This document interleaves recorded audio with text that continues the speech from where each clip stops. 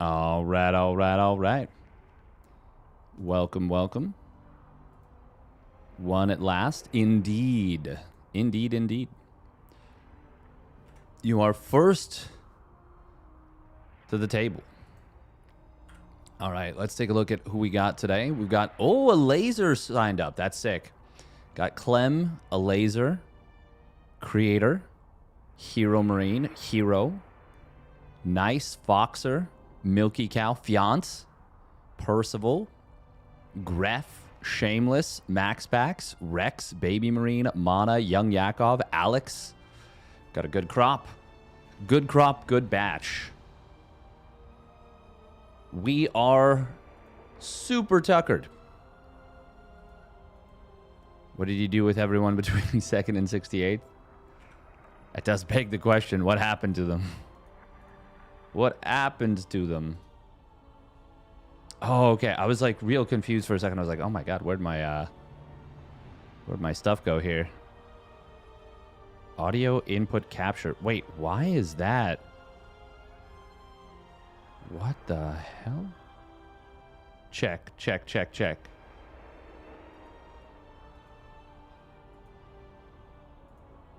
Why is there an audio input capture on this PC? Okay, well, I mean, that's not outputting anywhere, but we're still going to mute that. That's so weird.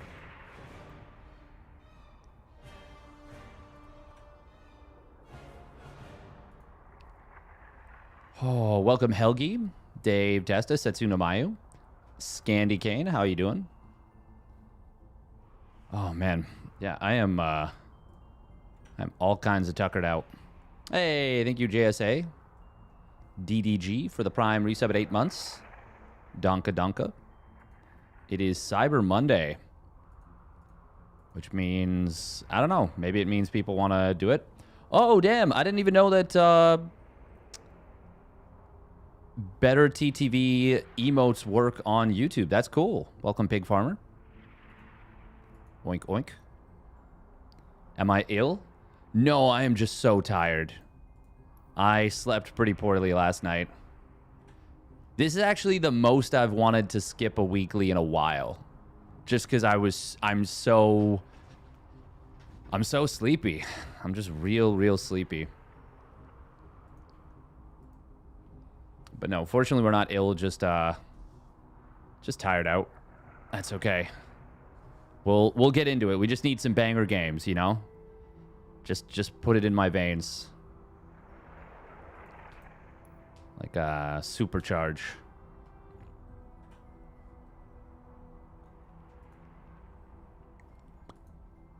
Biddly biddly biddly bow up.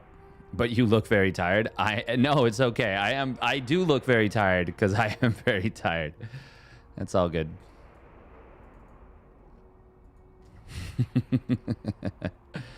Let's do, while we're waiting for the bracket to get finalized, because I think it's still going to take a minute. Oh, wait. Give me 2 more minutes. Let's get the Daily Doles. We'll get them set up. We'll just kind of chip away at them throughout the bracket. We're going to add Fibble to the, maybe we put that second, actually. Second, fourth, I'm not sure. Strands, connections.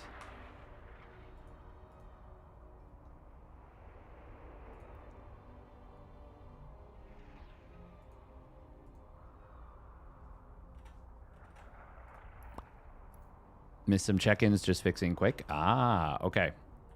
All right, so let's get to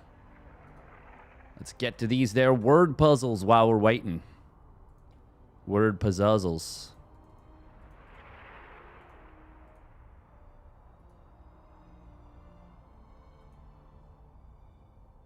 Oh, bracket is live. Good luck. Have fun, gamers.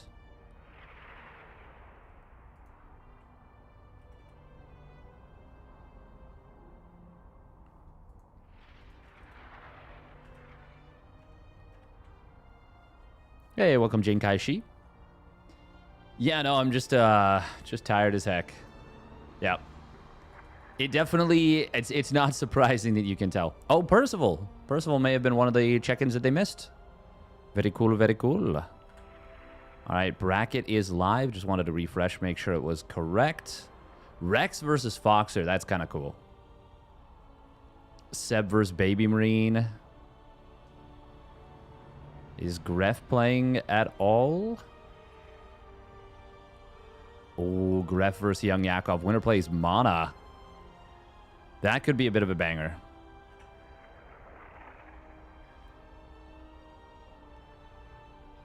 I'm interested to see Young Yakov's response to Cannon Rush.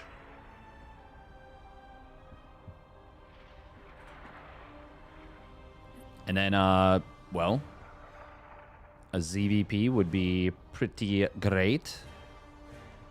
Seems we've got a few more bigger names today. Yeah, getting a Elazer is kind of a big get. Kind of awesome. Geralt versus Elazer in the round of 16 should be very good as well.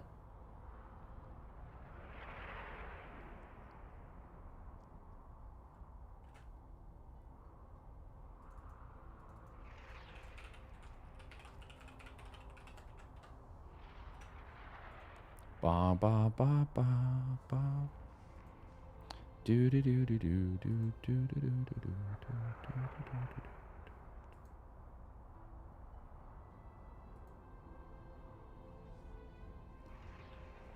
Oh man. Yeah, I could actually just go to I feel like I could go to sleep right now. Oh yeah, Gabe's back. We haven't had herO Marine playing in one of these in a hot minute. herO Marine Creator, if we get it in the round of 8, would be kind of fun.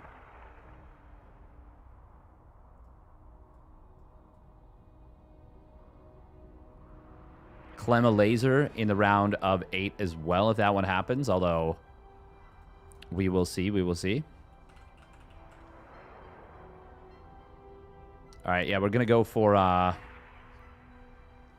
cover up to the semis or something if you're not feeling good still. No, it's not even not feeling good. It's just tired. It's just tired. Just ready to hit the hay, as it were. All that means is I just won't go, like, extra. Like, I won't stream after Monday Night Weeklies is done. Old age? Actually, yes. Coffee? Oh, we've already got some coffee on our second one of the day, which is normal. Which is normal. Coffee... I've become so dependent on coffee. It's not great. It's not great. Hey, thank you, Helgi, for the Prime resub at 12 months. Young Yakov versus Gref. ZVP best of 3, round of 32. Coffee fee. Mm-hmm. Mm-hmm. Mm-hmm.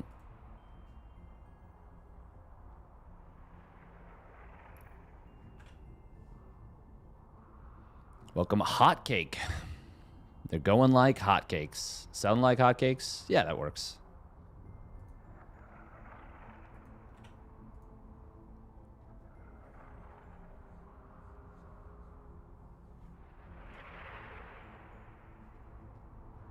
We're going to run a quick minute and a half of ads.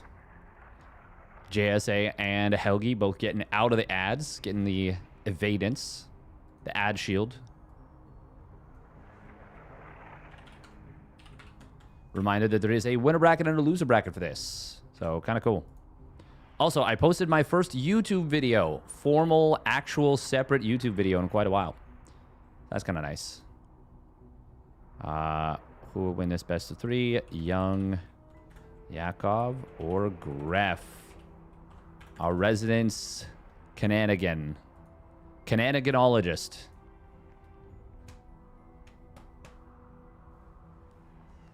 Cannonair. Fun to watch. Enjoy a good cannon rush to start things off. Especially when it's not happening to me. Oh. I feel like when I'm locked in, it's totally fine. I don't mind dealing with cannon rush. But when you're like sloppy, when you're struggling, yeah, it's a very different story.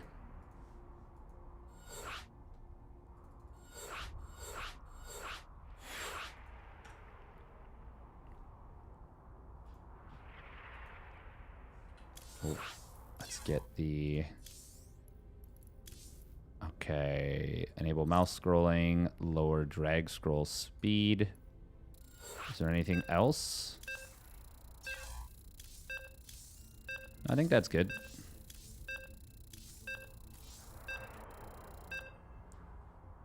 I like cannon rushes when it happens to other people. Natural disasters aren't so bad when they're happening to someone else. Literally Hitler. Oh, what's wrong with me? Hey, CJ hitting a 5-stream streak. Let's go. Let's go.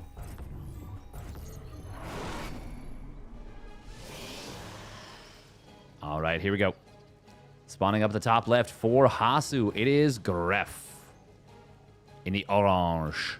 And his opponent not messing around with the 12 pool. It is Young Yakov. Taito Citadel. It's a pretty big map.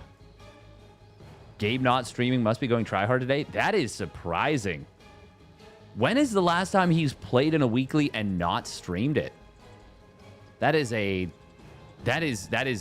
very surprising. Okay, Overlord. Oh, wow. This is as hard a counter as you can get. 12 pool, already a blind counter. Or as hard of a blind counter as you can get. 12 pull, already a blind counter. Sending this to the natural is nuts. But you know what you're going to get. You know what Gref is going to do. Drone's going to pull. And this will be blocked and this will be shut down. Now, the sooner Gref realizes that this is not happening, the better.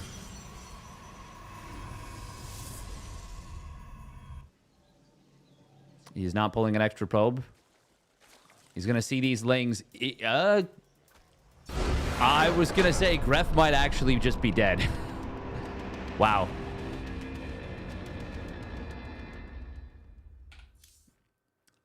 He could have gotten a gateway and a cannon up on the other side of the map. But, I mean, you've already committed 2 pylons. Yeah, that was fast. That was fast. Was not expecting it that fast, I'll say that.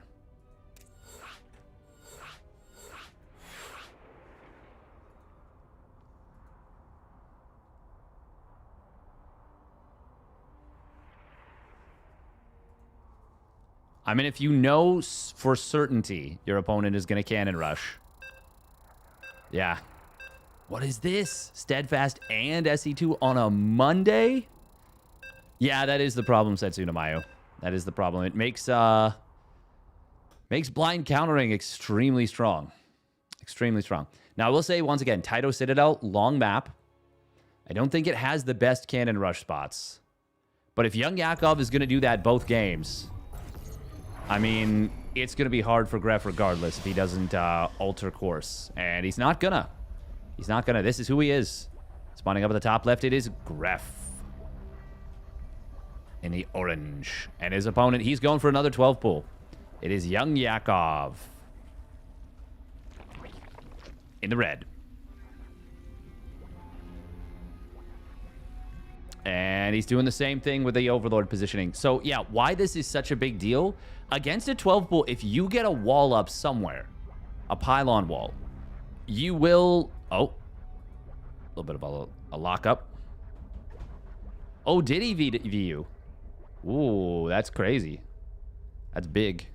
Yeah, if you get a wall up and a cannon goes up, even if it's very far away, 12 pull is not a guaranteed victory against a cannon rush by any means.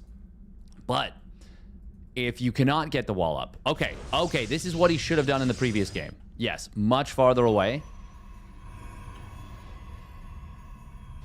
Yeah, now he will get this spot up. And it doesn't matter that 6 lings are out.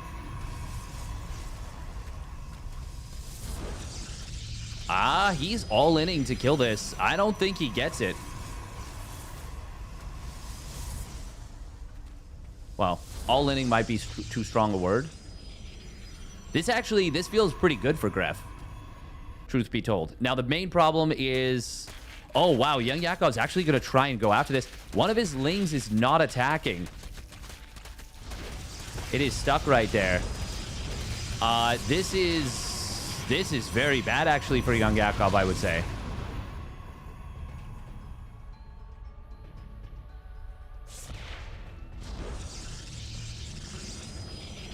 I don't know that Gref... Well, you know what? No, okay, this kind of makes a little bit of sense. Oh, he wanted the probe, but it got protected. Young Yakov knew that the probe was cornered, but Gref knew that Young Yakov knew that. Oh, other side of the map. It's going to be a gas steal. Ooh, does he get the drone away? No. Now, it will be a full wall. Because Young Yakov didn't send a single ling across the map, this cannon was able to be delayed for a very long time. Now, I will say, there's no second gate just yet. And Gref is not going to be able to deny this hatchery. Oh, God, the Overlord. Okay.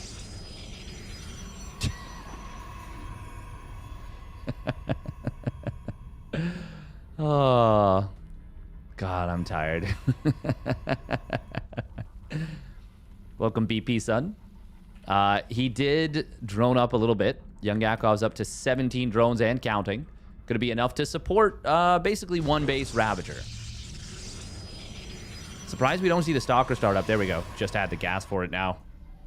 I think the probe pull actually hurt Gref quite a bit. But obviously the drone pull and the loss of mining in general at the beginning hurt Gref quite a bit. Young Yakov does have to be careful.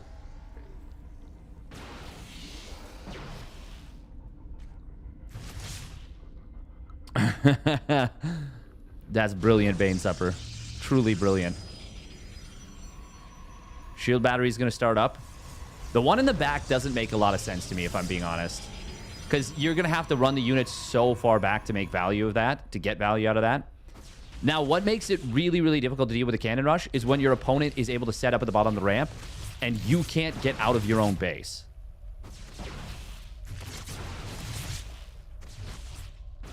Lane speed was a big priority here. We are going to see this first queen likely fall. I think Young Yakov actually over-droned a little. And he's feeling the detriment of that. 3 Stalkers, by the way, is a bit of a magic number because it does one-shot lings. These queens very low on HP, but one of them does have a transfuse. Good micro so far from Gref. First Ravager taking some big damage. Young Yakov doing a good job of not wasting the transfuse on the queen unless he has to. He's going to pull it to fight.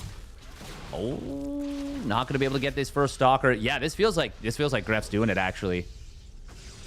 It's not done, but it feels like he is doing it and starting to do it for sure. Ling speed does get revealed. Oh, that's a big grab on one Stalker, but he loses a Ravager for it, and he's not going to get... Oh, he's not going to get the second one. I thought I'd spoken too soon. But the shield battery does come in the clutch. Young Yakov's starting to bleed a lot. He cannot lose this hatchery. Now that Stalker does get grabbed. Second one is in trouble. Shield battery's not able to heal it up. Surprised no Stargate with the gateways. That is actually a very different follow-up. A lot of times it's going to be three gate into blink.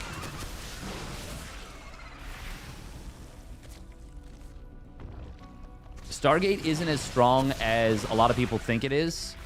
It's really good if you go macro cannon rush, because it keeps you safe against any Roach Ravager counterattacks. But if you're going aggressive, you want to keep the pressure up and keep the Zerg from kind of growing. Young Yakov's doing a good job of holding so far. He loses the high energy queen, though. Does kill a Stalker for it, but that's not worth. Oh, and now Gref's starting to snipe down more and more Ravagers. I think that's the second Ravager kill he's gotten. Yeah. 2 Roaches, 2 Ravagers going down. Warp Gate only just now started up recently, and the Ravager count is big enough that he can start actually taking down static defense. Oh, Young Yakov might be starting to gain some defensive traction. Probe has not built another setup here. Oh, DT Shrine. That is unexpected. I like the placement of the bios. But it's only buying time. The thing is, he needs to be able to buy time continuously. He will get one Stalker, but he loses 2 Ravagers for it. And that is not a winning or sustainable setup for him. He's outmining his opponent by a little bit. Ooh, this one Spine Crawler is going to go down. This is another Ravager.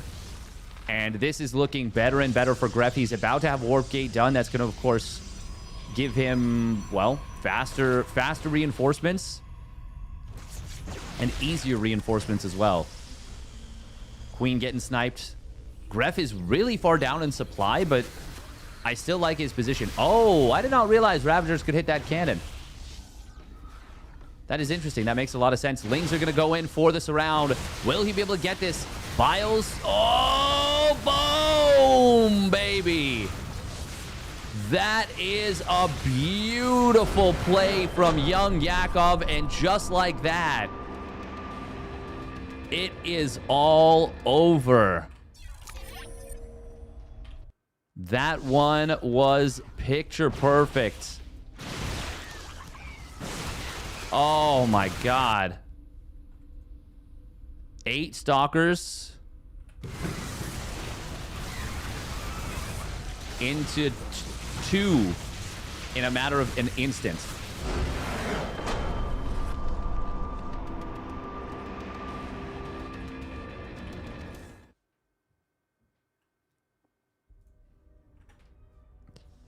Very well done. That was cool as hell. Gref might have been able to take down that hatchery earlier.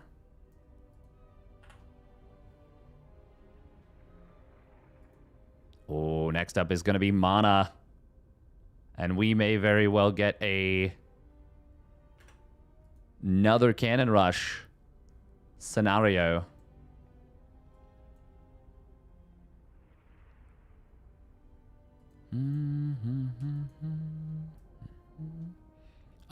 No, there would have been nothing to be done there, Muppet. It was one base. Yeah, that was game over for sure.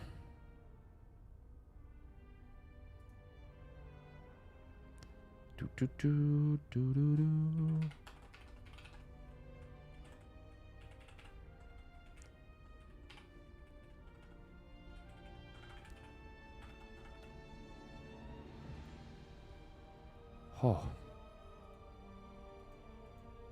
As always, we appreciate the cannon rushes. They're fun.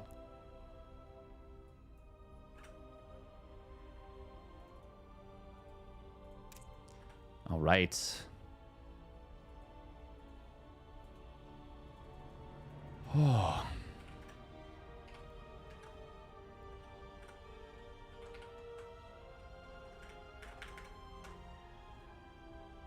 Next up, going to be Mana.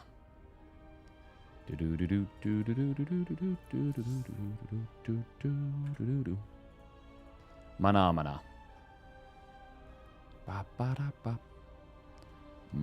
Mana.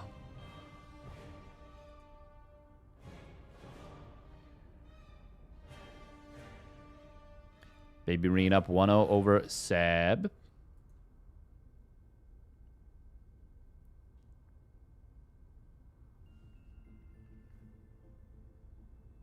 But looks like Seb is on maybe the verge of evening it out.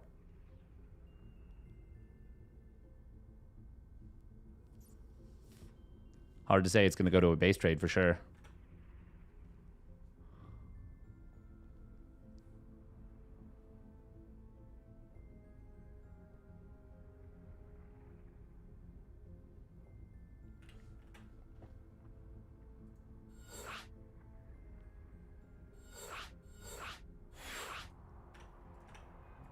All right. Mana versus Young Yakov. This should be a lot of fun.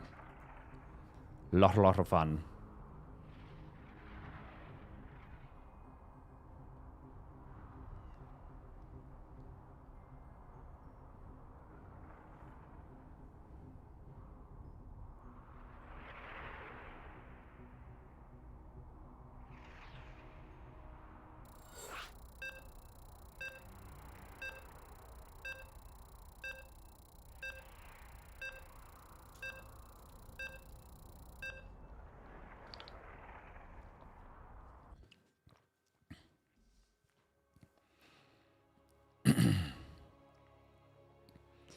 Yeah, also we put a YouTube video on, well, a video on YouTube. I did some fancy editing, too, to correct my misstep, my mistake. I was proud of myself. All right, here we go. Spawning down on the bottom right, it is Mana for Team Liquid. And his opponent spawning up at the top left, it is Young Yakov in the red. Yeah, the other thing to consider is that when you do a one-base cannon rush every game, it is very different in how your opponent must respond versus a two-base cannon rush, or the potential for a macro cannon rush. It always makes me happy when I see a player actually put the pylon in the correct location, and by correct I mean like what the map maker indicates. You can put it in a different spot, although I feel like on a map like this it might be a little difficult. Now, Mana will macro, but he will also cannon rush. And he has become, by the numbers,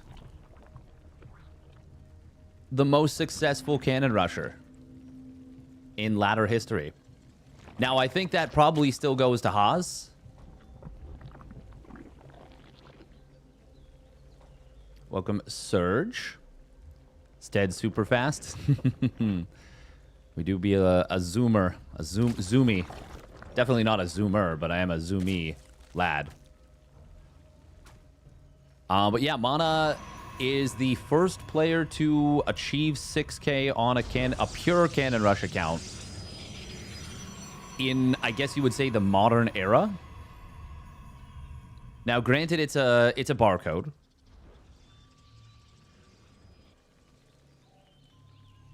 But Mana is very good at cannon rushing.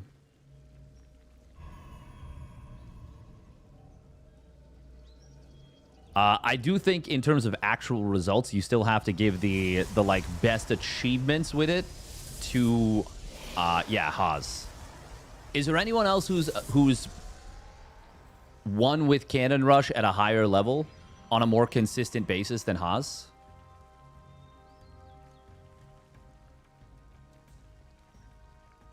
Netherlands player? Yeah, I know who you're talking about. Oh my god. It just slipped my mind. Oh my god, I feel bad. Because I had it in my head. Boanan, yes. Banana. Boanan with 2 A's, I believe. B-O-A-N-A-A-N. So I guess 3 A's, but 2 A's in a row.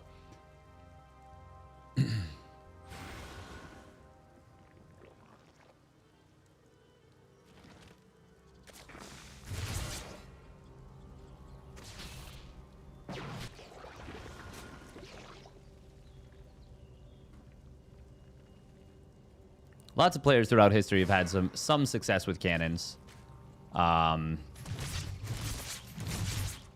MaxPax, of course, during the Shield Battery Void Ray versus Terran. But I don't think you can really call that a cannon rush. This is a really fast layer, by the way. Jeez. Well before the 4-minute mark. Yakov also passing Mana in terms of the worker count already. He can actually just slip in here. Okay, Probe gets back. Good job. Oracle does reveal the OV.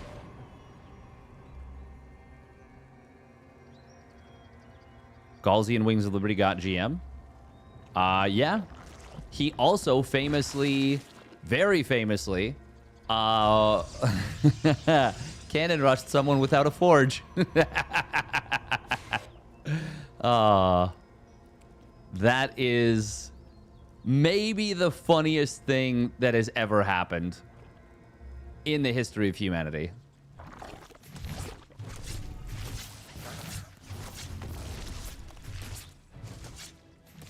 A couple drones getting picked off. It is going to be the modified Christiana with the very fast third Nexus. God, the third Nexus finishes so fast with this build. But Young Yakov, because his lair is so ludicrously fast, he is actually going to have Hydras out in time for the Archon drop. Now, Mana's getting charged with this. That's pretty interesting to me. Young Yakov does have 20 lings here. Oh, if he can get a wraparound on these, he will. That is quite nice. Stasis trap. Oh, gets denied, and he gets the kill on everything. Because the Oracle went for the stasis trap instead of the fight, the lings he only lost 2 lings and a drone for that. That's an insanely one-sided trade. Absolutely nutty. And now lings are going to be a bit of a problem on the other side of the map.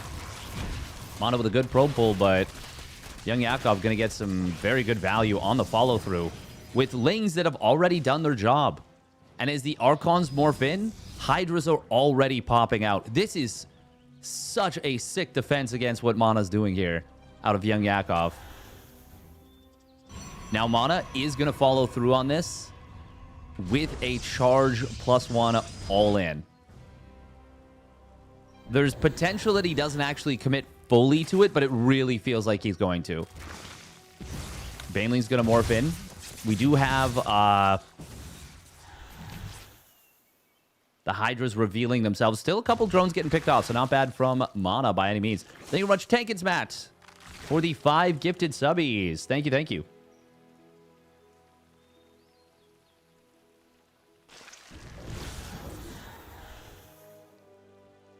Oh, Overlord is going to get found here for free. Oh, he picks off a Hydra. Nice. And a Bane. Good job. That Archon Splash is not to be messed with. Mana, I'm really curious. He's building another probe right now. Will he commit to this? I mean, Hydraling Bane can have a bit of an Achilles heel in the form of the Charge Lot Archon, but only once you get up to... only before you get up to a certain amount of Hydraling Bane. And even then, there are still vulnerabilities. Like, if you get caught without Banes and your opponent warps in a bunch of Zealots, that can be really problematic. But Young Yakov's scaling quite nicely with Mana. Now, Mana did get Storm, and he's actually adding 4 more gates. So it really feels like he wants to send it fully on a 3-base all-in. But at the same time, Young Yakov is going in on Mana. Banes on the right side get caught by a Stasis Trappy. That's quite nice for Mana. Ooh. Well, actually, okay, no. Because the Revelation, he gets full vision on this. Ooh, nice hot pickup with a High Templar. Banelings actually do kill one of the Archons there. But that was still pretty expensive. Oh. Zealots. Oh my god. He's using the High Templar as bait. That is so scary. Oh, the Prism! Okay, he does save it. Storm's decent. He drops one of the High Templar back to the high ground. Baneling's coming in, getting 8 probes immediately. Oracle goes down. Archon not able to be saved. The first Storm is terrible, and the second one, unfortunately, does not get cast. That's a good Storm coming in, but this feels like way too much Zerg.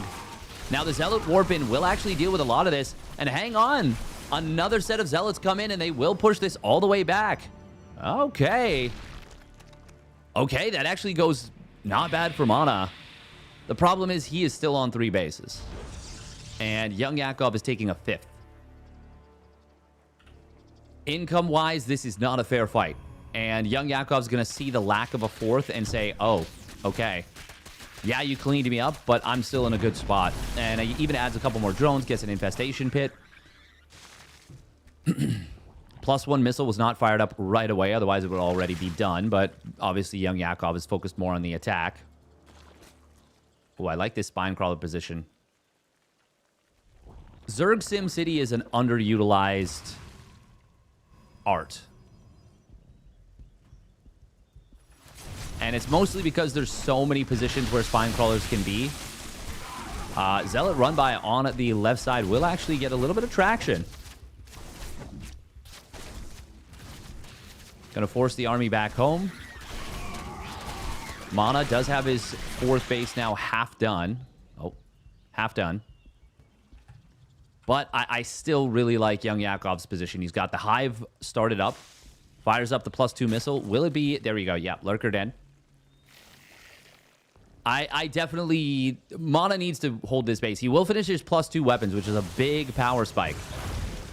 Gonna power up the Archons, the Immortals. Big flank of Hydras, though. These Banes... Oh, the Banes on the High Templar! Oh, they get blasted. 2 of them surviving, barely. And they did get some decent storms. A little burp from me. Apologize for that. All the Banes are gone. And this Zealot Warpin might actually be enough to hold. Once again, Mana's going to hold on, but this is a worse situation than before. Nice little snipe on that High Templar on the tail end. Yeah, this is a lot worse of a situation than before. He lost 16 probes. The tech of the Zerg is continuing to progress while Mana... I mean, he's on +2 weapons. He's on Storm. He's got a single robo. Mana has not gotten a good enough, clean enough defense, a clean enough set of fights to be in a position to counterattack.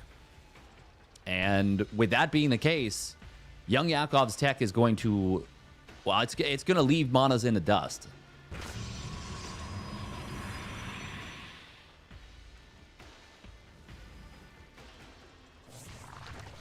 Oh. That is a lot of cannons on the right side. I feel like Mana needs more static defense perhaps here.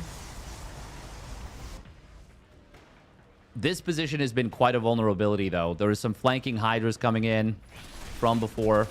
Adrenal Gland started up. We also have a Nidus Worm getting set up by young Yakov. He is cooking. He is cooking in this one. I am impressed that Mana survived that very first attack. Ooh, those are some big storms. They will hit the lurkers pretty hard, but it does take 2 full, well, just about full duration storms to kill the lurkers. Oh, now that's a good storm on those Hydras. That's going to enable Mana to clean up almost all of them. Okay. Well, if Mana gets more fights like that, he might be able to still make something happen in this game. He's got +3 weapons on the way. Finally fires up the Fleet Beacon. And by finally, I mean, not that he was late to fire it up in the sense that it was a mistake, but more like he finally finds a little bit of spare cash to do so. Oh, the Zealot Warpin's not in time to drop to stop this. That is a disaster. Well, Mana found the spare change, but he now finds himself staring at 8 lurkers in his main. Oh, the High Templar getting blasted there. No storm dropped. This actually won't be enough to clean this up. Another storm is dropped last second. The Observer gets sniped. Young Yakov now flooding Lings out and might actually just win the game with this. There's going to be a counterattack from Mana, but it is... Oh, it has to do a lot. It has to do so much. And I don't think it can do enough. There's actually a lurker from the high ground now raining spines on this. We will see the lurker counterattack getting cleaned up. But young Yakov found excellent trades in the meanwhile, and this attack will be cleaned up on the other side of the map. Very well played right there from young Yakov. And he takes a game 1 victory. Also, he did at one point add the second Evo, so he's getting set up for +3 missile Hydras and Lurkers and +2 melee Zerglings with Adrenal. Adrenal glands.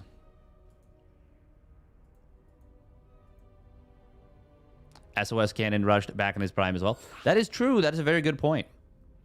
And he had some really good cannon rushes as well.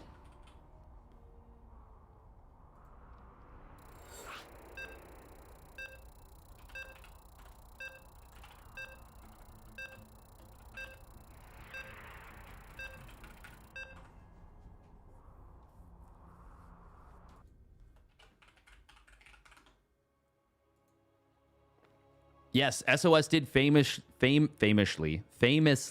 I believe, cannon rush. It was Jaedong, I think.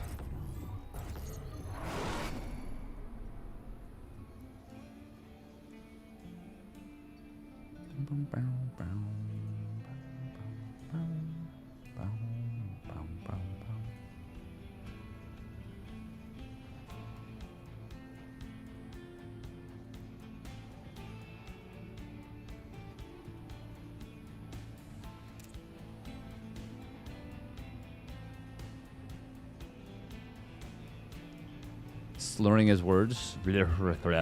It's true. Spawning up the top left, it's Team Liquid's Mana. Oh, and he went for a very quick block. Oh, and he's saying, screw you, I'm cannon rushing then. This is... Oh, no, he's not. Oh, he's faking it. All right, and his opponent going in with an Extractor Trick 15 hatch. It is Young Yakov. Post-Turkey Day steadfast. Even though I'm Canadian and we have Thanksgiving 5 weeks earlier. I'm just wording his slurs. Oh no. Oh no. What's the thing where like the husband gets like pregnancy symptoms? It's like an empathic pregnancy or something. I don't know. Is that a thing? That's not the name. That can't be the name. What is the name of that? Basically, 5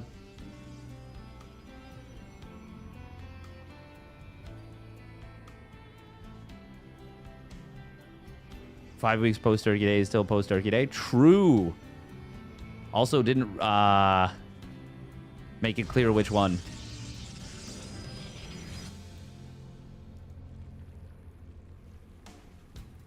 I would have really liked to have seen Mana flip the script and go cannon here.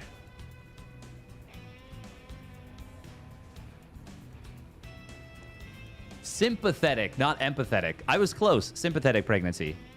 Cool. That is cool. Thank you. Thank you, CJ. I appreciate it.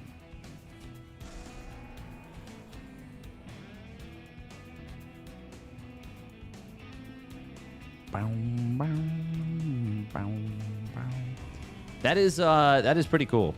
That is pretty nifty.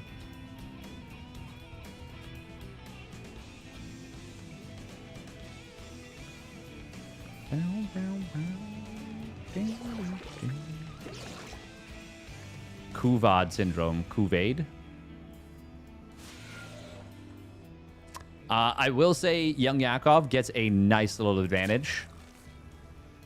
Committing to a really early probe scout and not getting the block, it's not what you want. It's a small thing, but small thing early on is equivalent to a medium-sized thing later on. Or potentially a bigger thing far later on. Post-Thanksgiving belly syndrome. Oh, speaking of small things early on, that is not such a small thing. Getting supply blocked at 36 was blocking a fair bit of larva from being used. That is a block I am very familiar with, as I have committed that cardinal sin many a time. I don't know that I like this. I actually know. I will just go. I hate this pylon position. Yeah, I would much rather it be here. This blocks... Well, it blocks a lot of the mineral line. It's going to be glaives. 4-gate glaives. This will punish the same kind of play we saw from Young Yakov in Game 1. The extremely fast layer, very greedy drone count, no Roach Warren in play. Mana is going for a lot of gates with this. Oh, no, it's just 4. He was... Oh, right. He delayed the second gate a fair bit. Now, Mana's going to fake a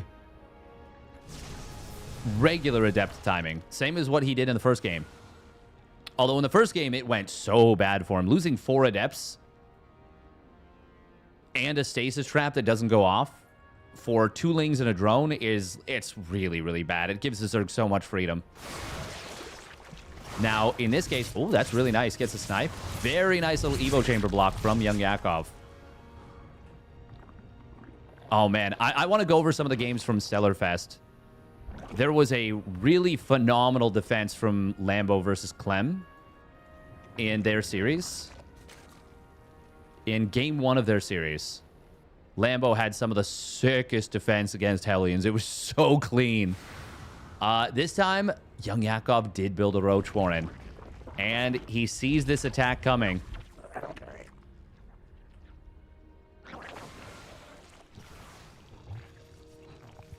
Oh, Spore Crawler. This is such a nice wall because the Spore Crawler can be moved and you can permanent the wall. That is going to be a lot of damage. Oh, Void Ray's in the main. It's actually just going to shoot these roaches. A lot of drones have fallen, and there's not a crazy number of roaches here. Queens do get sniped. Oh, Void Ray now going to turn on the Spore. That's a really nice little move. This is actually going far better for Mana than I expected it to, considering the, setup. I actually really like this for Mana. 14 drones going down. He can also get a couple more at the third. Oh, he's going to get another one on transferring from the main. Gets an Overlord.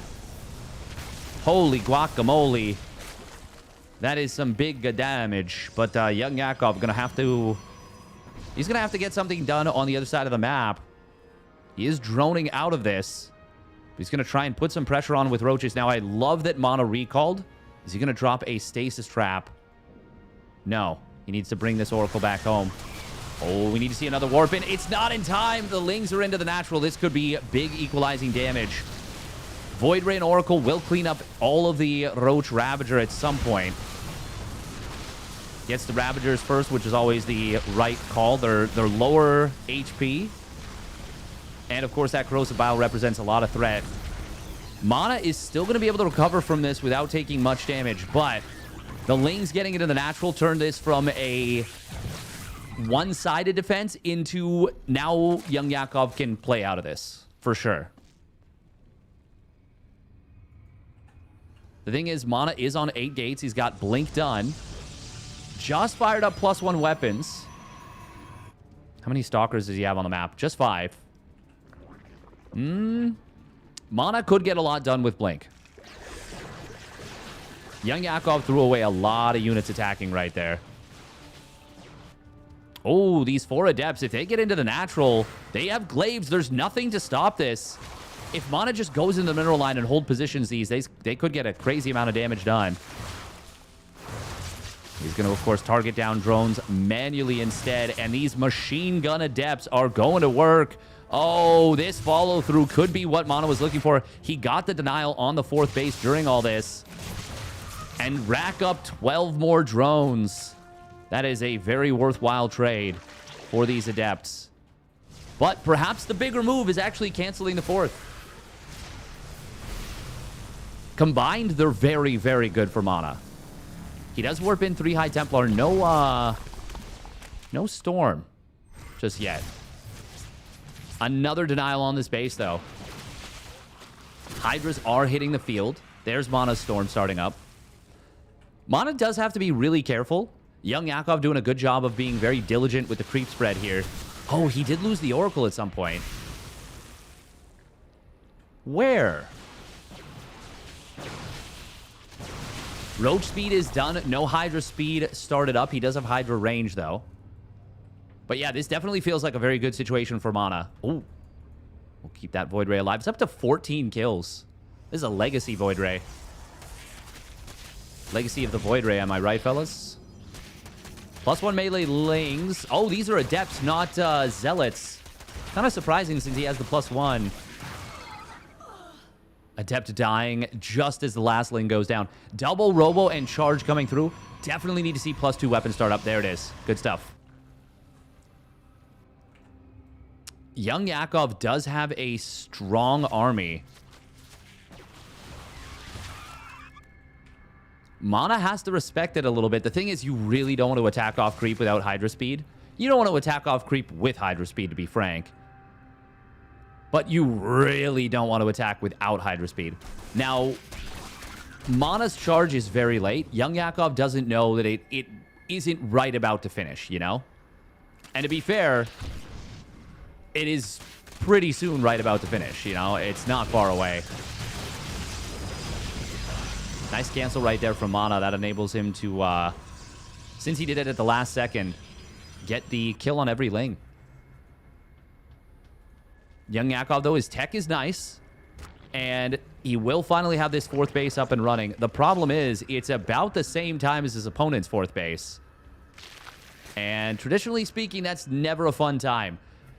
But Mana's tech is not advanced at a rate that is outstanding. He's building a lot of static defense, too, as though he's expecting a big attack while moving out himself.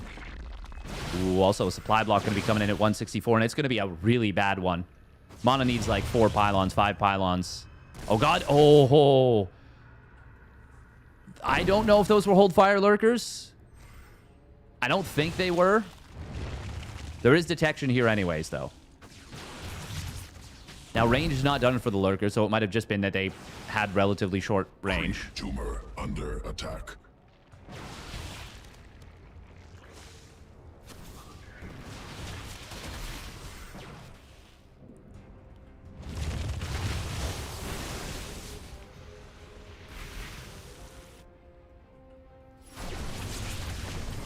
Oh, wow, that is a bold blink forward. I don't know about this when he snipes one lurker.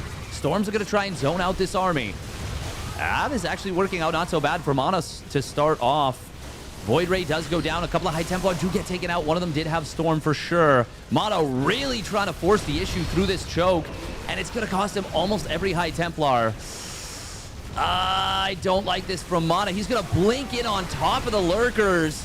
Zealots and a couple of mortals do reinforce on the side. Mana is going to win the game, down 20 army supply. Young Yakov tapping out.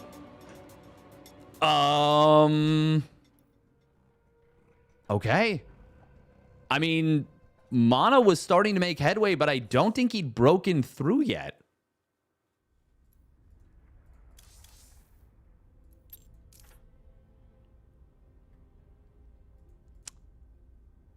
Well done by Mana. I really thought that was a mistake. I really thought he was overcommitting right there, but he had just enough to break through, and the Zealot flank with the 2 Immortals, the 2 High Templar were enough. It was close. That was... There is a very decent chance that young Yakov just gets broken there, but I'm surprised we didn't see the fight play out for at least another, like, 5 extra seconds. He did kill a bunch of lurkers, yes. But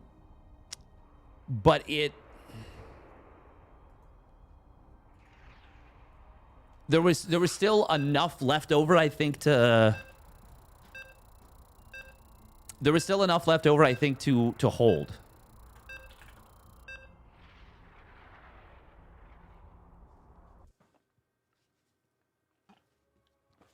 Hard to say, though, to be honest.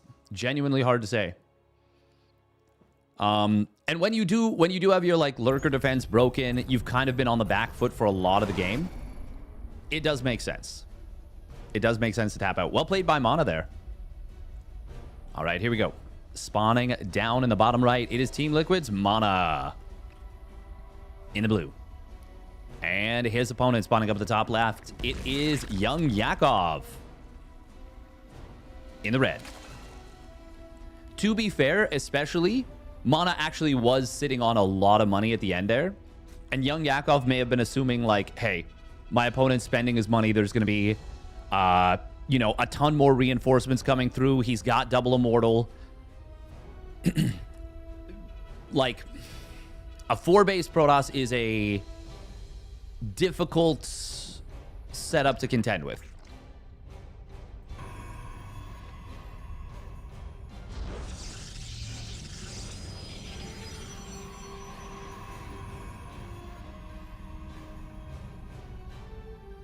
Yakov just wanted to give us fans a game 3. Exactly. That's got to be it. Mana, by the way, does get a hatch block off. First time in the series is going to be able to force young Yakov to take it at the third base location. That doesn't feel good as the Zerg. You never want that. I do love how Dark basically is just like, yeah, sometimes I'll let you do this, but I might just proxy hatch you. I might make this more trouble than it's worth for you. And that's just so cool. Like, he's just like...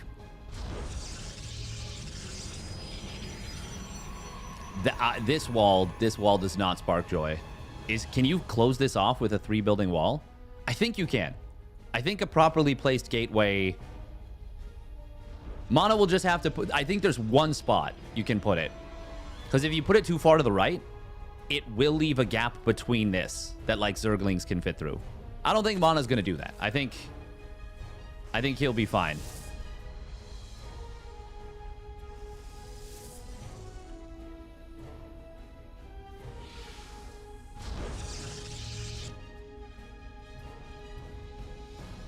Oh, just one set of lings. Okay, another one is being made. Young Yakov making sure the probe doesn't double back. A little bit of nice movement. Mana saying, well, I think you've been greedy. There is the pylon block, and he's gonna realize right now you were not greedy. And that is a small little win for young Yakov. Minus 25 minerals for Mana for really no gain. But I don't hate the move. It's moves like that that force the Zerg player to build 4 lings, where maybe they wanted to only build 2. Oh, nice Spore Crawler morph. Very nicely done. Okay, now this, I've thought about this. How many trips does it get? It's gotten 2, 3.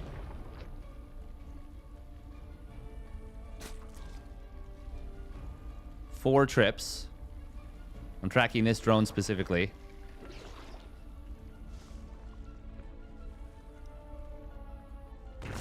Now, the cost of canceling the Spore and not just letting it finish, you lose 18 minerals, which is 4 mineral trips.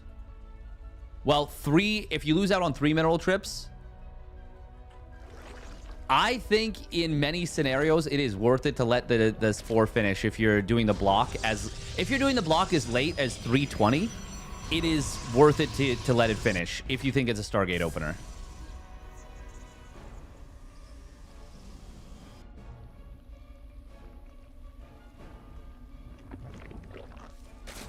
Because the amount of money you lose is actually over...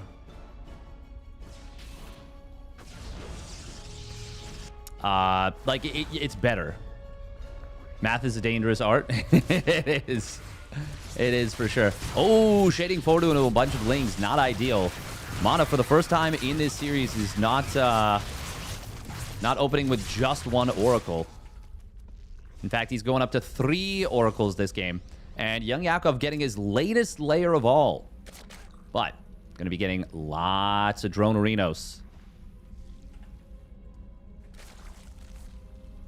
56 drones already.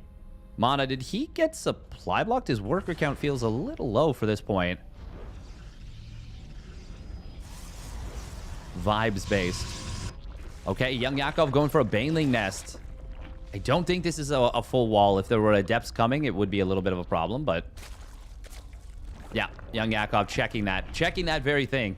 That was a manual move right there. Oh, triple Oracle gonna get a kill on the 4th. No cancel.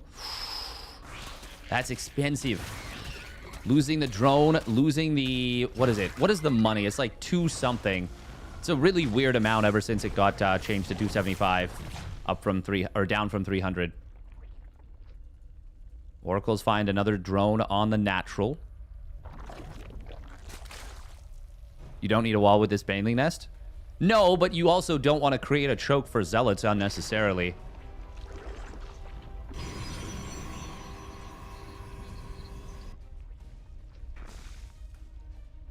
Now, granted, Zealots are not at their most dangerous right here, but you always want your SimCities to be clean if you can. Now, Zerg is less impacted by SimCity outside of, you know, the Glaive Adept setups. This is really interesting. This is the weirdest little push. 5 Stalkers, an Adept, 2 Sentries, and it's with charge and +1. Not blink, charge. Oh, Oracle was thinking about dropping a Stasis Trap. Now he drops one, but a little bit further back, a little bit more protected. He already killed this base. He might get it again. That'd be a big problem here for young Yakov. Hydras are going to start up. Now, Mana is playing a very neat little mind game here. Oh, he's controlling the Oracles well. Sniping down a lot of Hydras with the Stalkers. Really great control for Mana. He's dancing on a bit of a knife's edge. But so far, it is working out very well. Just save all 3 Oracles and you're golden. No, no, no, no, no, no, no, no. Okay, he still loses 1. Ah. Stress. Me stressed. Still. 3 Queens, 5 Hydras, 5 drones.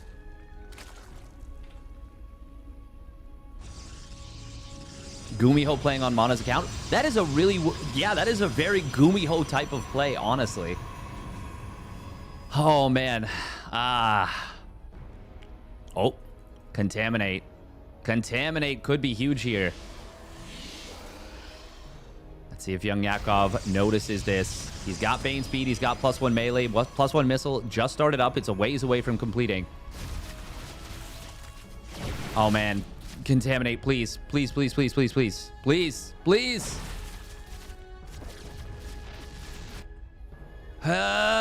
It's right there. Mana's like, don't do it. But still a cancel on the 4th. And since young Yakov is not continuing to push, the lack of Contaminate here is actually fine. And maybe technically better because now he can use it on +2 weapons. Oh, young Yakov supply blocked at 150. That's a painful one. He is on 5 bases, but is only on 74 drones. Not a crazy amount for playing Hydraling Bane.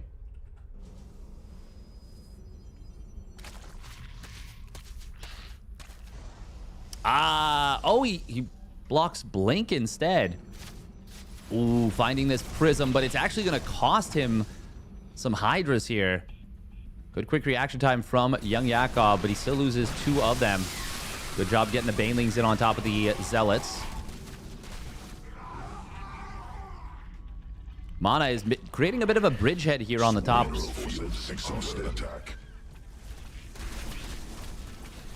Young Yakov maybe not expecting additional Warpins there.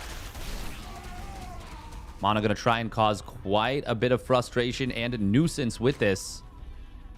Look at that, +2 missile and +1, or sorry, +2 attack and +1 missile finished at almost the exact same instant. Ooh, getting a kill on these high tempo would be nice. Oh, a cute little force field that unfortunately doesn't do anything. If you could have gotten the Archon Morph, that would have been fantastic. I like the attempt. But the Banelings were a little bit too close on top of him already. Now, oh, Banelings. Oh, good force field there to save the probes. For now. Oh, Prism meanwhile sniped on the other side of the map. Good job from young Yakov. Mana not able to save that. Hive starts up. But young Yakov definitely wants to get more done with this army.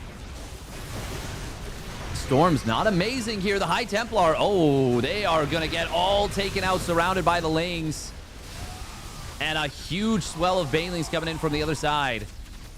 Mana not able to make it happen here. Now, Zealots will come in from the back, but I feel like this is not going to be enough. Immortal count is good, but he loses the 4th base. Mana needs to clean this up perfectly from here on out. Really needs to chase down just about every single unit, I think. And even then, he's still going to be 3 base to 5. And now young Yakov is actually mining from this 5th base as well. Hive nearly completed. Young Yakov playing a great macro game. despite the early damage he took from Mana. Young Yakov holding that base, and now another Contaminate coming in from this Overseer. This time it is on the +3 weapons. That's going to delay it quite a bit. Still got, what is that, 60 seconds? 58? Add to that the duration of Contaminate. 58 Contaminate. Nice. Adrenal Glands and Hydra Lunge both coming through. 2 upgrades that are very easy to forget, but very powerful. Obviously, Adrenal Glands is better than Hydra Lunge, but Hydra Lunge has a lot of use cases. Cannons will help to defend this base. Baneling's still able to get a little bit of value there. Oh.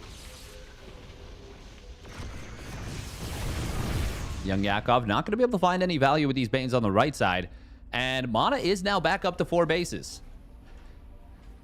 He's also still got a very strong Immortal count. This game is not over by any means. Now, it could be over very quickly. This is going to be a big, strong Lurker timing. And it's not just going to be like, oh, well, you didn't kill him with the first Lurker timing. Now there's 6 Tempests out. It's going to be, oh, you didn't kill him with the first Lurker timing. Here's another one. And another one. And another one. Mana's going to have to find the right engagements multiple times. Young Yakov doing a phenomenal job of attacking while teching. Ooh, getting a couple High Templar on the Warp in. Very nice. Lurker setting up in a magnificent position. There is an Observer overhead. Overseer will show up. Oh, and he instantly snipes the Observer. He saw the Shimmer, and he was looking for that. Nexus goes down. We're going to see a full-on base trade, but it's already a full base dead for Mana before the base trade even kicks off. And he doesn't find an opening at this base.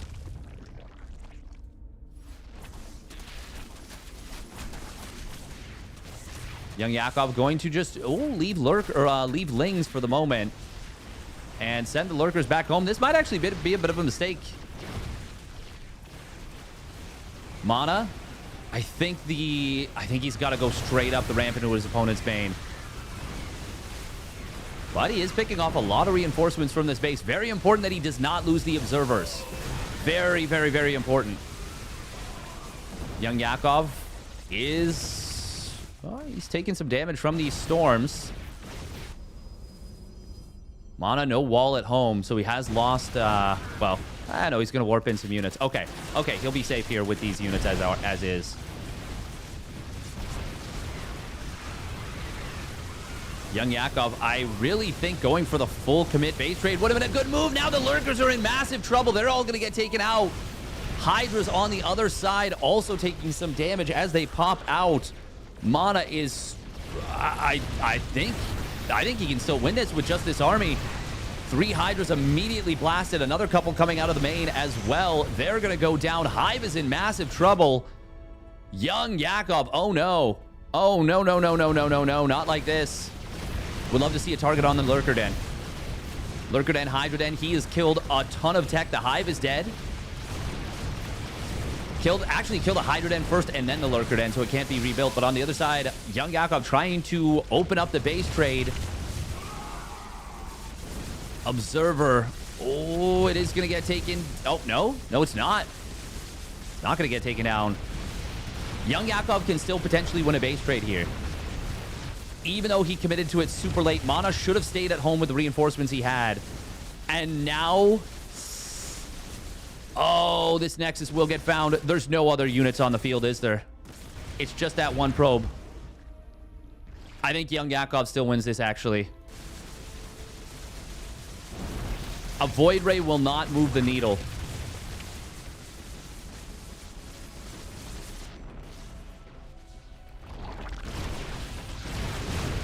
Do we see a recall?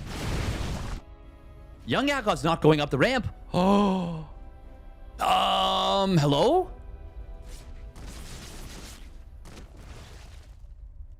He doesn't realize there's nothing here. I mean, 2 High Templar is great, especially on a ramp, but one of them didn't have energy. The other one was just energy recharge, so it barely had. Young Yakov going to try and defend this topside base. He's still got a lot of bases. Oh, Sentry goes down. No Guardian Shield, no Force Fields. Force Field's not the biggest deal. Guardian Shield, yeah, realistically, the Lurkers deal so much damage. But it's still nice. It's still nice. Hallucinations would have been great to check for where the bases are. I think Young Yakov still got this. I think he still got this, no problem. I am surprised he didn't full commit to the base trade. Oh, he tried to snipe the Observer, but it got out of range of the Spore.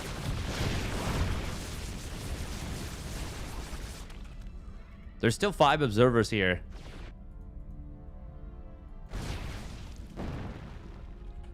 Mana does have to be really, really careful. This army is actually so vulnerable to Lings. Okay, there's the recall. I mean, but Young Yakov's still mining so much, and Mana's on 1 mineral patch. Yeah, no, Young Yakov still has this comfortably in the bag.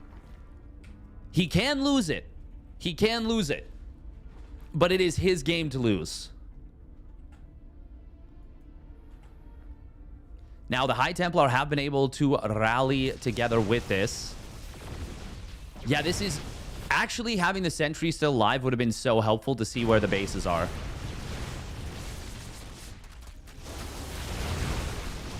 Now, it would be really easy for Young Yakov to try and rush this army and get himself in trouble. Oh, Mana is going to lose the High Templar there and an Immortal. Young Yakov only losing one of his Lurkers. Couple Hydras. Few Hydras, I should say. There's the Lynx.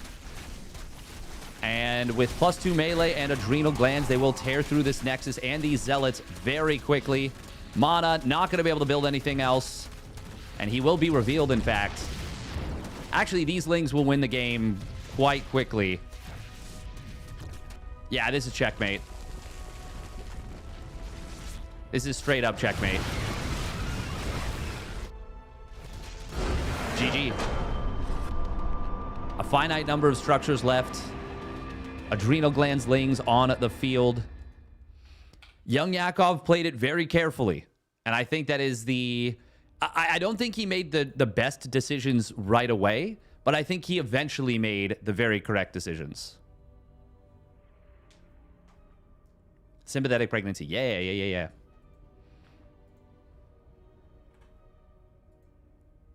When am I going to pull out Christmas sweaters? Actually, probably pretty soon, John Wicked.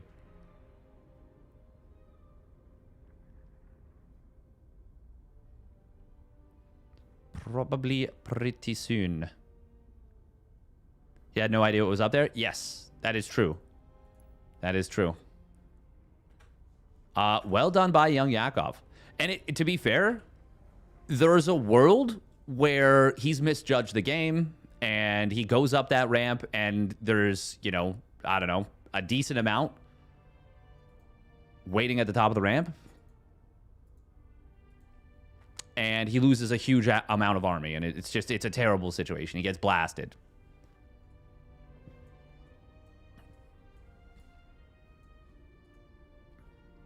I wonder what would have happened if Mana could have held his natural. Like if instead of reinforcing across the map, he sits in the natural and kind of... The Zealots and High Templar that he warped in just stay defensively. I think it would have been really interesting. I think it could have gone quite well for him. Not a bomb Jogo, but a fun Jogo. Yeah, a fun Jogo. Yes, exactly. Incomplete information makes things very difficult. And that's what makes the games super fun. Wait, nice 2-0 Hero Marine?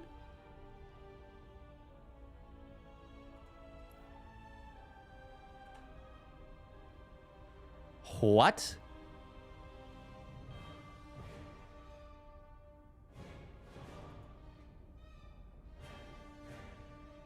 Elazer back to SC2. Was he on a hiatus? Kind of. Kind of. A lot of players were taking... A lot of Zerg players in particular were taking time off during the previous patch. And I cannot blame them. It was it was pretty tough to play ZVP in particular. It was also tough to play TVP. Okay, we're going to run 3 minutes of ads real quick. We'll get into the next one. Welcome Andre Silva on YouTube. John Wicked. Wafroff. WAFROF. And thank you for the follows.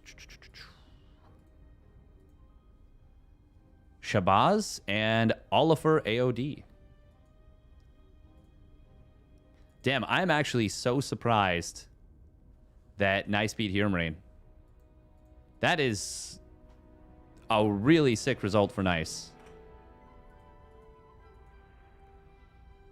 Now, I do feel like Hero Marine is more affected by ping than a lot of others. Like, I feel like he has a really bad time playing with ping, you know? But still, that's a nuts result. Nutso. A nice result for Nice. Nice result, Nice.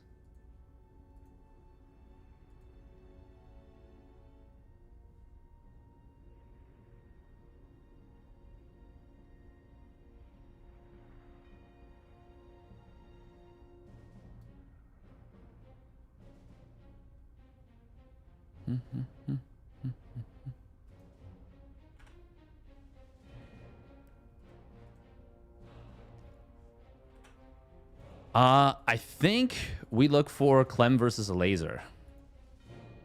I think that's gotta be the go-to. Elazer 2-0ing Geralt is pretty nice. That is pretty awesome. Elazer's got some very nice timings.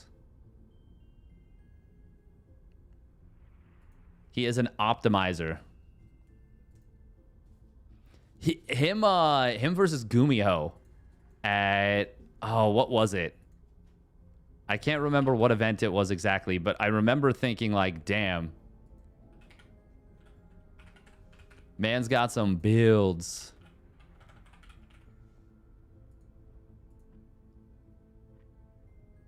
DreamHack Dallas. Yes, that's what it was.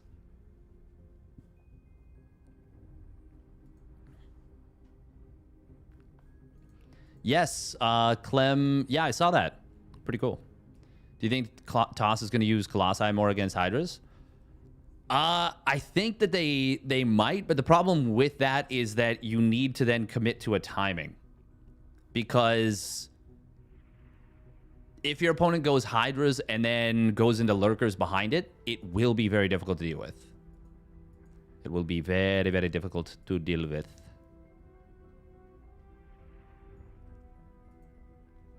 Who is Clem up against right now? Art. Okay. Let's just take a peek at Clem's stream.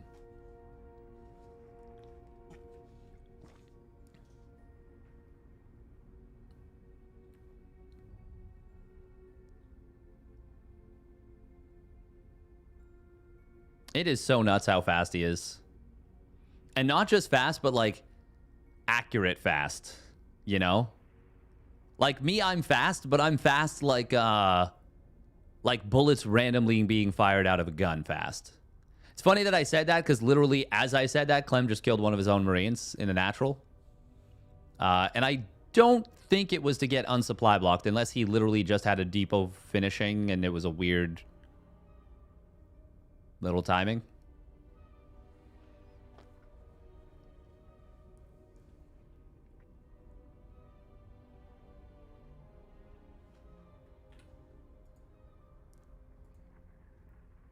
Has anyone had consistent success with toss balls versus Hydras and Lurkers?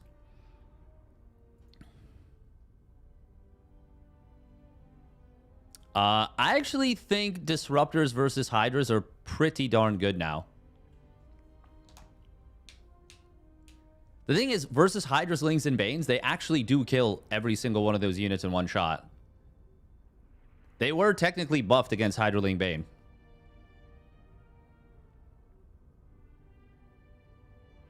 Because they have the bigger radius, the lower cooldown.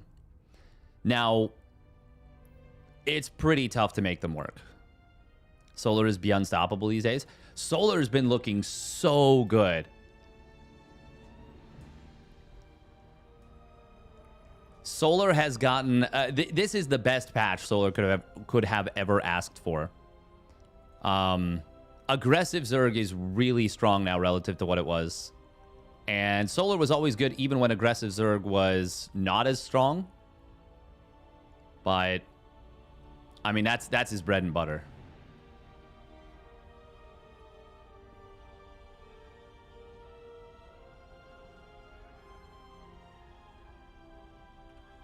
Bum, bum, bum, bum.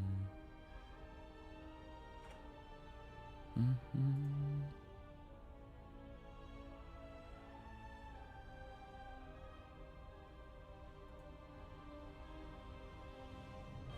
Oh, Geralt's beating... Okay, yeah, Geralt just beat Hacker is Top. Hacker is Top was playing Muta. Yeah, what did today's stream of the Wardy TV open? The Wardy TV Mondays.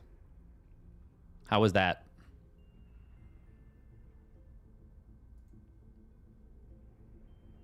Oh. Oh.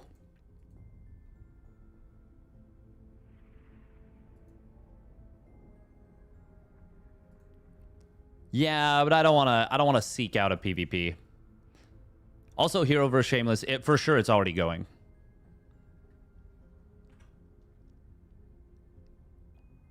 I wonder if Hero Marine will play the loser bracket. I feel like he usually doesn't, but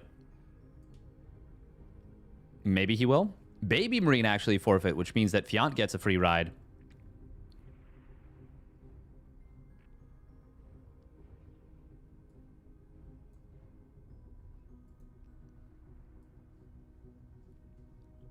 Thank you for the follow, CH Papa. Or Chapapa. By the way, if you guys are want to help boost my YouTube again, that would be super, super helpful. Super, super helpful.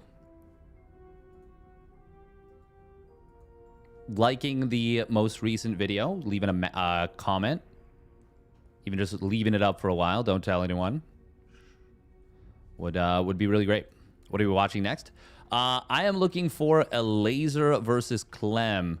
Now, that's assuming, of course, Clem wins the match versus Art.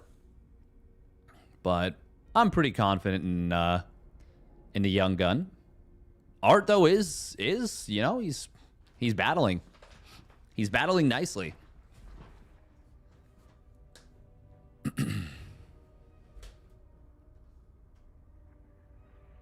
But yeah, I recasted herO versus Maru from RSL, the first series that they played. That series was such a banger. Game 2 in particular was legitimately so good. It was so good.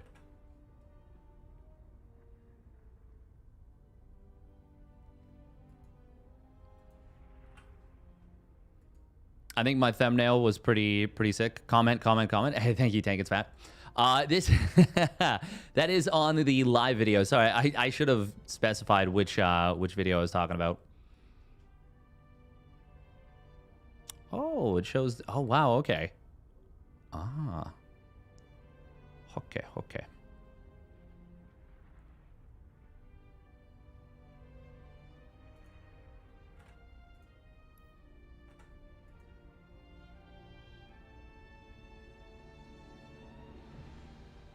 I will say, managing Terran infrastructure looks daunting when you see Clem do it. To be fair, I feel like anything Clem does feels kind of daunting. But that's just, you know, Clem being who he is. Yeah, this is the YouTube video in question. Legitimately, it is a really great matchup, like, and I feel like it's worth rewatching. You don't have to apologize. CH Papa. Watch my stream for years. Hey, thank you. Appreciate it.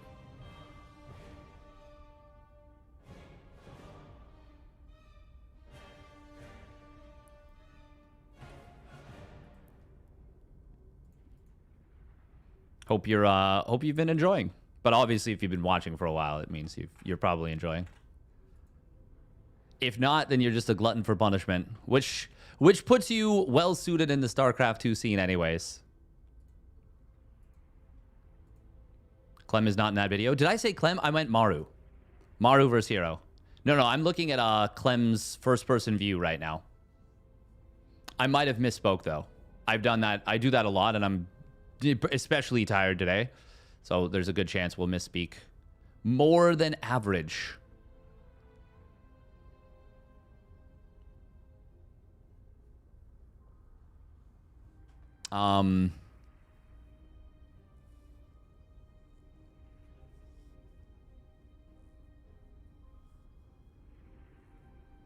So now I'm just like looking at Clem's first person view.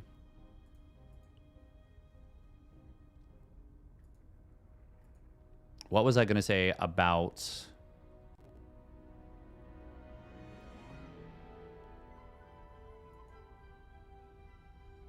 I have no idea what I was going to say. No idea. Yep.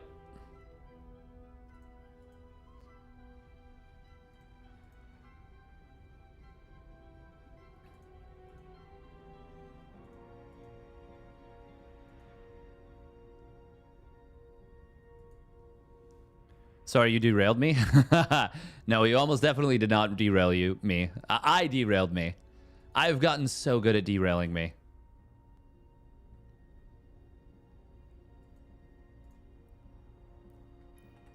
Oh, it might have been worth it to check out MaxPax Young Yakko, but I think Roddy actually got that. Okay. I think Roddy got that, which is perfect if he did. Yes, he did. Excellent, excellent. Okay. Then we will get Clem versus Elazer.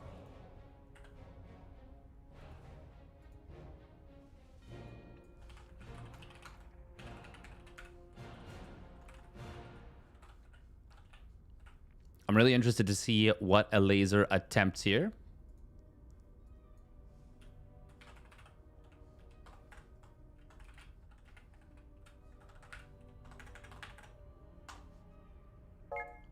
Oh.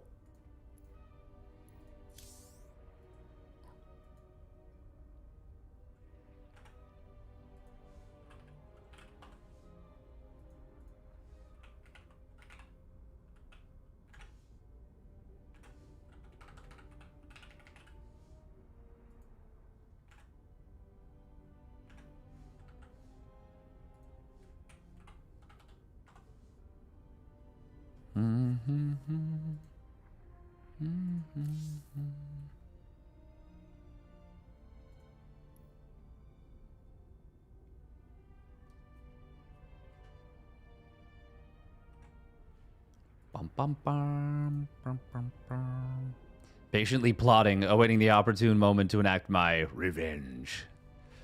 Enact my revenge. Wipe them out. All of them. Okay, Rex took a 2-1 versus Foxer. I did look at that match and was thinking to myself, this could have been... It just fell off the ceiling. I have no idea. I'm alive. It's fine. Was thinking that one could have been really good. It did last a while. Baneling soup for supper? No, it's acid. This is not what I wanted. I would have preferred to be alive instead.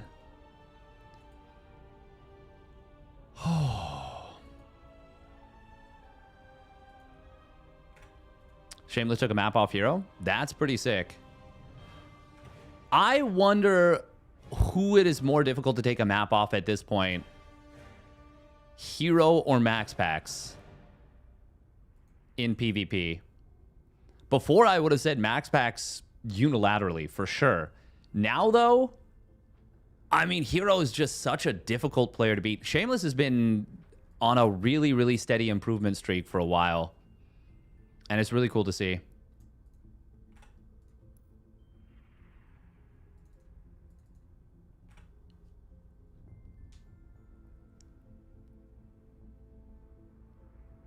Or I'll buy a major social media platform. Twitch is for sale? Oh, no. Oh, no. Mamma mia.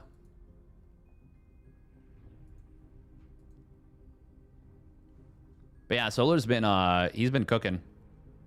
Oh, Lambo actually took a game off MaxPax today. That's quite nice. Just looking at the bracket from the Wardy TV Mondays.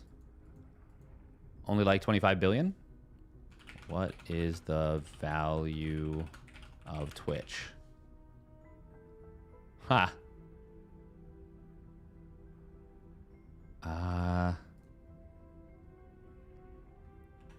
That's okay. I wonder what Twitch revenue and usage. How much is Twitch worth?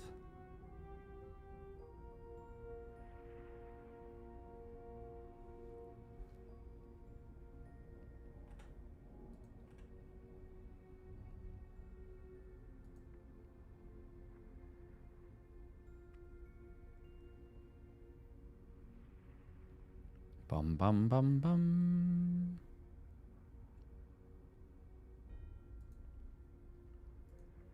Value or how much someone would pay for it? It's not necessarily the same answer. That's a good point. Clem maybe just taking a little breaky. A little breaky break.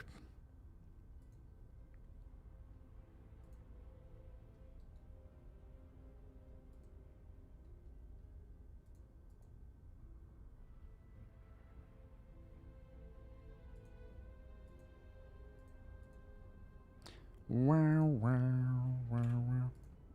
There we go. 10,000 feet. Okay.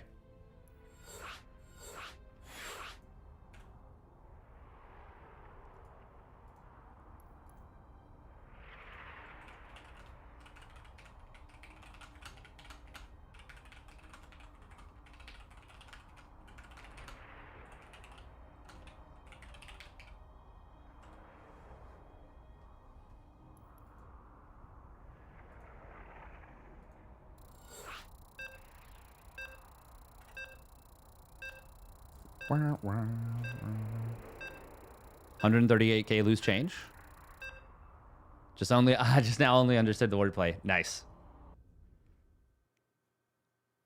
Everyone gets to be on the front page except Steadfast. Oh, that makes sense. I mean, you got to keep your product safe. You can't have me running around on the front page. Who knows what I'll get up to? Not even me. Even I don't know what I'll get up to. Creator waiting patiently for the winner of Rex Foxer. Now it is nice in the next round. You feel Elazer will crush this guy? I mean, that'd be a pretty sick one. No. I'm talking about the other side of the bracket. Or another portion of the bracket. Another cluster. We are getting into this one now. Spawning down on the bottom right, it is Team Liquid's Clem. Melem. And his opponent spawning up at the top left, it is Elazer. In the red.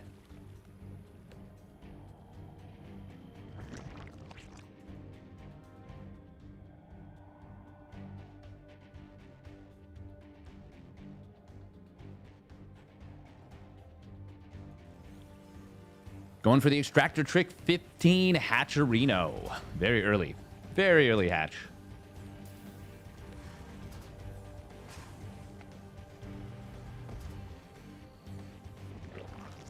And he is not going to go for the delayed pool. I do think of Elazer as an early... I think of him as a bit of a two-baser. A little bit. More so than your average Zerg. Not always, but frequent enough. Now, as I say that, he does throw down a gas, which still could mean a faster third base. I mean, technically you can go gasless 3 hatch. It's just trying to defend that third base without, you know, either speedlings or roaches relatively early. Well, it's tough unless it's an in-base third hatch like you'd see on Celestial Enclave or something else. Thought Elazer was a macro player? Yes, I'm just meaning as an opener. A 2-base opener can really power up your economy in a very unique way. Give you access to some roach speed timings. Some cool plays. Cool plays. Elazer going to poke in here. Going quite far, actually. He's just going to pull out, though. Wants to make sure that there's a factory, I suppose. Our drones are under attack. Clem. Oh, forcing a double morph. Now, the good thing about the Extractor Trick 15 hatch is that you do get a very quick queen. 10 seconds earlier than normal, in fact. This is a really fast layer. So, really fast layer, and it will be that 2-base opener that I was talking about a little bit. Thank you for the follow. Yanors. Not putting the command center in the main. Instead, going to drop it at the natural. Roach Warren will be built in the back. What an interesting spot for this.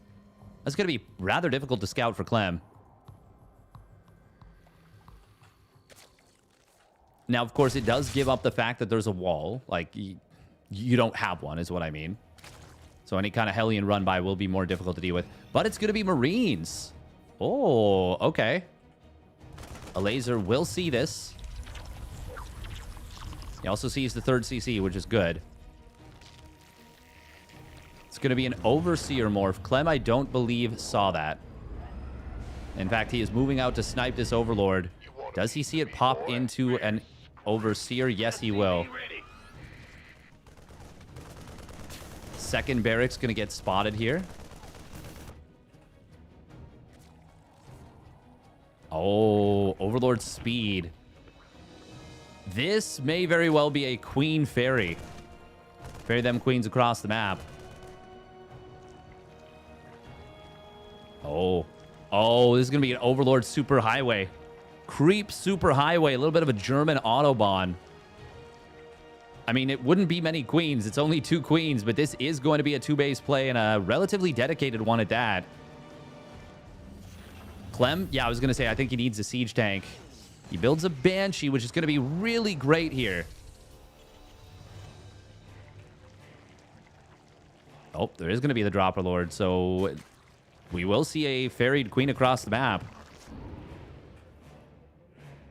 Couple of ferried queens, in fact. With no cloak, 2 queens will be enough. No cloak, just 1 Banshee. 2 queens will absolutely be enough. Elazer is going to commit pretty hard to this. He's staying on 44 drones. Roach speed will complete. He does have the 3rd hatch started up.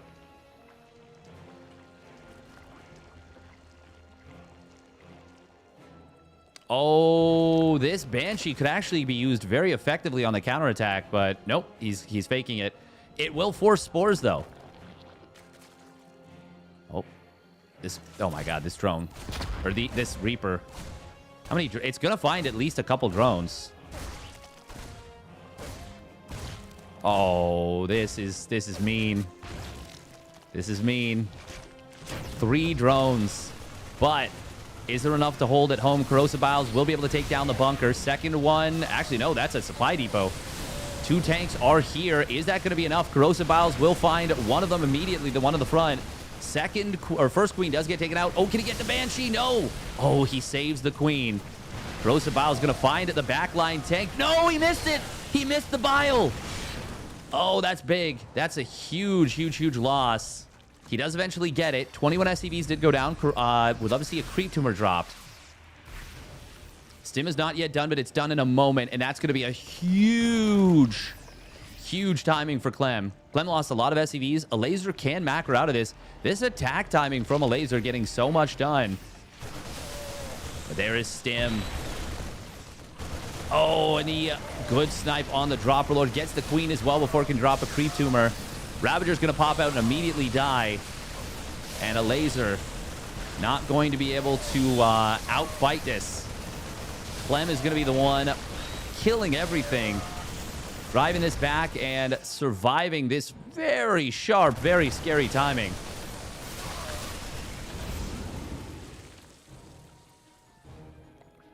Very cool, very cool. Oh, 1-1 never started. If Elazer had droned up after killing the first set of everything, I feel like he'd be in such a good position. Reverts to, you know, dropping creep with the queens. That also, if he didn't lose the 3 drones that he lost. Losing those drones and morphing the spores. Those are the little things. Clem forcing him to morph the spores. Elazer's going to try again, but I don't think he can break this. He'll get the bunker, but there's a tank in the backfield. Combat shields is going to complete. We do have the accidental Bjorn coming in from Clem. Grossabow's find the tank, but he's going to lose every single Roach and Ravager for this, I think. And GG will get called. Oh, it was a pretty sick attack. But it is going to be Clement holding and taking it down. Look at the army value difference. That is a really strong attack. That is, man, Elazer's got some absolutely goated timings.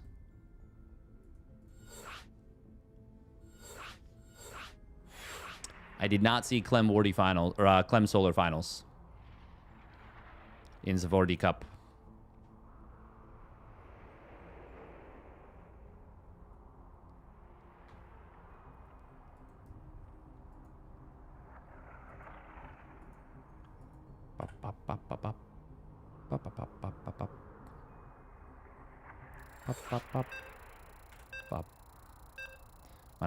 Do do do do do.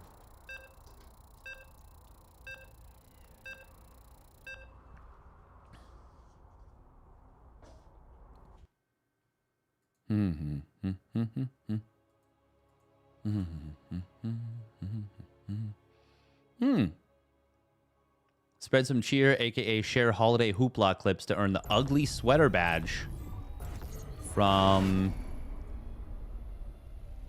December 1st to 12th. Oh, cool. Ugly sweater Christmas badge. That's fun.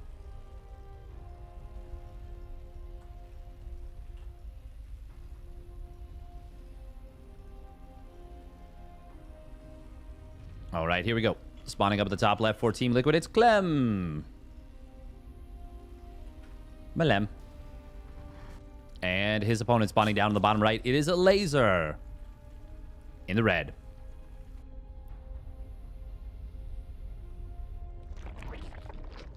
Now the 34-second hatch first.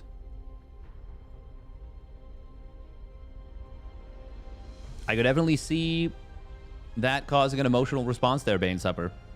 That was a really sick attack from Elazer.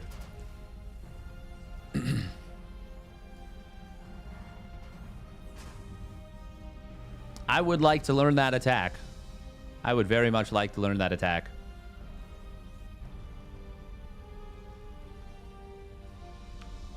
Because if you have that attack in your back pocket and then you also do 2-base Muta and they look the same, oh boy, do you ever become a terrifying player to play against on the ladder.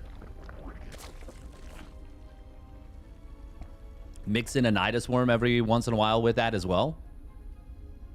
I definitely don't go 2-base Zerg enough. I'll say that.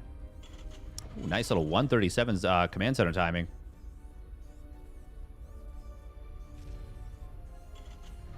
Think you need to hide the roaches a bit better than Elazer did?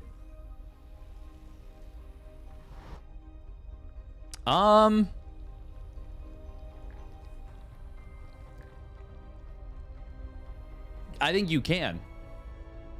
But what I mean is I think there's still a lot of power in the build. Because even with that being figured out, Clem almost died. Like, that was a scary attack. That kills a lot of Terrans in the world, you know?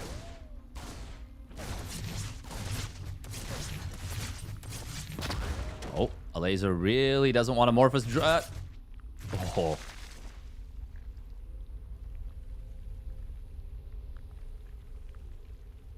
Maybe we could skip that third base. He didn't use it to get some extra units. I don't know how much skipping the third base would have helped. Not building the spores would have helped. The thing is, you do want the opportunity to macro out of it. 100%. We are going to see the layer getting scouted. Very good job from Clem. Elazer doing a very similar setup to the previous game.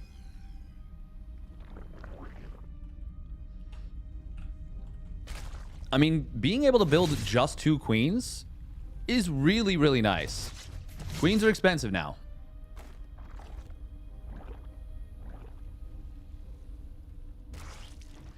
It's imperative they don't know if it's roaches or mutas. I agree. I agree. You want a piece of me, boy? SCV ready. Clem gonna do a very similar setup to the previous game. He does get the scout. He does get the scout on the Roach Warren. That's really good info. And he checks the main to make sure there's no Spire. Yeah, this is extremely good for Clem in terms of information. Once again, it's actually the same setup from Clem again. So it feels like he's played a... Oh. Wait, what? Wait.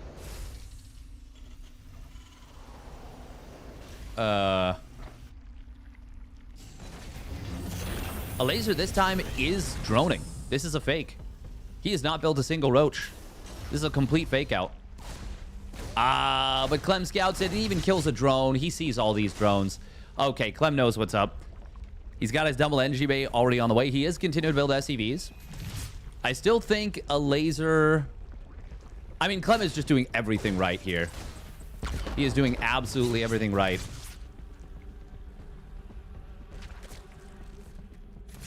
But I still think there's a lot of value in what Elazer's doing. Like, a ton of value. I just think Clem is dealing with it basically perfectly.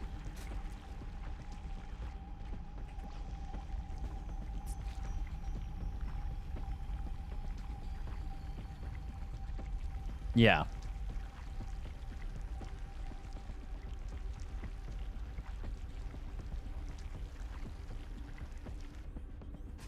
That is a pretty good point, honestly, Giant Orange. Yeah.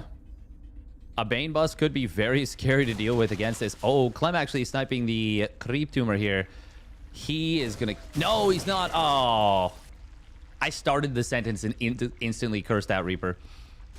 We do have 1-1 upgrades on the way for Elazer. He is supply blocked here. But he will get unblocked with a lot of Overlords. The origination of the Elazer Lord. Now, losing the 1 Creep Tumor that Clem, or pardon me, the Elazer dropped actually does suck a lot. It really, really sucks. First move out is coming through. Clem this time did start the +1 weapons before the armor. As, of course, you should always do. Oh, this first drop is going to be a problem. He's going to find a Ravager here, and he's going to find a lot of drones. This is already so nice for Clem. Getting a second Ravager as well. God, that's a really, really strong value first drop. Getting the drones is nice. Getting 2 Ravagers is even nicer. Now, this is a big weakness with this style. You are so low on the queen count. Drops are a menace to deal with.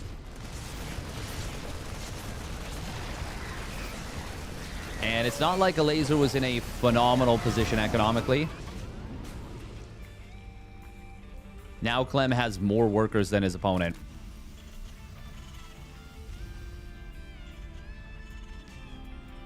Clem saturating his gases at the 3rd as well. And yeah, 2nd factory, 4th CC. Firing up his 2-2 as well. The one thing I'll say is that Elazer's 2-2 is identically timed. And that's good. That's good for the Zerg. Unfortunately, it's everything else that's not so good. Economies, army scaling. Obviously, the Roaches and Ravagers are not going to scale amazingly. Now, the Roaches did all turn into Ravagers or died. But, I mean, them all dying isn't great either. Now, when do we see the Elazer burrow? Elazer, a big fan of burrow play. Scan comes in. And there's a lot of corrosive vials on this ramp. But, it's going to buy time for the Banes. Clem just says, okay, fine, you got Banes. I'll lift up and get out. And Elazer is not going to have anything to deal with this drop. There's the Bane, the burrow. Oh, Elazer's just going to lose this base. Oh, unless, of course, Clem doesn't check for it. Okay, well, that's interesting. Research complete. And Elazer's actually going to get a pretty decent fight here because this army was so oversimmed. Meanwhile, Elazer jumping the army in the middle of the map. Oh, one Widowmine was pretty good. Decent split there against the second one. Still gets 5 kills, though. Corrosive Biles will get dodged.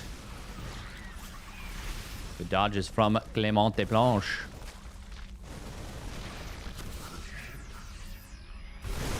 I do think Elazer's setup is pretty neat here. I just don't think... I think Clem has played too well against it. And I think he's doing a pretty good job of showing why this is not the most consistent style.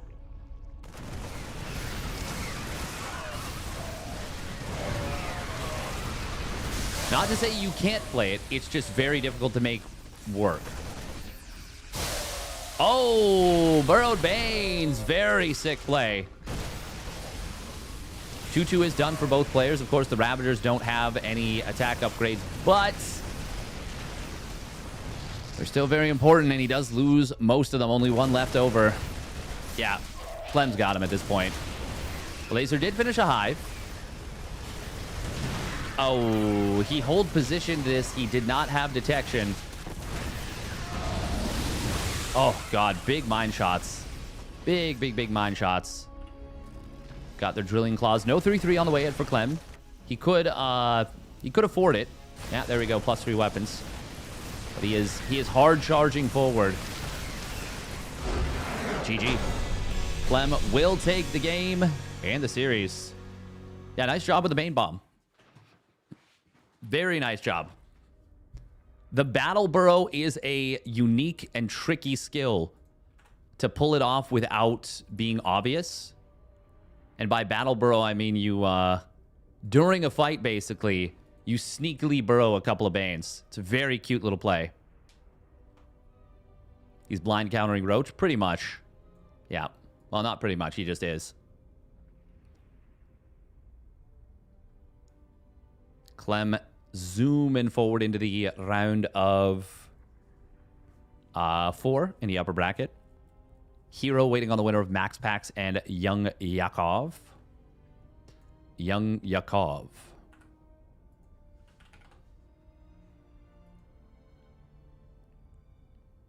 MaxPax is up 1-0, and is looking like he might...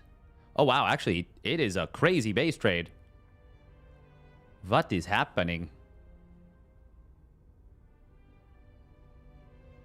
Oh my God, is Young Yakov forgetting you can pull drones out of the base? There's a sneaky exit. Oh no, MaxPax has this game. Yeah, he's got this game. It's Drover. So it's going to be MaxPax herO on the bottom side of the bracket. Well, I should say the bottom half of the winner's bracket.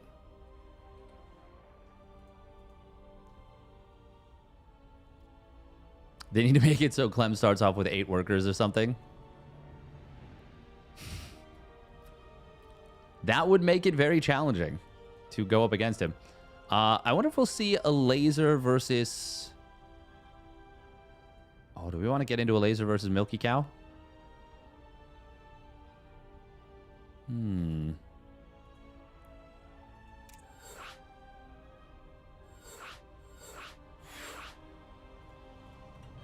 think so. I think so. We could also look for Clem versus winner of Creator Nice. I don't know if anyone is covering Creator versus Nice.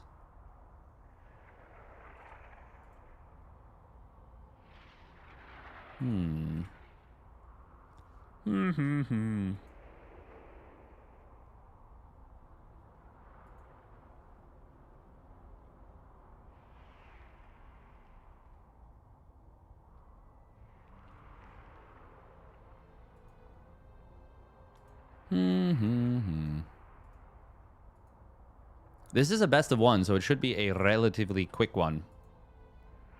Hey, welcome Zergburger on YouTube, yeah. Oh.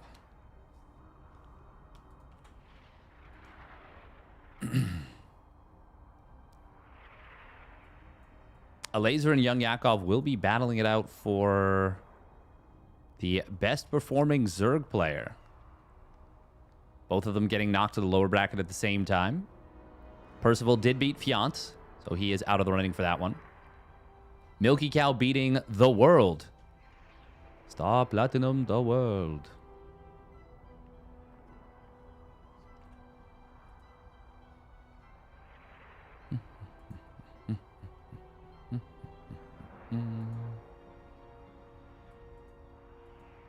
It's always nice to see the viewer count trickle up on these Mondays.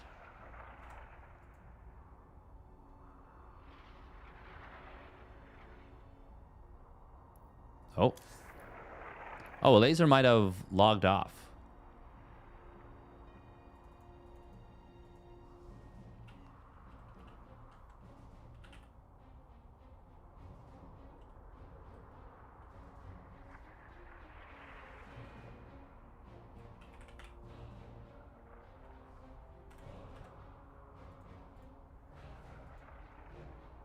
Oh, there we go.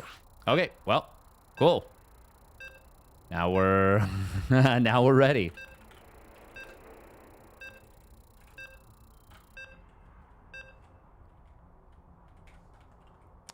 Best of one. Losers bracket. I don't know what round this is. Maybe round of 12. Yeah, that sounds right. Round of 12, round of 8. Yeah, it is actually. Losers bracket, round of 8. That seems right. We'll win this best of one. Best of one.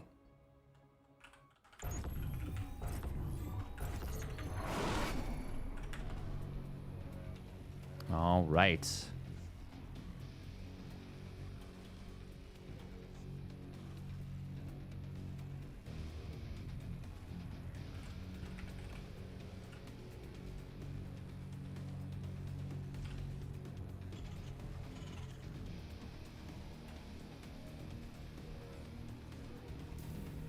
Oh, I forgot to actually get into the game. Spawning down on the bottom right, it is 3D Clan's Milky Cow. Moo. And his opponent spawning up at the top left, it is Elazer. Oh. This wasn't a 14 hatch. No, this is just another extractor trick. Yeah, this is just an extractor trick 15 hatch. For some reason, I saw the 14 of 14 and was like, oh, wow, he's doing something different. No. Got excited over nothing. As I am wont to do. As I often do. Oh. I don't frequent this establishment for its class. I get that a lot. He cried. I would get excited for an Elazer 14-14. It's fair. Yeah, I thought he was going to do maybe a 14-13-12, like a speedling play. I was like, ooh, that would be a very spicy play. It is going to be a fast gas here. But he did that on previous series as well. Could still be roaches. Hope everybody's having a lovely time, by the way, whether it was a Thanksgiving weekend for you or you were just had a weekend. Hope you had a good one. As always, if you're enjoying the stream, would massively appreciate a follow and or a subscription. Ooh, okay, here comes the Marines. Does Elazer get to the pervert pillar? I don't think so. It's going to be not particularly close, actually. He's going to lose this by a lot. Even if he responded instantly, he was too far away. Really nice move there from Milky. Oh, and we have got an SCV moving across the map. Where are you going, little guy?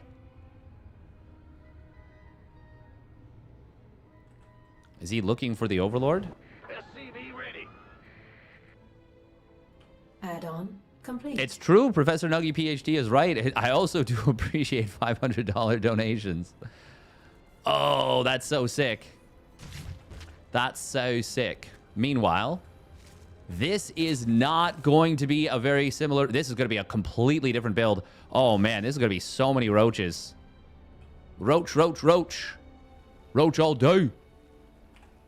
Oh, okay. 6 roaches into drones. Ooh, and... Okay, this is a very different game plan than the previous series. Very different game plan. Hellions will be coming out. Oh, one of them is going to immediately... Ah! No, Elazer, we could have killed it for free. Oh, it's a good wall, but now the drones are still lining up. Oh, God. Oh, that is as painful as it can get. He had a free kill. It's going to be proxy BCs. Wow. No starport at home, but he's building a tank. Milky Cow evacuated the natural. He will have 4 Marines. Oh, and that bunker is going to complete. Very well-placed bunker. There's no Overlord for high ground vision. This is really, really, really bad for Elazer. Now, I will say the BC is a very long time away from completing, especially because of this tank. Oh, very nice job getting it in position here. Elazer's going to get absolutely blasted. Oh, I was going to say, only loses 2 roaches. Did not realize this one was still in range. God, look at the blood. Blood everywhere. Milky Cow baiting forward with the mule a little bit. It will be a full cleanup in favor of Milky. Not losing that much, to be honest. 5 SCVs. It's a lot of lost mining time. I'll say that. And Elazer was droning pretty hard behind this. But, as we saw in the previous game, and as we will continue to see, he doesn't want to build queens. And against a player that has made it clear they don't want to build queens, battle cruisers gonna be so strong. Single Evo Chamber is really interesting. And it's a transition into speed. Okay, there we go. It is going to be a double Evo. But, wanted that Carapace first. Funnily enough, if Elazer had just made like 30 or 40 lings... Now, you would never do this... Well, actually, hang on. Okay. Okay, for a second, I thought he was actually just going to run lings into the natural. Yeah, there's like very little to defend. No spore. There is indeed no spore. And this BC is going to show up and Elazer is going to have a bad time. Spore Crawler starts up. It's just going to be target fire on drones. I was going to say, he can kill this queen. They die so fast. All 3 queens are going to die. There's no creep to run to. Yeah. Elazer will be on 0 queens. He will find the starport. Fusion core. But this is going to be bad news bears. Battle cruisers are very, very strong in a scenario like this. Very nice player, or very nice move. Very nice game plan, playing the player. Knowing Elazer hates to build queens.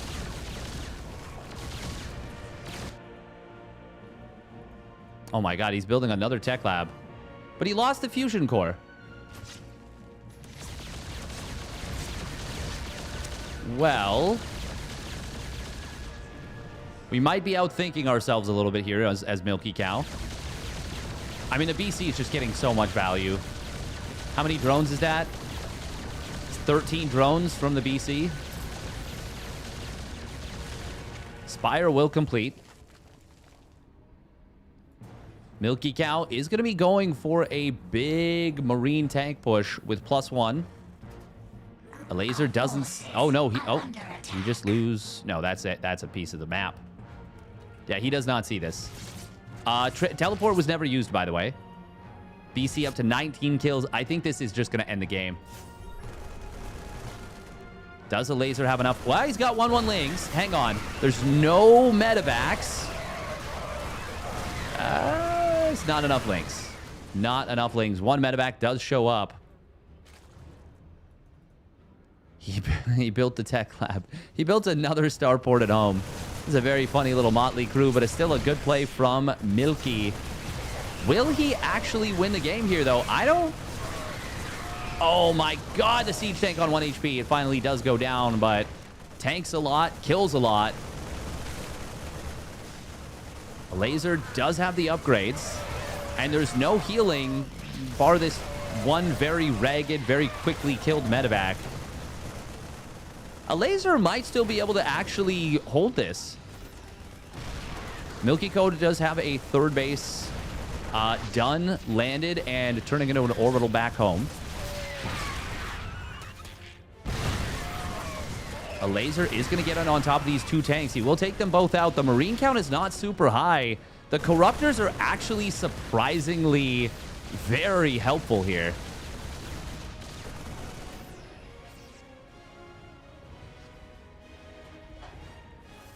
I mean, people don't think about corruptors as being good against, you know, medevac play, but they are really good against medevac play. It's just that they're oftentimes far too expensive to go for. And obviously, well, they only do the one thing. But Elazer has survived this. Counterattack coming in, going to find some value. Looks like a medevac did go down. BC is still alive. He's got teleport available. Milky Cow can save this. And he should. Oh, 4 HP. Wow. Wow, Milky. Jeez. Oh, heart attack syndrome. Elazer survived, and he's actually in a really good spot now. 2-2's on the way. Milky Cow already built an armory. He's actually building a second one. This is a misstep, obviously. Elazer doesn't have any creep spread is the main problem for him. Like, basically none. And now 1-1 has completed for Milky, so the upgrade advantage that Elazer enjoyed for a long time is gone. Corruptor count... Elazer made a lot of corruptors here. Finally going to be building a Baneling Nest. Now, once the 2-2 completes for Elazer, he will actually be able to take some much better fights. But for the next little bit, this is going to be tough to deal with, even though it is basically just mass marine. Elazer will finally find this starport again. Milky Cow just immediately redropping it. This is a lot of Lings that get sent across the map. Milky Cow's going to move in with this. 2-2 not quite done for Elazer just yet. And Milky Cow... Oh, he's punishing this counterattack hard. Elazer could not afford to send a number of units across the map that he did. The fact that starboard actually unironically might have just won the game for Milky Cow because it let him know that Elazer was counterattacking before the counterattack got to get any value. Well before. Is this game over, though? It might not be. The 2-2 is going to be really strong. All the medevacs will get taken out. A lot of SCVs went down for Milky. But of course, Milky Cow has a landed 4th CC. He killed his opponent's 4th base. Elazer Elazer is currently actually mining more than his opponent, but that will change once these SCVs get back to mining.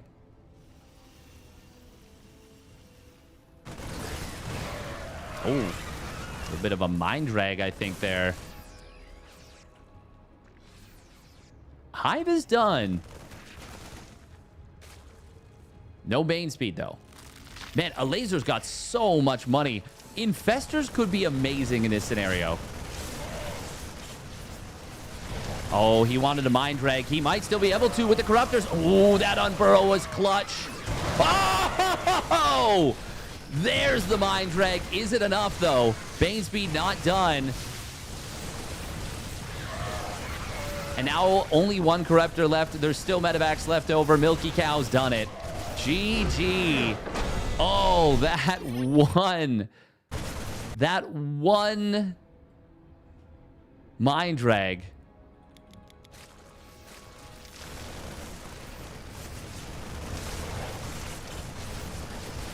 Elazer thought the other mine.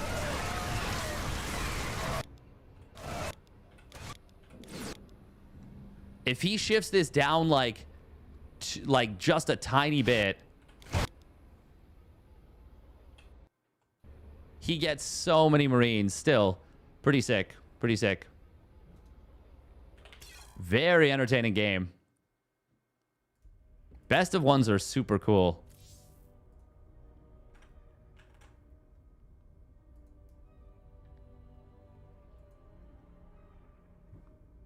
Hey, thank you, Nihilistic Optimist, for the...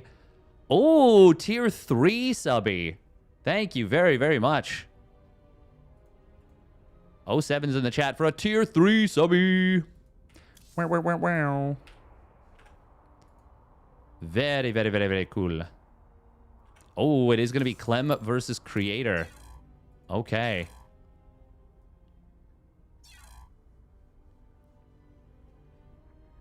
Game was way too close given how much Milky outplayed Elazer.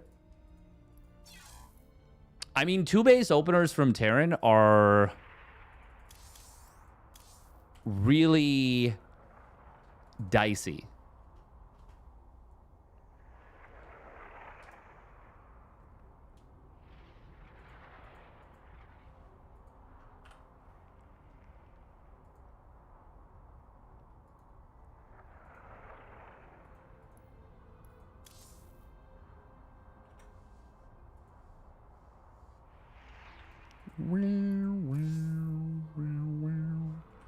All right, we're going to get into Clem versus Creator. Milky won the last match, yes. Gonna resolve the bet in a moment. Just getting the next matchup set up. Best of 3 semi-finals.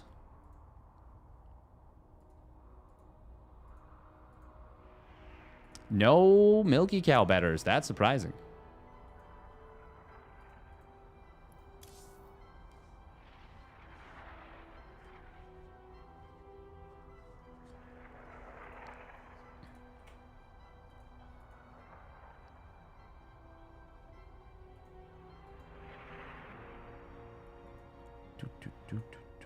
All right, I will be right back.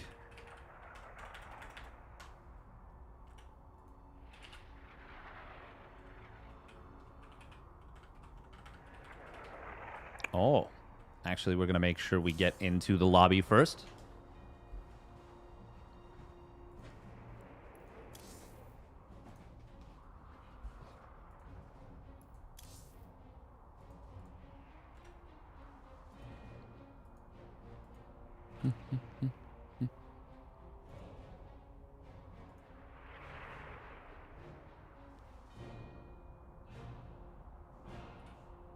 Oh, okay. Creator asking for a 3-minute break.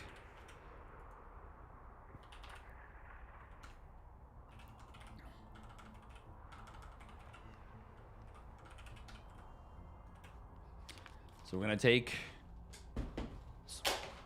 a small break as well. Also going to drop our headset. Great for that. Shouldn't do that. Don't do that. We did it.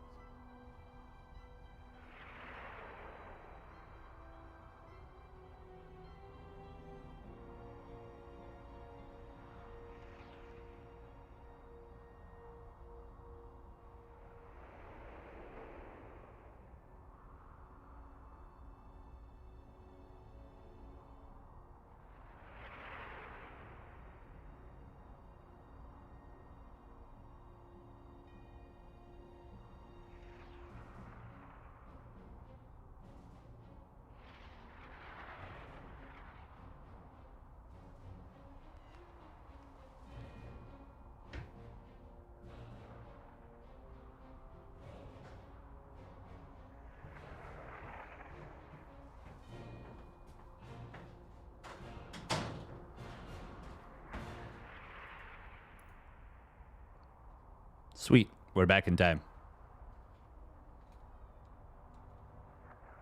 Easily, too, apparently. Very easily. Oh. Wah, wah, wah, wah, wah, wah, wah, wah, wah.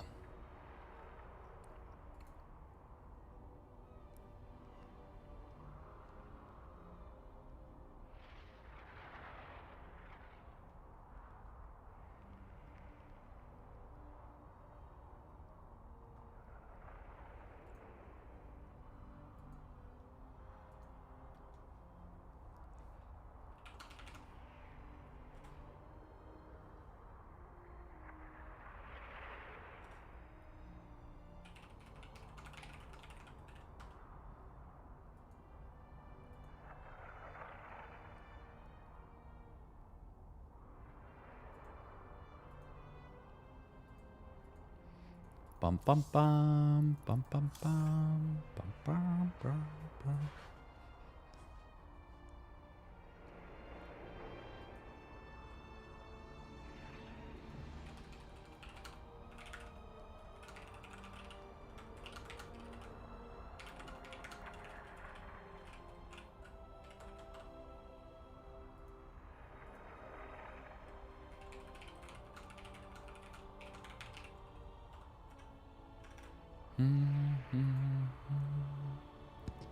Bum bum bum bum bum. Oh, welcome Narik 2. Tui. Zedfi.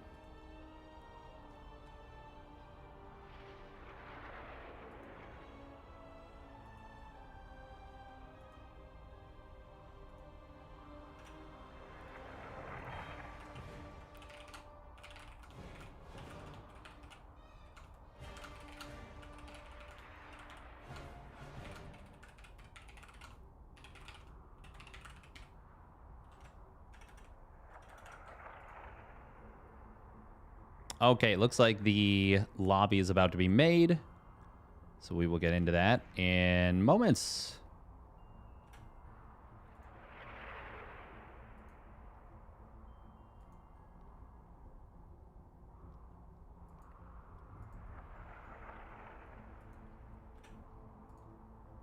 Oh.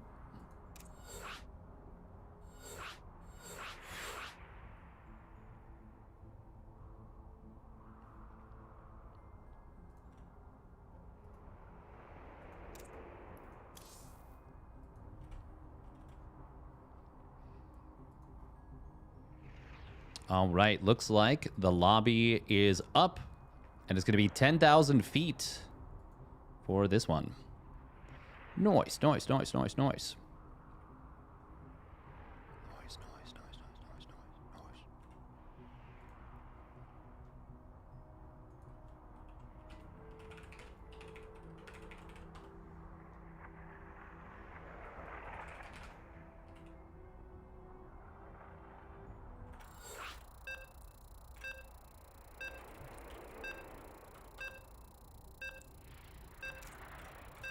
All right, Creator versus Clem.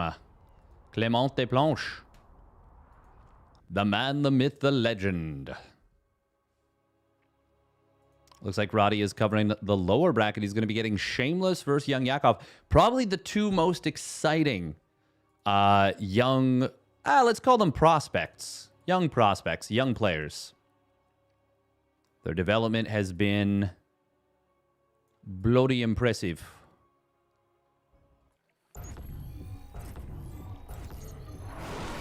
I'm really curious what happened in the Clem versus, or pardon me, Nice versus Hero Marine series. Very curious.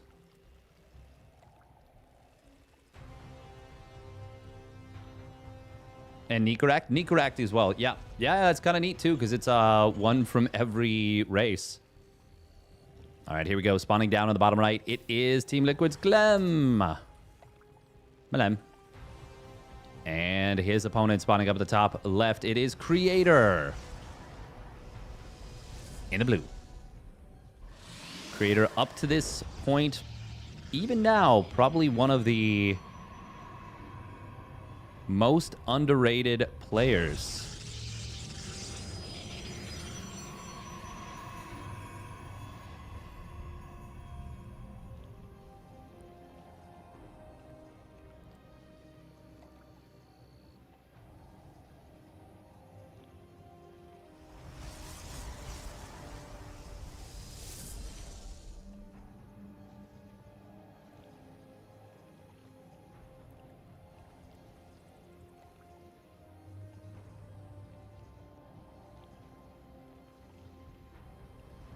Bum, bum.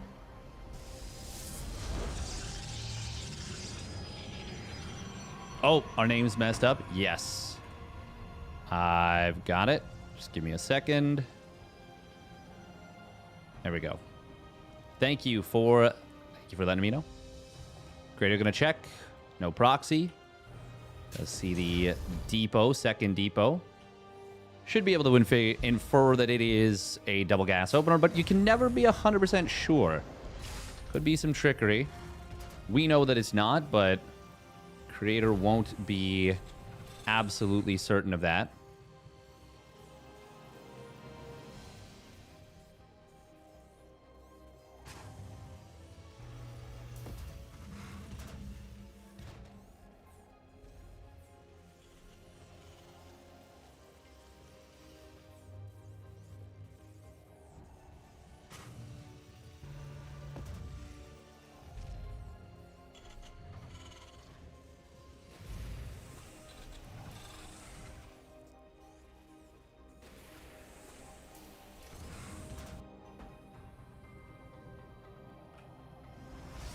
Sorry, guys, we're just sending a message.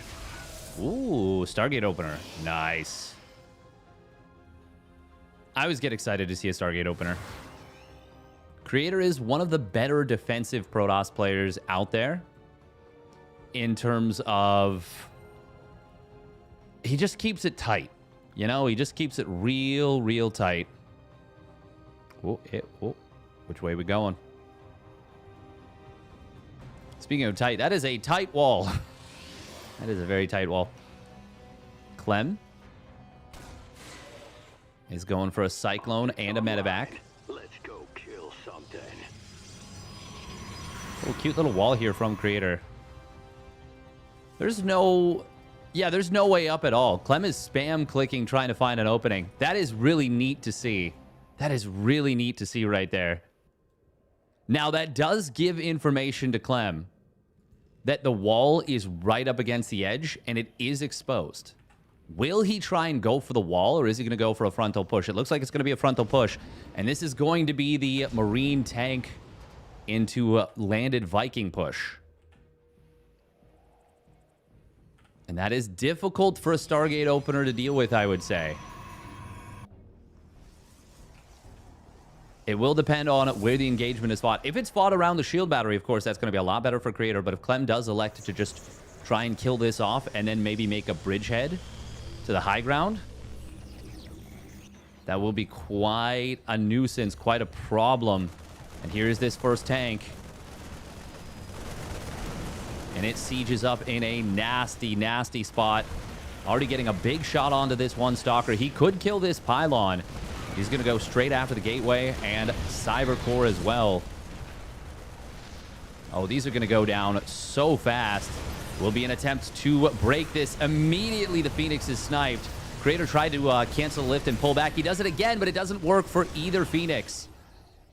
That is really painful. There's too much anti-air DPS there in the form of the Viking, the Cyclone's lock-on, and just the sheer number of Marines.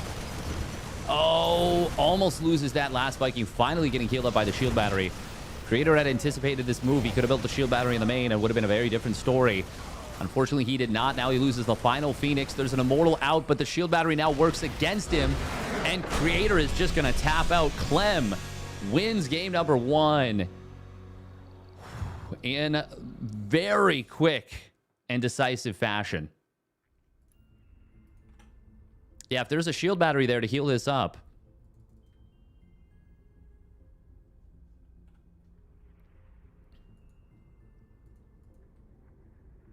Could have been a very different scenario.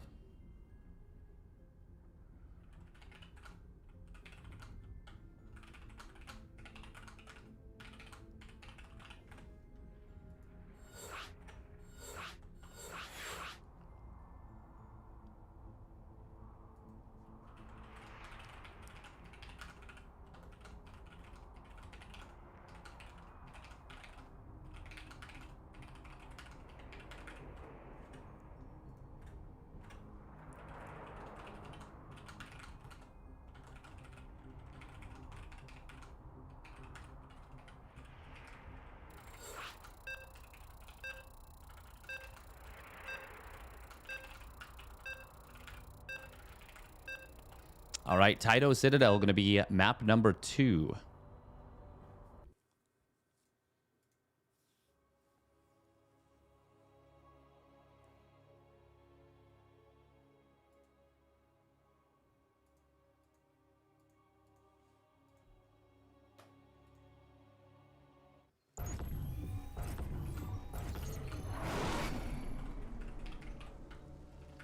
Alrighty, Roo. Clem not messing around. Winning game 1 with the tank push.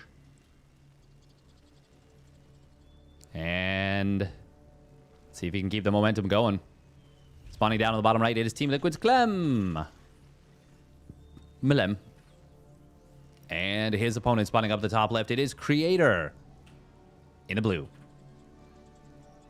Yeah, good job from Clem to really use that wall against Creator. Like, really, really punishing his opponent. Punishing opponent.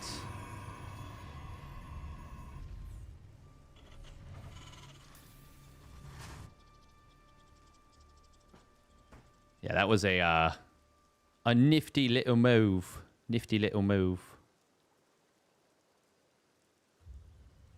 I like it. Now, this would be a lot more difficult to do on... Or, well, that push would be a lot more difficult to do on Taito Citadel because it is so much longer of a map. And it's not just that it's like a further rush distance. It's that there's more opportunity to intercept stuff on the map. And more opportunity for the Phoenixes to pick off units.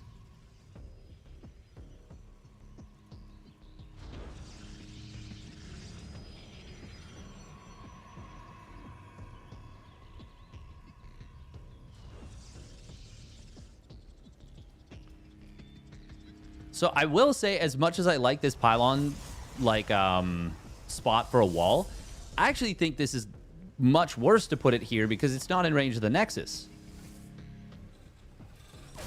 Probe is trapped and will get taken down. Clem getting a kill there. Yeah, as much as I love Stargate openers, I don't know that I love them on 10,000 feet. Okay, I'm a little bit confused. This Adept pops out at 204. Which is strange timing, honestly. Built the wall for Clem and made him pay for it. Oh my god. Whee! Thank you for the follow. Falux Kai's Sophia.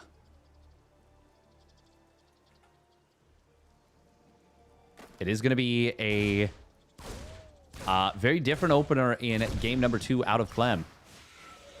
Game 1, of course, he only went for the 1 Reaper. Game 2, going for going to be 3 Reaper. Oh, yeah, 3 Reaper, 2 Hellion.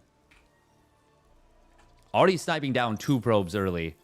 And Creator, no shield batteries. Okay, finally starts one up, but this is a dangerous game.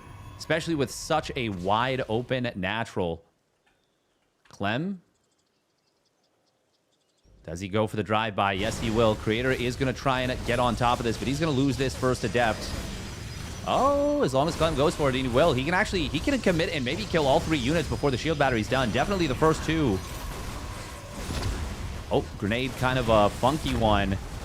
This is a lot of damage. The probes will not be able to body block the second Hellion. This is game-ending damage. Creator. Oh, he's going to lose at least 1 more probe. He's going to lose maybe even another one. No, he doesn't manage to... Clem doesn't manage to get that final shot, but it does not matter. This is so much damage. Clem's already ahead in workers, and he's not even done the harassment phase of his opener. He's still got the 2 mine drop behind us. Oh, God, that is some glitchy... Ah. Cursed. Cursed on the production tab right there. Clem is supply block. That's actually kind of a rough one. It's It's actually a really rough one at 54 to 54. But mine drop's going to come in. It's going to force some lost mining time. Creator's already so far behind. Clem is losing a lot of SCV production time. This is a very, very rare... Oh. I think it's worthwhile to just let this fire. Okay. He's going to boost back into the main base. He wants more lost mining time there. Oh, Creator's got to be so careful. No. Oh, my God. That was almost... Okay, well, he's just going to tap out. He's just going to tap out. Jeez. Jeez. Oh, holy moly. Total game time in that entire series was less than 11 minutes. The potential mine hit, yeah, he almost got like an 11, 12 kill mine. I actually don't know how it didn't fire because it didn't look like to me the mine got out, or the probe got out of range. But yeah, I'm not 100% sure. Either way, we are now going to be waiting on the winner of herO and MaxPax. Oh, MaxPax is in a custom game for 4 minutes. Oh, wow. Meanwhile, Young Yakov and Shameless are battling it out. And it looks like it is a base trade. But it looks like Young Yakov is kind of cooking a little.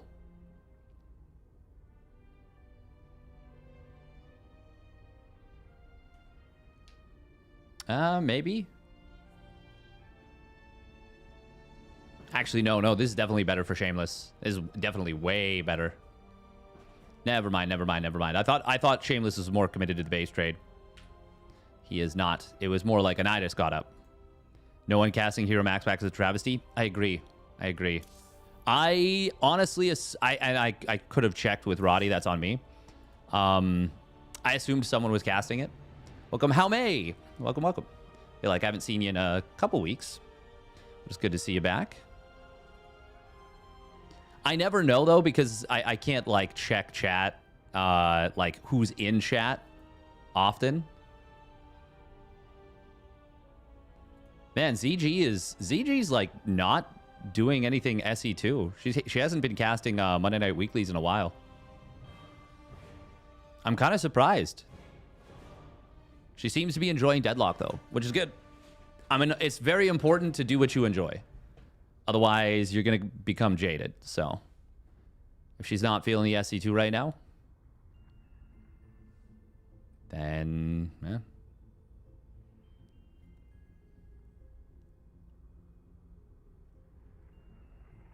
I'm not saying she's not. It's a reasonable thing. Thank you very much to Ranadin for the tier 1 sub at 3 months in a row. The first month was gifted to me, but alas, I'm still here. It's like Hotel California. You can check out, but you can never leave. Or you can leave, but checkout is only available through booking.com. I don't know. It's something like that. You know the expression. Hotel California. Notoriously very much capitalistic.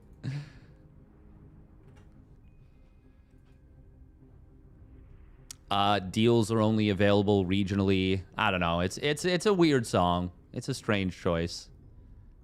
Milky Cow Percival in the bottom side is pretty sick too. But with Young Yakov beating Art and Milky Cow beating Elazer, Young Yakov does become the highest finishing Zerg. And he will pick up that 25 bucky prize. You can check out anytime you want, but there's a cleaning fee. Ooh. That's funny.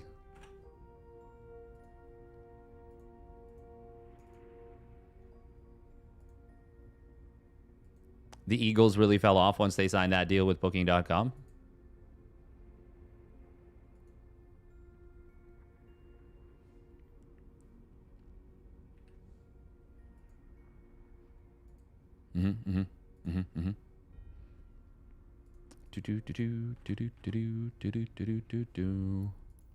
Winner, gagnant. Yeah, we're going to see if we can, well, if there is still one going, get into MaxPax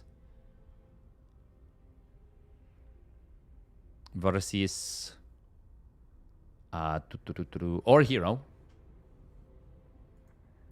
Well, we'll see if we can get into that series in progress.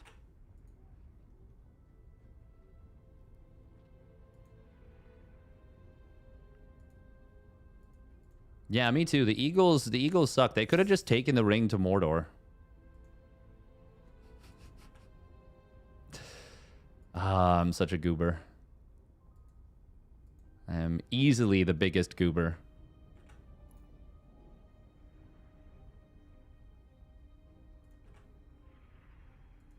Here's hoping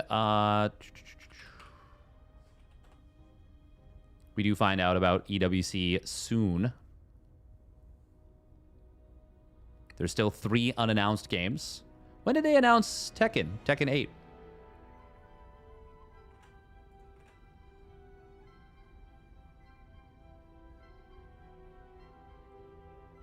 I mean, at this point, they have Clem's level up documentary. Oh, herO just got out of game. Ah, herO did 2-1 MaxPax. That means it's going to be Clem versus herO.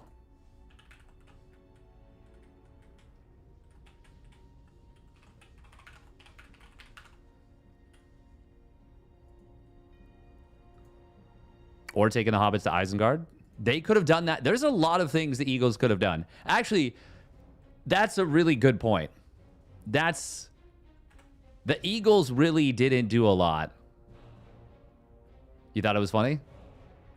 That's good. That's good. I'm glad. I have a very geeky sense of humor.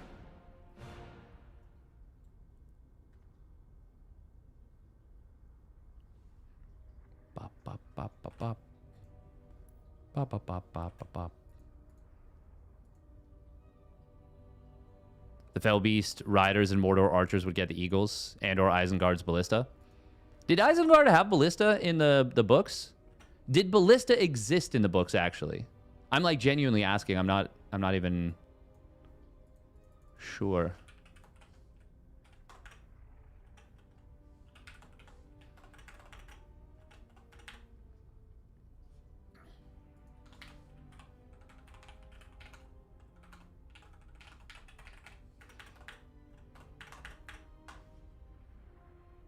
They have in the RTS games you've played? Oh, nice. The Battle for Middle-earth and Battle for Middle-earth 2.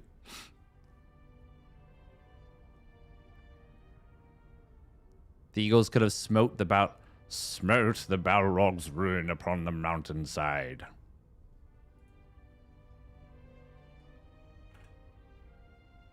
Oh, by the way, if you do want to make sure that Monday Night Weeklies continue, exclamation MNW. I do have that in my... Yes.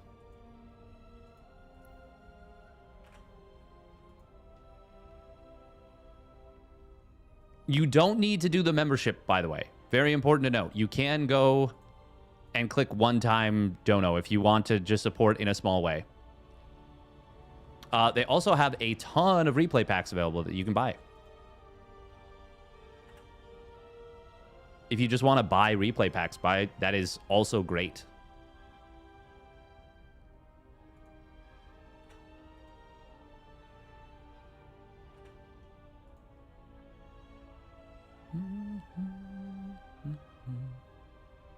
Oh, I will post that to YouTube as well.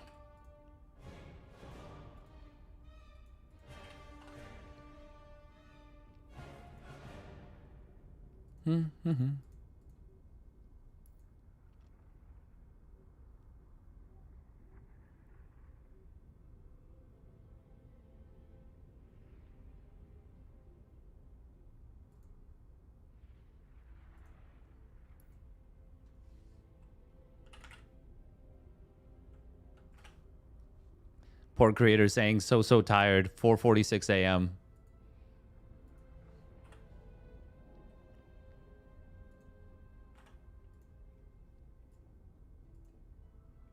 Oh, they're playing on Mothership. Oh, yeah, because we're still at the point in the bracket where the map is preconceived, pre-picked. It's not until the next round after Creator Shameless. What, is this top 6 at this point? Yes, it is. So, winner of this will make it into the cash.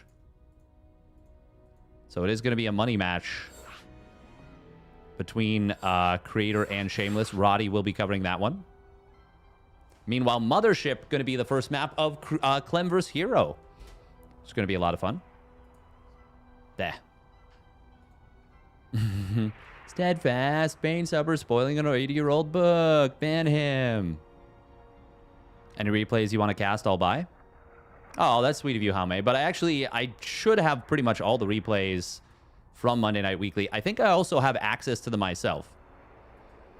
At least, yeah, I'm pretty sure that I do. But that is very kind of you. Thank you. I did get the replay pack for RSL. Said I could cover that. I am going to be covering a bunch of those. When's my next? So I'll be streaming Pigasaur tomorrow evening.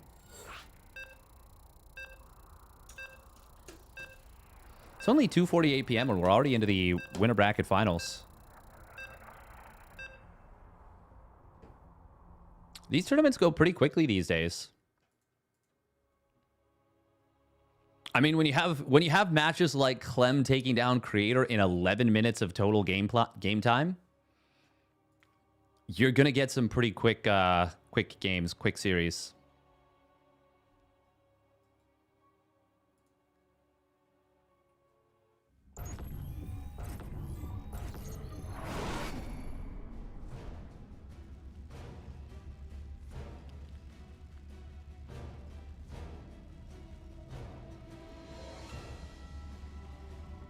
Man, Clem. Would be really the only way, wouldn't it? All right, here we go. Spawning in the middle 930 position. It is Team Liquid's Clem. Melem. And his opponent spawning up in the top right corner of Mothership. Technically off the clock. It's herO. But he's always on the clock, you know. He's always got some weird card to play. Fun fact, my English teacher was a big Tolkien fan, but insisted that the Dalf in Gandalf's name was to be pronounced like half, so it was Gandalf. Oh boy, I don't like that one bit. Here, MaxPax was almost 40 minutes, I think. That is pretty long, yeah. We missed a potential banger as well.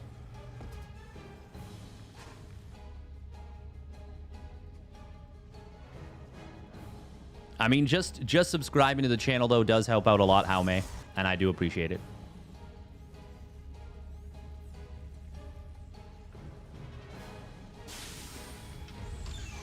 Obviously, as well, if anyone does want to support more directly without Twitch getting as much of a cut. I mean, it's always difficult because even if you go through Ko-Fi, it goes through PayPal, which PayPal takes a small cut as well. But I think it's less, probably. Yeah, exclamation Ko-Fi does it. We're at 40% of the donation goal for Monday Night Weeklies. Oh, hell yeah. Let's go. What is the donation? Oh, it's on the side there, right, TKL? Like in the actual thing? Let me see. I just had it open.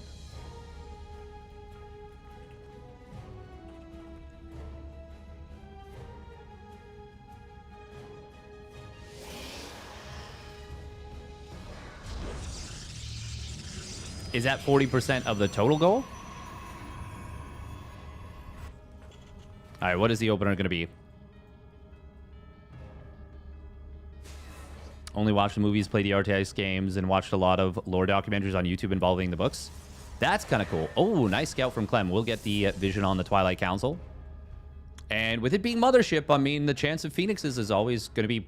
Well, with it being herO, it could be anything. Even now, it could still be Charge or Blink. We've seen a lot of Protoss players going for early Charge openers to try and shut down tank pushes. Once again, Maru and herO played an absolutely magnificent series. It really did look like Maru in his prime, by the way, during a lot of that. It would be really cool to see Maru get back up to his peak form and challenge Clem, challenge herO, challenge Raynor once again. I feel like Maru's always played well against Raynor. But yeah, would be cool to see him really get back to his old form. Oh, that Reaper could have gone down, but the Adept actually stopped chasing it for a moment. Oh, still will go down though, but it is going to be herO getting kind of baited forward into the lock-on. And he will lose that Adept.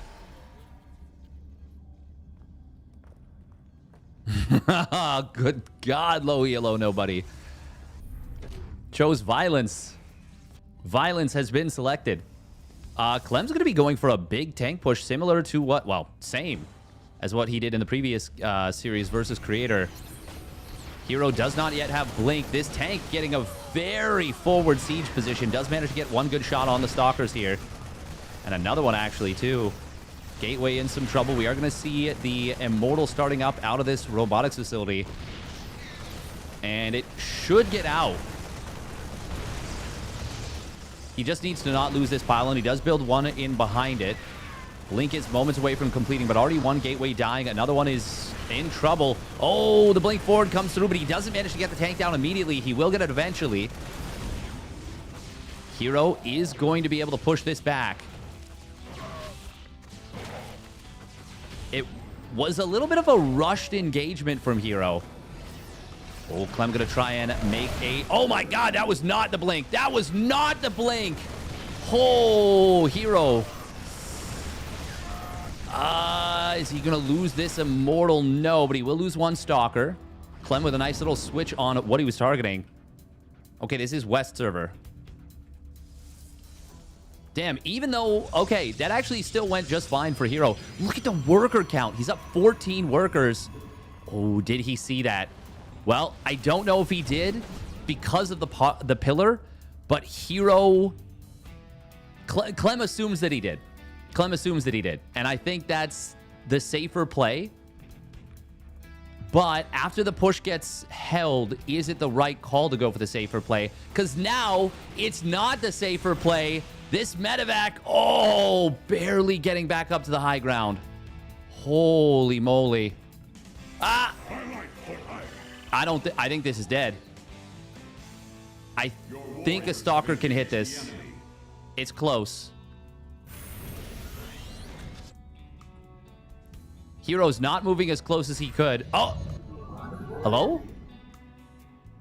If he goes here, can he hit this? Or here? I'm not sure. I'm legitimately not sure. But I feel like a Stalker right here might be able to hit this. Thank you for the follow. Very much left in the rain. Charge +1 is on the way. herO's about to have his third Nexus done. It just completed. Oh, this did not get put back in the same position. Hallucination spots the third CC. That is extremely good information. No +1 weapons just yet for Clem. That is going to be so late. Finally firing it up.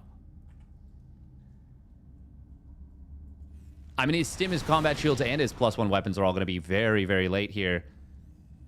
Clem going heavy into siege tank defense. herO, upon seeing this, fires up a very quick fourth Nexus, I should say. I really feel like he can hit this. Like, right now, I am so sure he can hit that with a Stalker. I'm going to keep looking at it. I can't look away.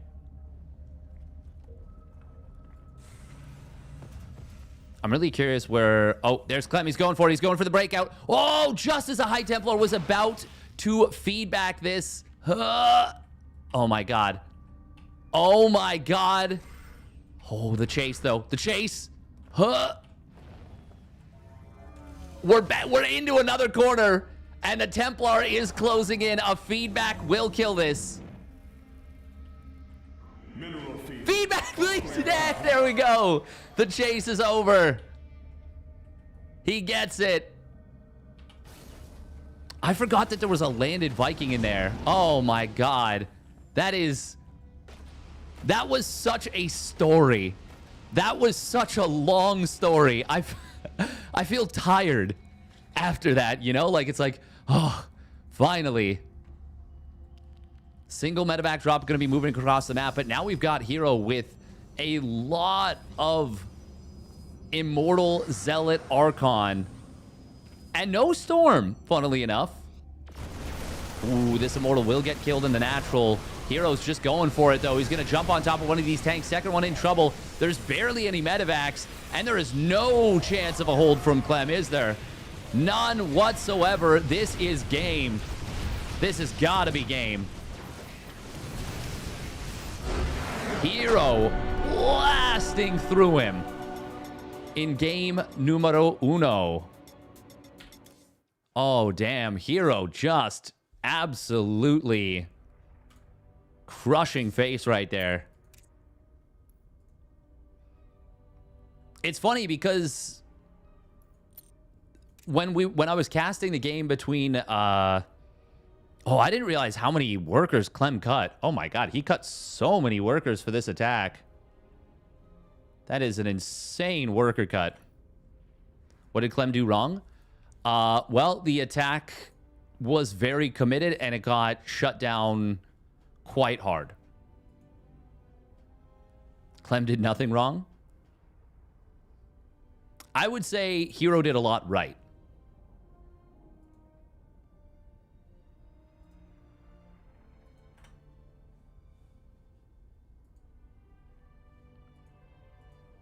Ko-Fi is definitely less as far as I know. I'm pretty sure. Yeah, I'm pretty sure.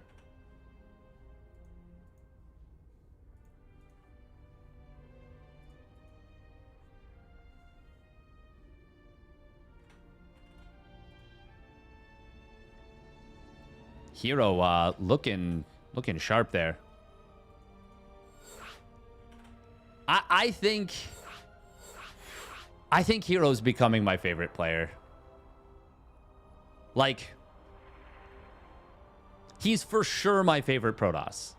He is, and I don't think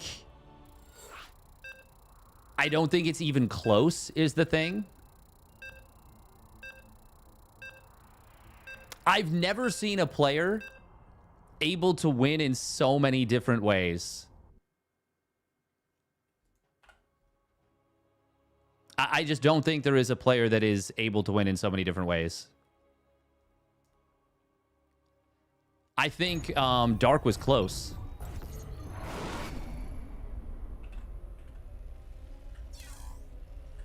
Ooh, we've got a very early SCV being sent across the map. Clem, maybe a little bit frustrated after that previous game. Spawning down on the bottom right is Team Liquid's Clem. Melem. And his opponent spawning up at the top left of Ruby Rock. It is herO in the blue. Yeah. 2 SCVs. This is going to be a proxy 2 racks. Almost certainly Marauder. I talked about this a little bit because Harston was talking about Beyond doing this as a response. And this is what I'm going to say. Not specifically this, but when Beyond was scouted, he would supposedly go proxy 2 racks Reaper instead of proxy 2 racks Marauder. And I said I hate that because it feels like proxy 2 racks Reaper when it's scouted or when Protoss just basically knows there's a proxy it just doesn't work. It's just so weak, so bad. I feel like I never saw it work once. But the proxy 2 racks Marauder, even when it's scouted, it can still work. It can still work.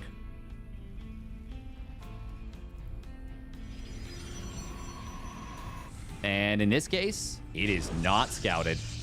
It is not scouted, and this is really, really bad for herO, and he's going to drop the low ground pylon. This is looking very good for Clem to force a game 3. I don't really see how herO can hold this. I mean, if he found out right this instant, he like literally someone told him he could drop a low ground robo, a bunch of shield batteries, build. Actually, even now, no, he doesn't have a zealot, so this would still be just so tough. Adept is actually, it can be good because it doesn't take bonus damage from the Marauders. And that means that, you know, if you have mass shield battery, it can heal up and it doesn't consume a lot of energy. And there's no critical mass of Marauders. That's not true. You can get a critical mass of Marauders to snipe these. But, yeah, no, with the Twilight Council coming in, with no shield battery being built, Clem is going to force a game number 3, almost certainly. I'm trying to look for any way that he won't be like he forgot a depot or he's like forgetting to build a Marauder or something. herO doesn't see a command center. Okay. Yeah, GG. Not even a fight. Literally no units lost. Is herO the player that lost to Proxy Marauder the most? He is the player that changes up his scouting the most, which means that he is the most vulnerable to stuff like Proxy 2 Rax Marauder. Sun Tzu would call that a perfect victory.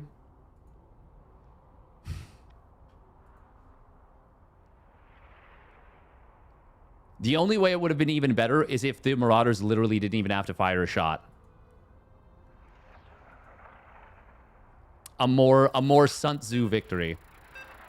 Milky Cow and Percival are still battling it out, apparently, in their best of 1. They're already 19 minutes into the game. Winner of that will face MaxPax, then winner of that will face Shameless, and then winner of that will face the loser of Clem herO.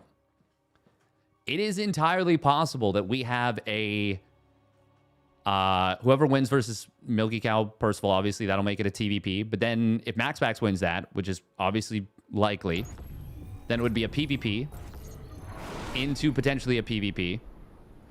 I guess that's only 2 actually, and they're both best of 1s.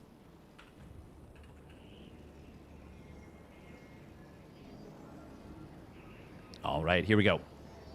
Spawning down in the bottom left, it is Team Liquid's Clem. Melem. And his opponent spawning up at the top right. It is herO for T1 in the blue.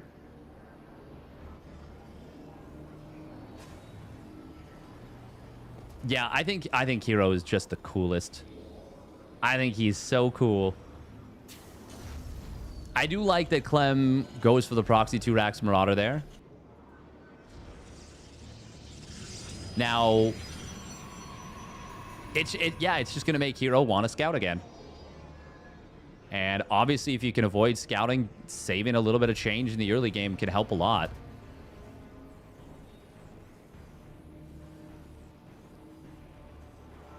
It's really nice to just have extra cash. Just like, much like in real life, extra money is almost always a good thing.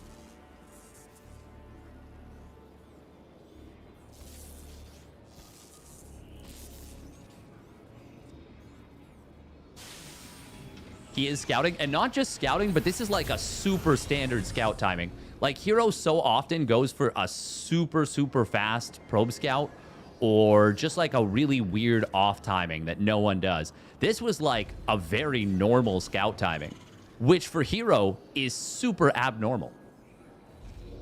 How much does it really save? So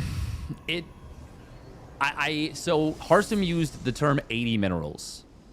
Or he used the number 80 minerals when we were at Stellarfest. And I tend to trust Harstem in matters of greed, because he is the most chronic no scouter I think in that I can think of in StarCraft 2. I don't know that there's anyone else that is more enthused by the idea of not scouting.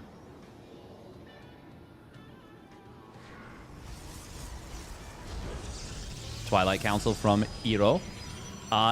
The other thing about like the saturation. Oh, Byun. Actually, that's a really good point. Byun is also a chronic no scouter. It is funny that two of the Shopify Rebellion players are big no scouters, and then the other two are Zerg players, and you just don't drone scout as Zerg unless you're me and you're feeling unhinged and you want to do a 2-drone harass play. And you know what? It's fun. It's fun. Oh, how many Marines does he get? He's going to kill one and almost gets the other. I think that was a wise decision from herO, by the way, to not try and reach for the far away Marine. I think it would have been really greedy to go for it. There is the Robo. Clem probably should be able to tell exactly what this is based on that Robo timing. That it is a Twilight Council.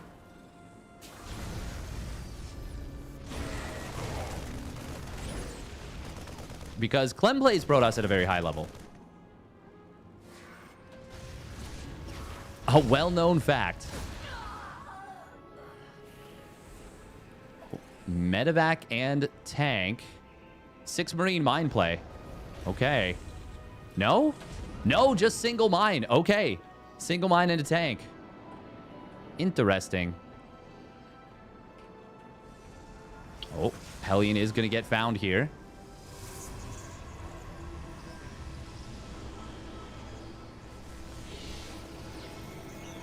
herO putting his stalkers in the middle of the main and the natural.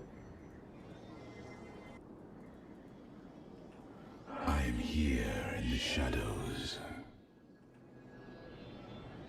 Okay, and that will position him well for this medevac.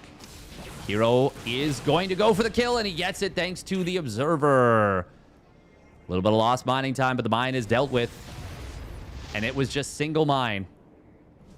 Now, the good thing for Clem is that he still does get a decent bit of damage there in the form of the lost mining time. But actually, can herO get the... Oh, my God. If he intercepts the medevac, that would be so freaking nice. Oh, he sees it. He sees it. There's the snap blink, and there's the kill. Oh, God. herO is so good at intercepting these retreating medevacs. He did it in game 1, and he does it again in game 3.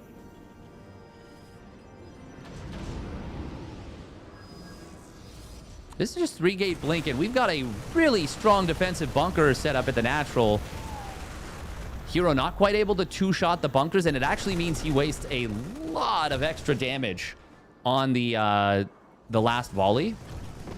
Meanwhile, I think that was just... Yeah, that was just one auto turret, and he just killed 4 probes with that. Oh, blink forward again. He will get it this time. And that's where the extra damage comes through. This was a lot of stalkers made out of herO.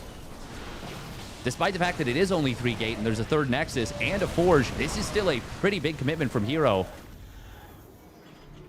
Clem is, he is holding and he is putting himself in a good position. Oh, how many probes does he get with the 2nd auto turret? It's going to be at least... Oh, no, he doesn't get the 3rd one. Well. 6 probes. 6 probes in total. So far. Looks like Clem committing to 4 siege tanks here. And he still has the tech lab on that factory.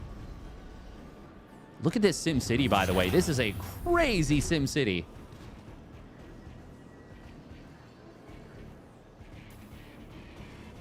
There's an extra tech lab right now. You know, a 4th barracks can go on this, though. Yeah. Or a 5th in this case. 4th barracks is... Oh, right here. This auto turret only getting 1 probe. herO a little bit supply blocked, but he gets unblocked there, and he's already at a decent worker count for himself. Ooh. herO is going to try and intercept this. Mineral field depleted. My life for iron. Okay, he won't quite find it. He must have seen it leaving to go home. But he wasn't able to track it down.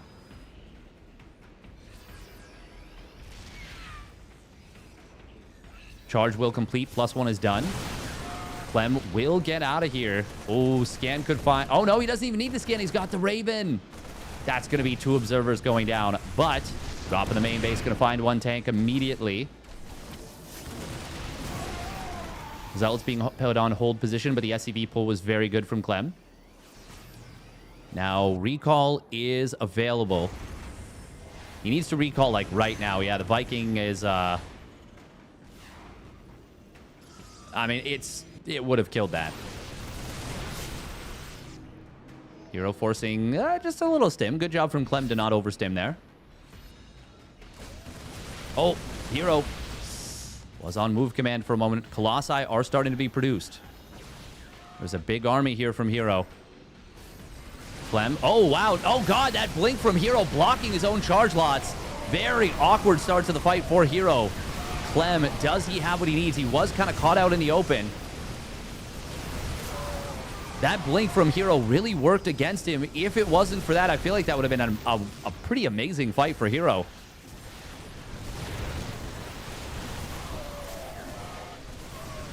Colossus showing up is going to be really handy here. No target fire on the Viking just yet, but it's only 1.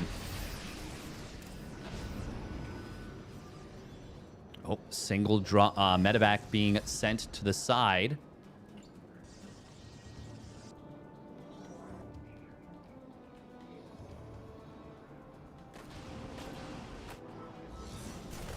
herO should have a warp in available very shortly. Oh. Your probes are under attack.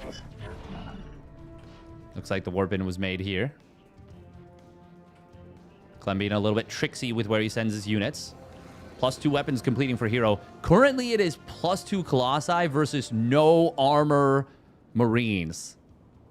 And Marauders, for that matter. That's a big problem, actually, for Clem. Zealots will get intercepted. What server here? There should be West. Yeah.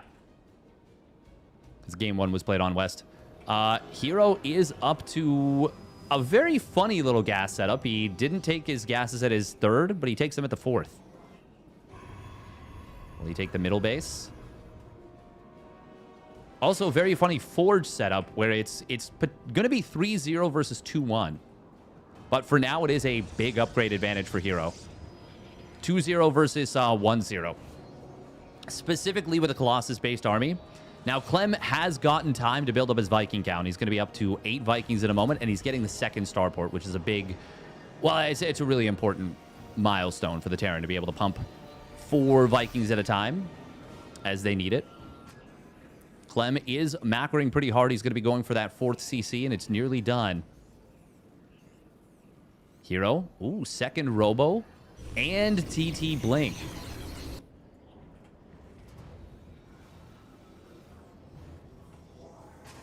herO has simultaneously some of the best and sometimes worst late game in the business.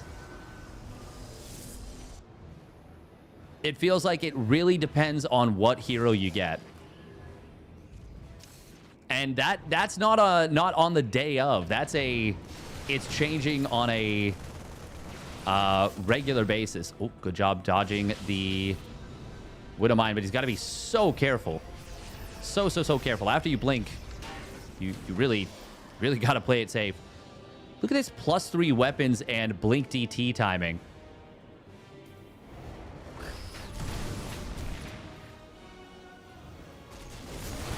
Oh, there is a missile turret here. Good job from Clem to be prepared for this. Meanwhile, there's an attack coming in on the bottom side. Clem managing both fronts extremely well. Did he just kill all of the Blink DTs and Zealots? I think he did, yeah. Wow. Wow, wow, wow, wow, wow, wow, wow, wow, wow, wow, wow, wow, wow. Resources lost was pretty much dead even.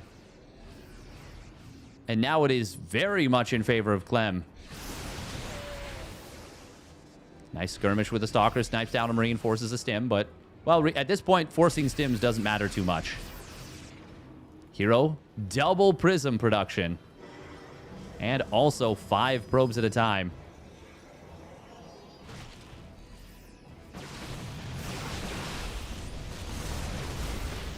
Nice snipe on one of those Vikings. Does cost him a Stalker, but I would say that's worth. Vikings looking for a position to shoot the Colossi. herO only made 2 of those Colossi. He did go back into Immortals. Now, Clem is getting in towards 3-2. herO will have 3-1 upgrades before that. But there is going to be a timing, well, in about, what, a minute and a half? Just over a minute and a half, where Clem will have an upgrade advantage. The first upgrade advantage in the game, I think, for Clem. Oh, this is just going to be... There's 2 real prisms. Finally, that sensor tower going down on the right side. Missile turret won't even kill the first one. 12 Zealots warping into the main. You don't warp in faster with 2 prisms, but it's a swagger move nonetheless. Vikings will find the first Colossi. Immortals, they're in some trouble here. One of them does get tagged with a concussive. More Zealots warping into the main base. herO, only one of the prisms was in its phase mode. So the warp-in gets canceled. Very unfortunate misstep there from herO. Was it good that that got canceled? I don't know. This army was heavily stimmed. But now the medevacs are going to be able to heal it up with no problem.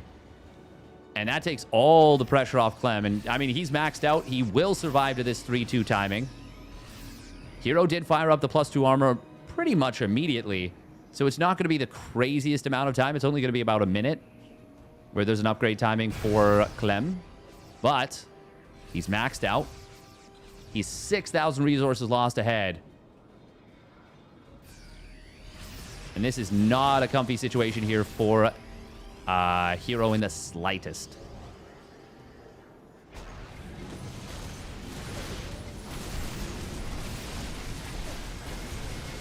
Now, herO is on 6 bases. Oh. Sensor tower does get taken down. Anytime a Terran's really trying to dig their heels in. Oh, does the +2 ground armor complete before this fight takes place? Yeah. Nice job from herO. Immediately into the +3 armor. With enough chrono, he may catch... Well, will he? He might catch up. 66... he needs to basically chrono it nonstop, but it'll be close if he does. Oh, nice save right there on this command center. Big blink forward coming in through the middle of the map. There is going to be enough DPS to kill this, but is there enough to kill it and get out for herO? I like the blink maneuver, but unfortunately leaves the Colossus exposed. herO is going to re-engage on the left side. Will kill this other command center, and that's going to keep Clem on 4 bases for a little bit of time here. This army's got to be careful from Clem. herO is coming home with some of the Blink Stalkers. Might be able to clean this up. On the other side, though, Clem cleaning up all of herO's army. And Clem will be able to retreat out with the majority of his forces. And now the resources lost is even more in favor. And herO only just recently getting a big economic lead. So it's not like he's been outmining his opponent massively for a long time. Clem, though, it is worth noting his main base is fully mined out of minerals and is very low on gas. Natural getting very low as well. Third base, barely still at, well, barely above half mining. And the mineral patches that are still full are not very full, if you know what I'm saying. Muling has taken a toll. So Clem really needs to secure another base or find some counter damage of his own. But as long as he can secure this 5th base, I mean, this is not easy for herO. Clem will scan this base on the left side and say, wait, you're taking one of my bases? No, no, no, you can't do that. herO is going to get a big Zealot run by in on top of this base. There's only one Liberator really to defend. Funnily enough, there's also a Colossus with this. It's going to be a lot of dead SCVs. Oh, but we are going to see...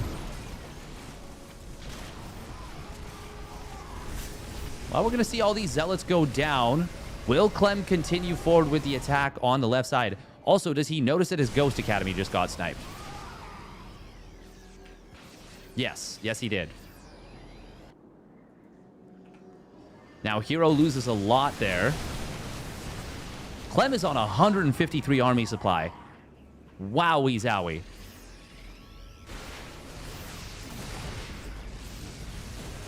herO gonna look for a... He's trying to find Clem split up. But Clem is doing a really good job of never taking a bad fight, basically. Never giving herO the good fight, the dream fight herO's looking for. herO is trying to bleed out his opponent, but Clem is maxed out and is now building a bank. Oh, there was a big disruptor shot there, wasn't there? Nope, just 2 kills. Looked kind of big. But yeah, couldn't really tell. At a certain point, Clem can say, screw it, I'm going for it. And go for a big attack across the map. But he doesn't need to. He doesn't need to.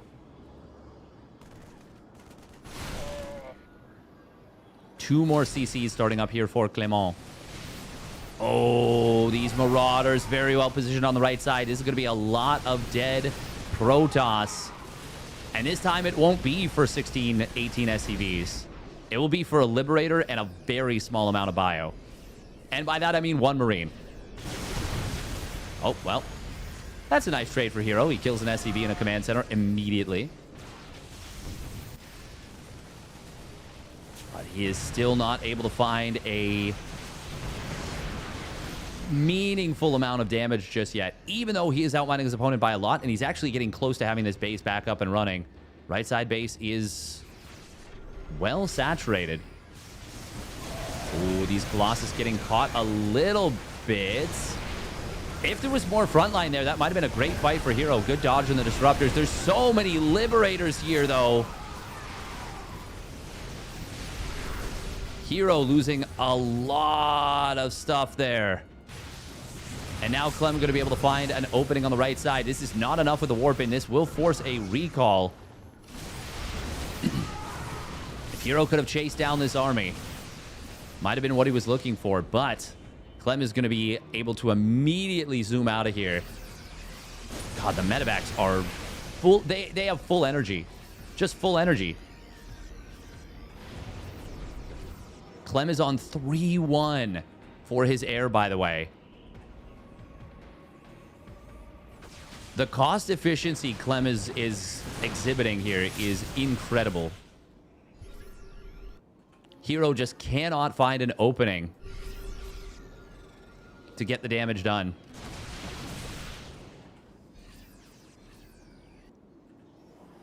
And he is... I mean, he could even now switch to heavy gas production and go for a much techier play. Whether that be Tempests, whether that be... Wow. Some kind of late game transition. But he is not going for it, and he might feel like he's too far behind. And to be honest, I feel as though he is too far behind to try and go into a long, drawn-out stalemate. And by too far behind, I mean too far behind in resources lost. He's still massively outmining his opponent.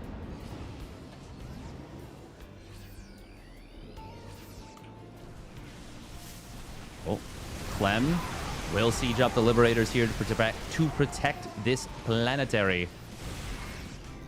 herO is still keeping so much threat up. A couple more gases did just get started, finished. Oh, he took these gases. Okay. Ah, this base actually will get taken down. The Liberators were not sieged up. Okay.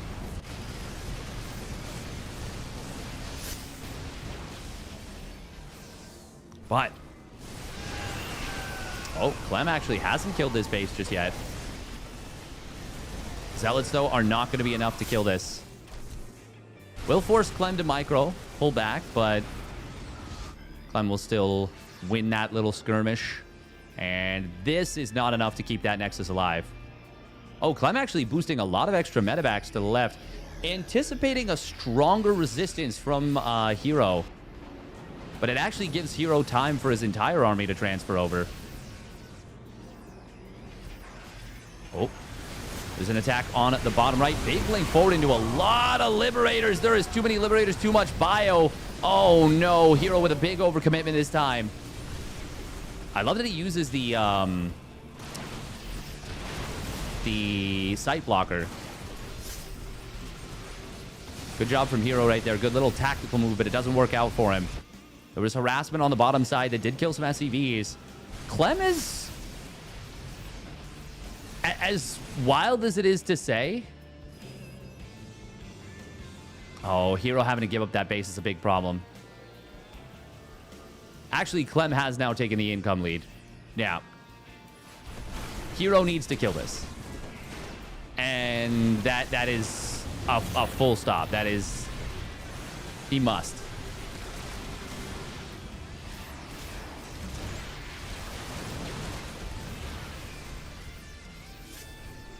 Ooh, this army did recall already, so if it gets cornered, he has no way out.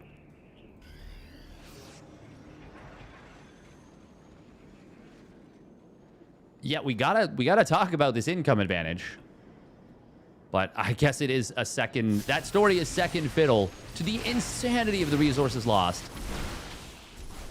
Oh, finding that Liberator is nice. Getting the Orbital is also really nice, and he will kill it. So much DPS from this Protoss army.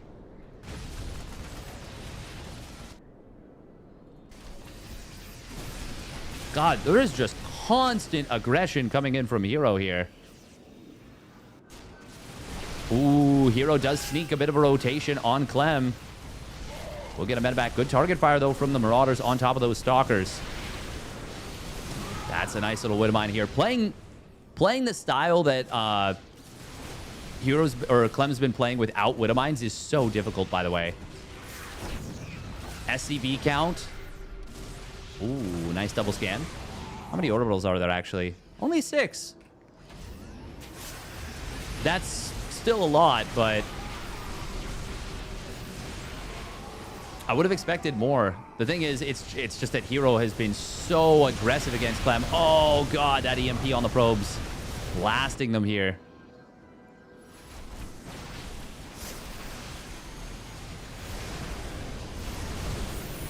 herO, oh, was so close to killing that orbital. Very nice repair from Clem. Oh, no, Colossus. No, no, no, no, no. Not like this. Unless he's faking. No, that was not a fake. That was an oopsie. Link forward will find at least one medevac, but there's a lot of bio behind this. Clem is going to do it here. 30,000 resources lost difference. And we are moments away from crossing the 100,000 resources lost total. Not often that it ends up almost 2-to-1 at that point.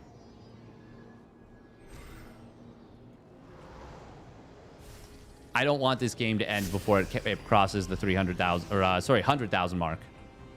300,000 mark would, well, there's not enough resources on the map for that. Not even close. herO will lose this Colossus, and that will make us cross the threshold. Meanwhile, Clem, nice defensive setup on the bottom side, and herO is going to tap out. 31,000 resources lost behind. at the end of it. Insane cost efficiency from Clem. Absolutely blowing it away. Damn.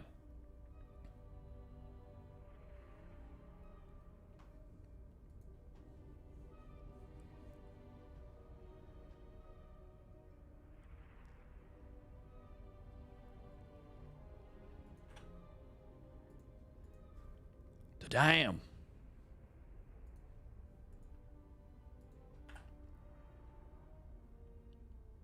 Shameless and MaxPax are battling it out, by the way.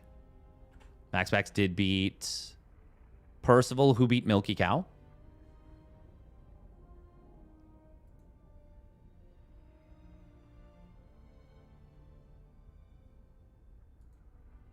So Shameless and MaxPax. Shameless making it into the top 4.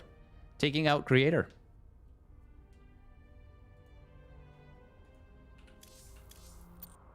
Let's poke in at the European server. Hey, thank you, Zerg to Kill, for the tier 1 resub at 29 months. Thank you very much.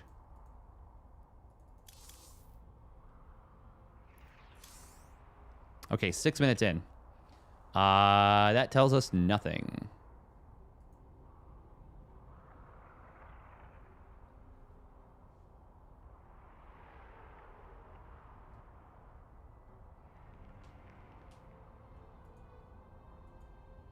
Oh. What is Blue Protocol?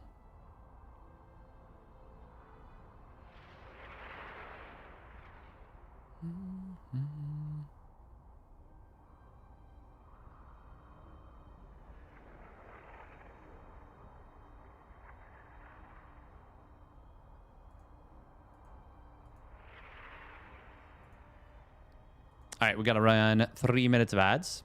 Yes, Buster Cat Solar has been absolutely naughty. He's been very, very impressive.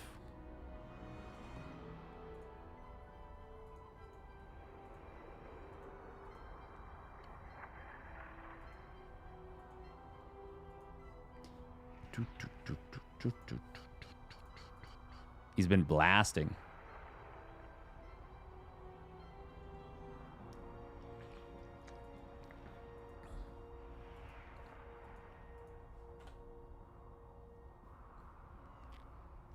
Bum bum bum ba da dun dun dun dun dun dun dun bum bum bum bum bum bum bum bum bum bum bum bum. Climbed past Rainer on a Legulac. He did indeed. Oh, MaxPax just got out of game. Okay. If it does end up being MaxPax, it will be a rematch of MaxPax versus herO. And it looks like it is indeed MaxPax taking that one down. So we're back to the NA server. The Americas server.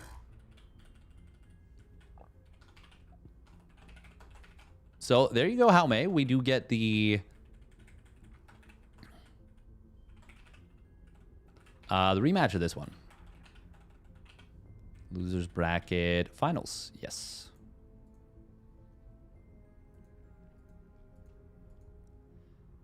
Bum bum bum. Bum ba dum. Bum ba dum.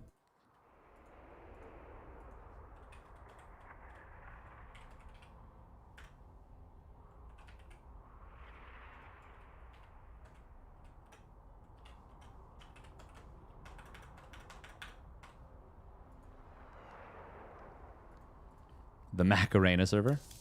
100%. 100%.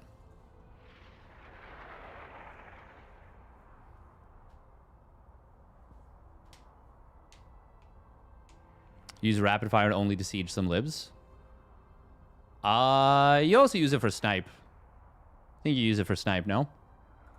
But you only use snipe for like chasing down zealots at the end of fights. And even then, that's like, that's kind of one of those things where it's like a win harder mechanic.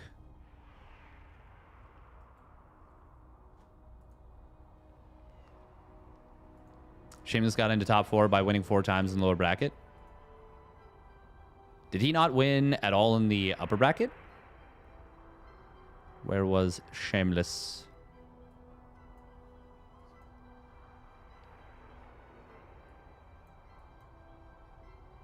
Well, he also beat Hacker is top and Percival. And then he took a game off of herO. But yeah, he won, beating Mindel VK, Young Yakov, Creator, and... Oh, no, that's it. Mindel VK, Young Yakov, and Creator.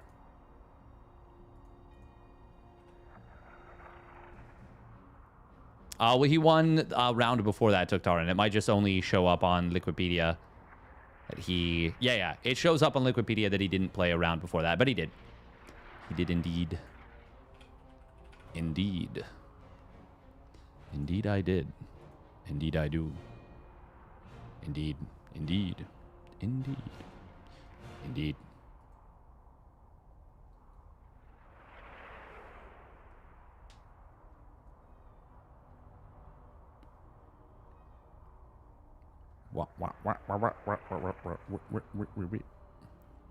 Error. Wiki. Bowep.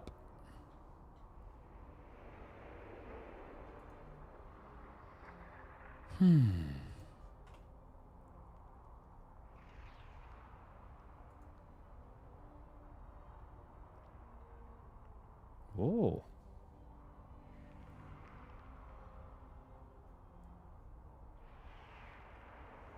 More people have been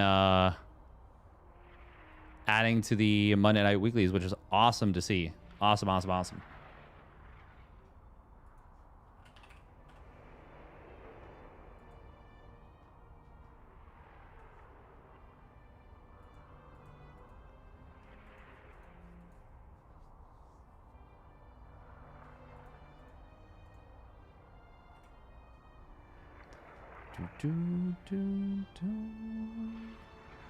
It's funny too because these tournaments go quite quickly up until I feel like the round of 4, and then because it's the double elimination bracket, they can go very quickly from that point on. Let's say whoever wins the winner bracket and therefore has the series advantage, if they go on to win 3-0 or 3-1 in the finals, it ends up being a very fast tournament. But there are definitely scenarios where they lose that series and ends up a really close game 5, and then it goes to another game 3-game series. So you can easily have a situation where it's a 25-minute finals or the double reset, and then the total time is like an hour and a half.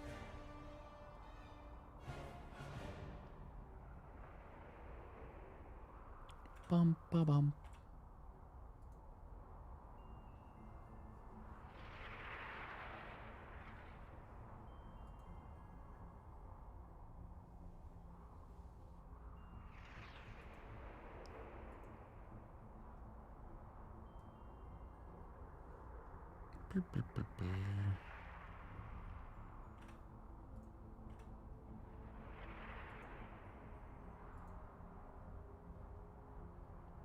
Bum, bum, bum, bum.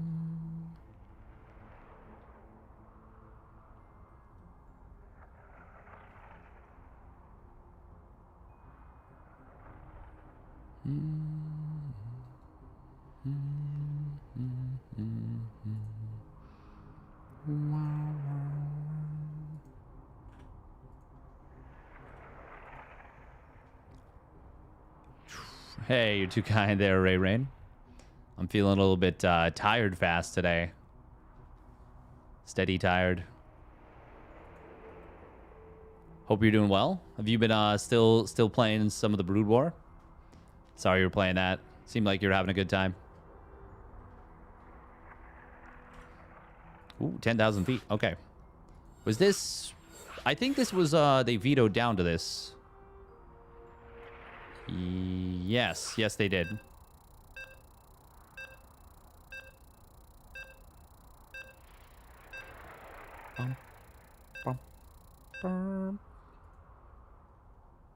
Still Brood War? Nice. Yeah, it seems pretty dope. Seems like a lot, but in a good way.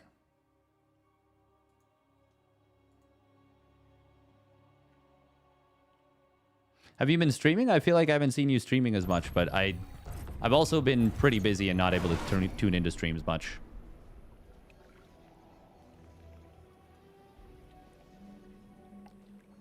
Zerger extinct.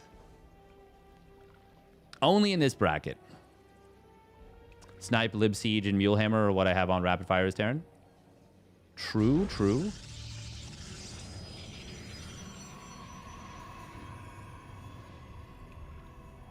All right. Spawning up at the top left, it is Storm Gaming's MaxPax. In the red.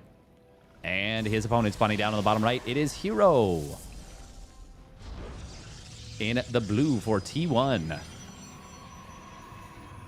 Did top for about a week because I got sick. Ah, feels bad. Solar just went to bed early today. Yeah, and Solar's been on fire recently. Absolutely on fire.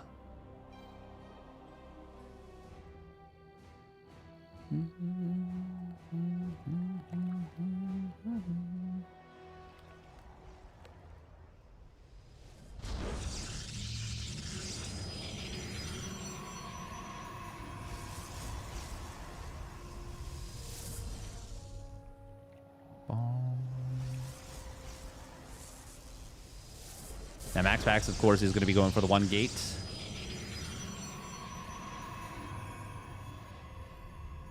Yeah, Solar beat Clem this morning. And yes, he has been playing extremely well. Extremely, extremely well.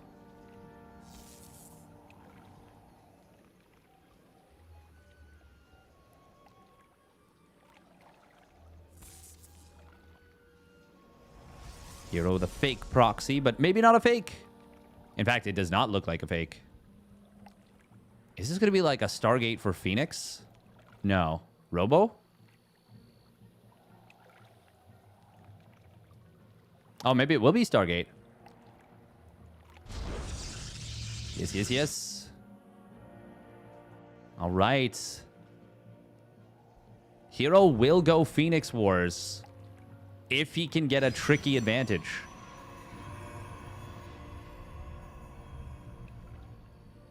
So close to not fitting. Yeah, if that pylon's one hex further north, that just doesn't fit. But then I think you can put it here. Maybe? I'm actually not 100% sure. I have seen a game where somebody couldn't fit a Stargate there, though.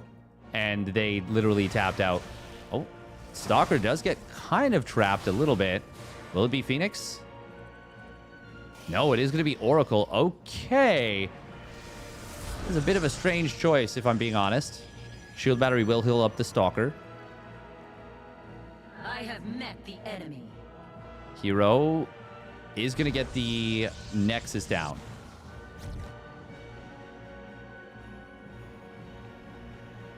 Not saying Oracle is terrible by any means. I'm just surprised a little bit. Oh, here we're going to try and stagger up these shades. Will... No way he commits, right? Okay. Yeah, that would have been crazy. Energy recharge getting popped, and it is going to be Oracle into the Phoenix play. herO will be behind in workers. He needs to get damage done. And he's not going to be able to find much, if any. MaxPax did build the Phoenix wisely. It's actually 5 probes. That's not bad. More than I expected, honestly. The Adepts didn't get something, did they? Oh, there is the Oracle getting spotted.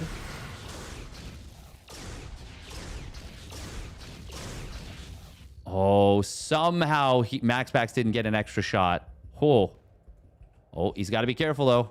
He's got to be real careful. Warp Gate is done for both players. MaxPax's going to commit to another Phoenix. That will actually just bring him to even. Oh, okay. They are... Okay. So this is not pure Phoenix Wars, but this is Phoenix Wars where the winner will gain an advantage and a significant one. It's not the situation where if you win the Phoenix Wars, you just win a game. Oh, if MaxPax finds this Stargate, I mean, he just wins the Phoenix Wars. The enemy has discovered us.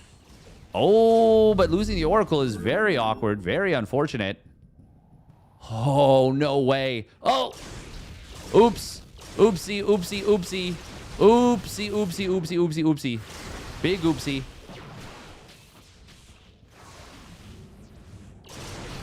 Oh, slick little snipe. And now it's -2 Phoenix for herO. He is on 2 gates, though, so he has more. Oh, he finally gets a kill on one of his opponent's Phoenixes. God, a very weird game. -2 Phoenix is equal to the game. Usually, and in any normal Phoenix Wars, 100% yes. In this Phoenix War, still probably yes. Finally, the Phoenix is going to be able to find a pick off on something that, well, isn't another Phoenix.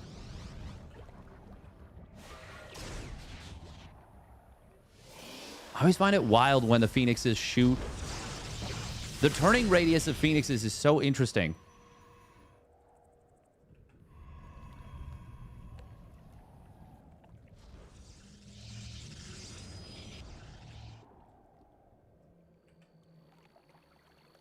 Because they move while shooting, but they don't shoot instantly if they're not facing the correct position. Correct direction. Oh, wow. That probe survived by jumping into the gas. Meanwhile, Phoenix is getting 4 probe kills in the natural. Or in the main. In the main. What am I saying? It literally happened here. The one thing herO has going for him is a much faster third Nexus. And, of course, Blink. That is a big deal as well. Will we see MaxPax go straight into charge? I think that would be the right call here. Yeah. I think that would be a strange choice otherwise. MaxPax going to get a little bit supply blocked here at 78. Not blocking probe production yet, but it will very shortly. Meanwhile, herO, as his Nexus is kicked in, he rockets up to 93 free supply, or 93 supply cap.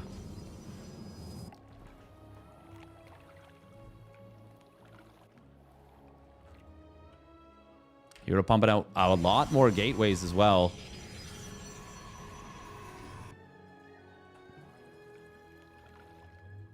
Finally, the Stargate gets found. You might have seen it a little bit before this, but... Oh, meanwhile, Blink is going to complete, but the Phoenixes are going to wreak havoc in this main. herO is keeping his Phoenixes hidden for a long time to try and get some pickoffs, and he will actually get a lot of equalizing damage. These Phoenixes were full of juice. He actually is going to kill more probes. Oh, and meanwhile in the middle, did he didn't... Okay, no, that was a recall. Oh, it's a counter recall. But... I mean, that saving one Phoenix is... it's not... It doesn't do anything.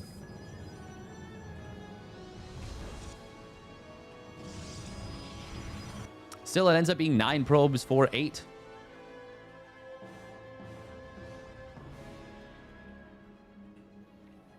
Oh. herO...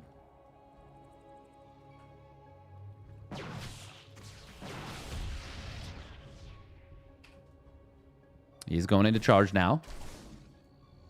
MaxPax has a big, beefy army. 3 Immortals, 2 Archons.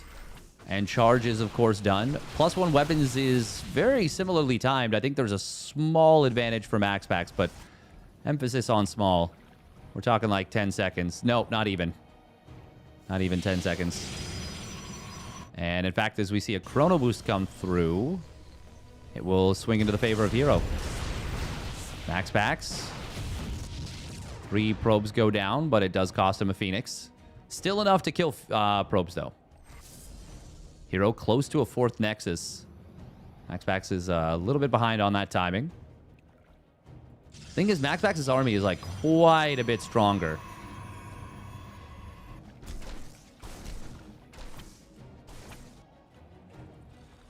And herO doesn't have like a critical mass of units where he can just like snipe stuff. And it's not really possible for MaxPax to take an engagement. Like if you get up to 40 Blink Stalkers, there's this weird thing where you can keep cycling the Blink through. And as the first set of Blink is coming off cooldown, or sorry, as all your Stalkers blink back in waves, the next set is able to blink back again. Oh, this is a big catch potentially. Force Field will trap some of the Stalkers. This is going to be very rough. There's a lot of observers, by the way, for herO. He's got like 4 observers, yeah. herO also building, built a second forge. MaxPax going to look for a warp in into the main base. Oh, this is going to be really disruptive.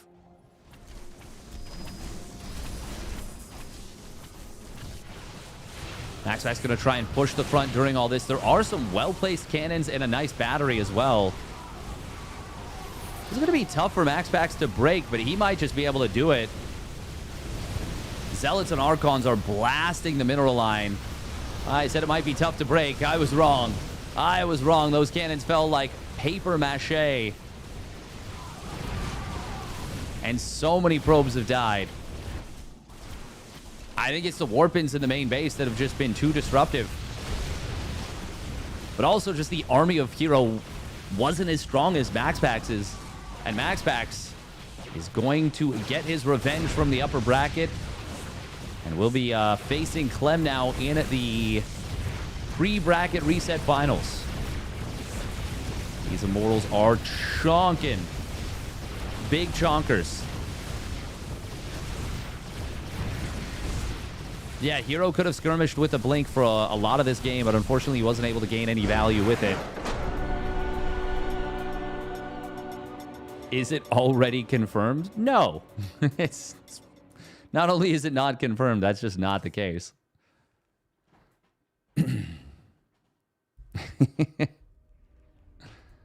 Oh, that's funny. It is confirmed that that is not the case. Mostly because we've heard MaxPax talk.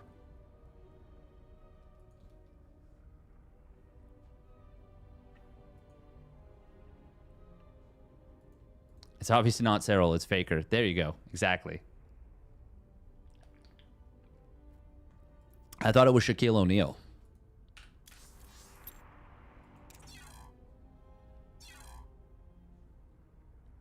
MaxPax confirmed Neeb. True, maybe. Maybe.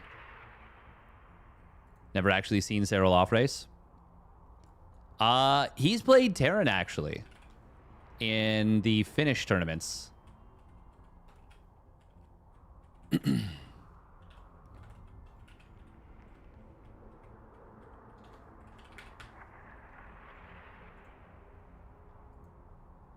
Didn't think so. Now that we can be sure of. That we can be sure that you've never seen them in the same room at the same time. Nanny packs.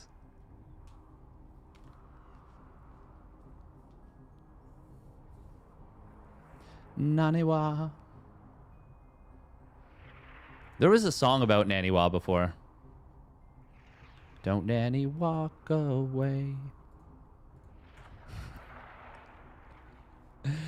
Oh.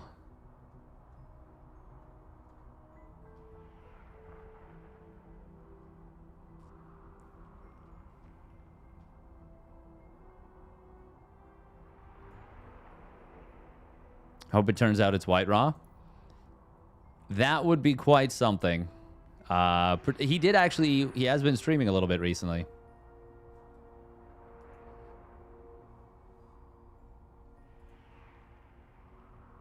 He plays with foot pedals while observing. Don't tell them. Sennheiser headphones, good pick. These are Sal phones.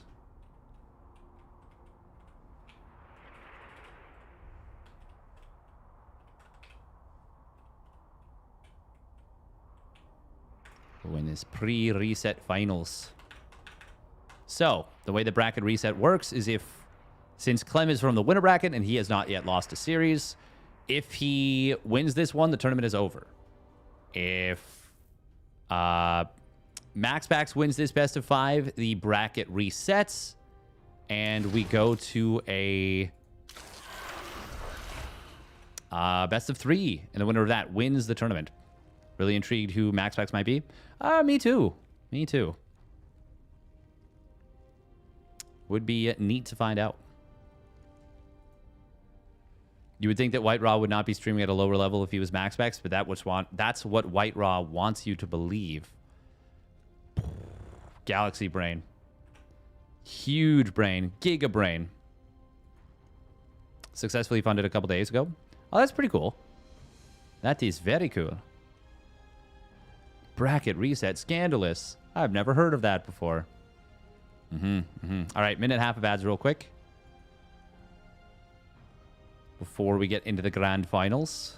Obviously, we don't want them interfering with the finals themselves.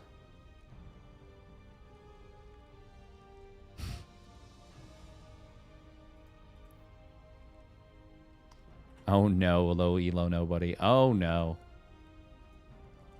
Oh no, he's giving up the fight.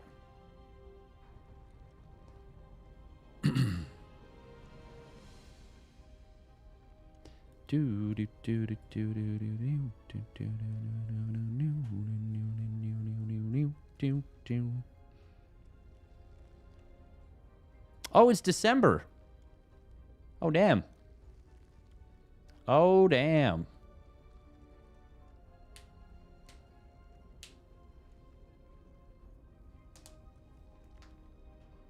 Is it already confirmed that Steadfast is just a poorly programmed AI? It's not even confirmed that there actually was programming. All we know for sure is that some buttons were pressed somewhere. And mostly a lot of regret is felt over it. Mostly. Mostly. By the way, if you guys are enjoying the stream... Actually, I guess I'll wait for the ads to clear for this one.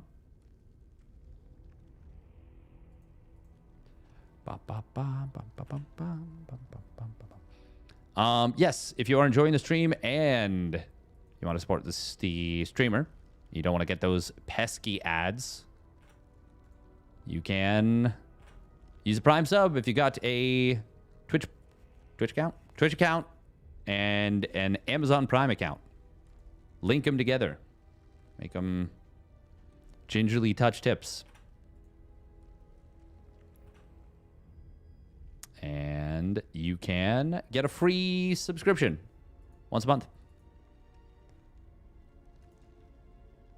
Ad-free viewing. It's great. It's great. Hey, thank you very much. Low elo nobody for the tier 1 subby at 6 months. The tips are touched. Perfect. Thank you very, very much. And I do appreciate it. The tier 1 sub does help a lot. It is... Well, it's better for me when it's a tier 1. Or a tier 2. Or, I mean, best is tier 3, obviously. And I very much appreciate it. But not everyone can tier 3. Not everyone can tier 1. And the people that do, I appreciate it very much.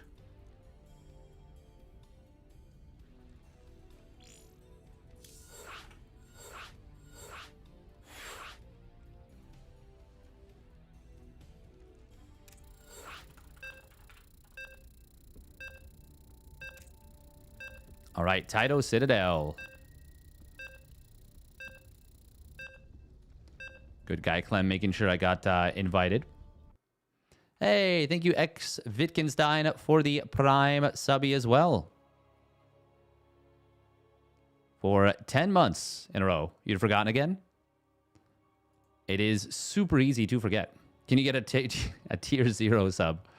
That's a good question. I don't know. Clem versus MaxPax. I think I might have seen this one before. What do you mean? It's the first time. It's live.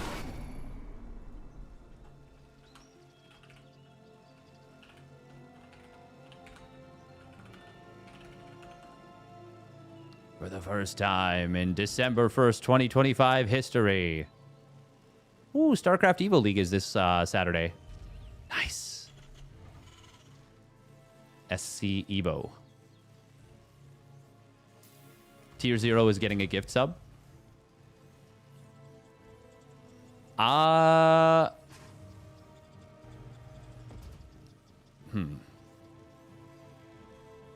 Tier 0 is watching with ads. Tier 0.99. Not everyone has a tip. That's true. That's true. All right, here we go. Spawning down on the bottom right for Team Liquid. It's Clem. Melem with a double gas. And his opponent spawning up the top left. It is Storm Gaming's MaxPax. In the red. You want a tier square root of -2 sub? Square root of -2. Uh-huh. Uh-huh. Brain hurty. I've got the brain hurty juice on this one. An imaginary sub. Square root of -1.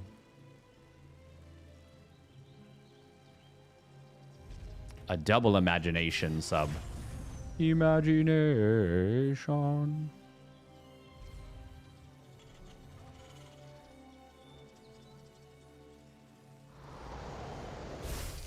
Woo.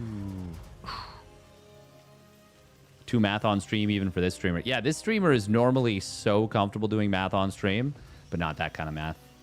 That kind of math terrifies me to my core. MaxPax?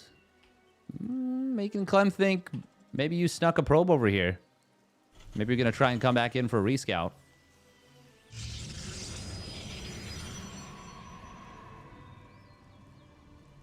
Bum bum.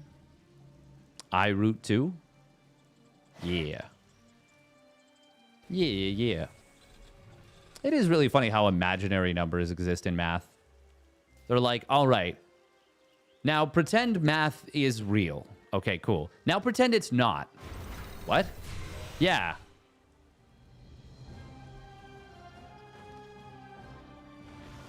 Ooh. Oh, there was an opportunity to jump this adept, but he chooses not to. Clem gonna tag the tower. MaxPax does spot these units. Add-on complete. There's a shield battery already up and running in the natural, but it doesn't fully protect the mineral line. However, a nice little ambush at the top of the ramp from MaxPax, and Clem was, well, not necessarily expecting it. Oh, shield battery not able to heal up these units, but the Stalker kills one Reaper. The other one manages to find a path out.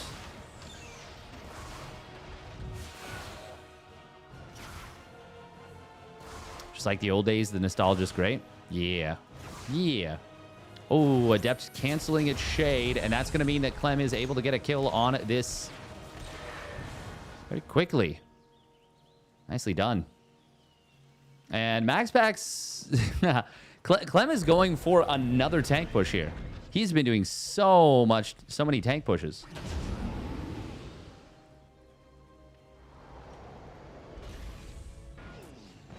Pretending math is real and not at the same time is when things get complicated. That's true. Will this... Okay. No, this will not be the same tank push. Okay. Throws down an additional racks.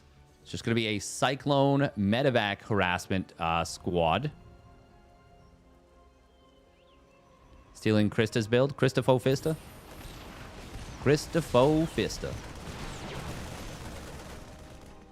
Good juggling of the Stalkers. He actually doesn't bring it all the way back to the shield battery.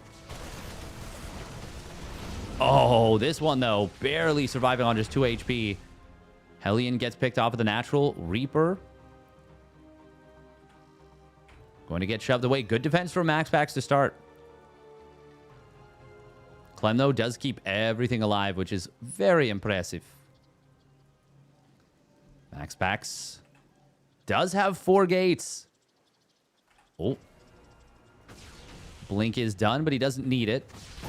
Now we can actually blink forward with these stalkers to join up with the warping in stalkers. Medevac and Cyclone going to get healed up. There's no siege on the tank. Uh-oh. This is fine. There's only the 4 stalkers. Very interesting that MaxPax is electing to probe out of this, despite the fact that he did build the 4 gates. Will he warp in 4 more as the... Okay, yeah. Well, 3 more. He's blocked by pesky probes being built. Probity probes. So this is kind of funny. This is very much a 3-gate blink aggression, but with a 4th gate. Which is funny because that's how MaxPax used to play 4-gate and then switched to 3-gate blink aggression.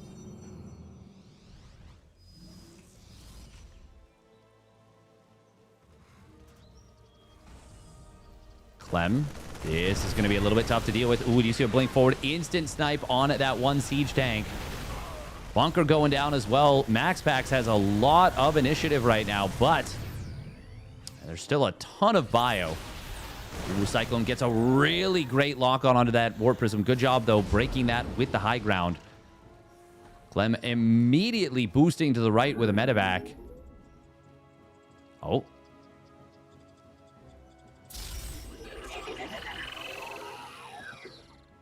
MaxPax did not see this. Okay, but now he does.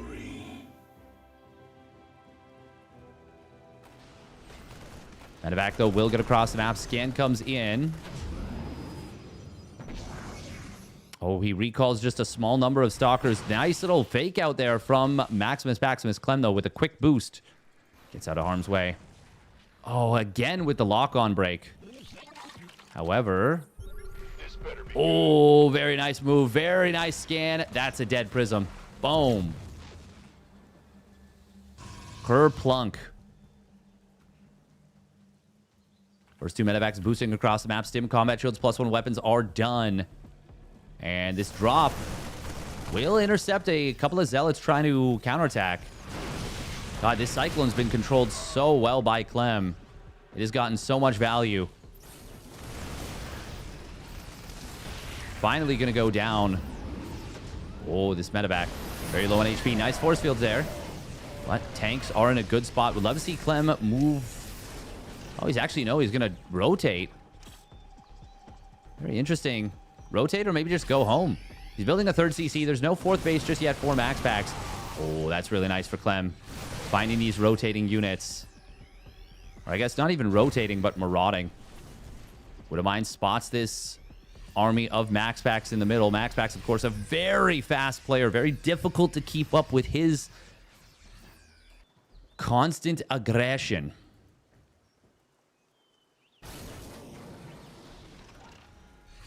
Imagination.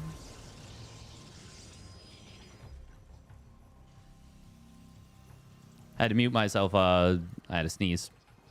Big sneeze. Ooh, good spotter zealot there. Sees the army. Really nice zealot placements.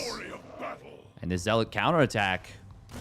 Oh, that friendly fire mine. Blasting some units. Now there's a Colossus out. MaxPax, though. Oh, he loses it. The tanks. The tanks getting into some big hits. Very good position on these tanks. Nasty position. Clem is heavily stimmed, though. Oh, and he's... Oh, nice hot pickup on those tanks. Very nicely done from Clem. Good stuff. Zealot. Will MaxPax send this in? Or pull it away? Oh, God, that poor Marine.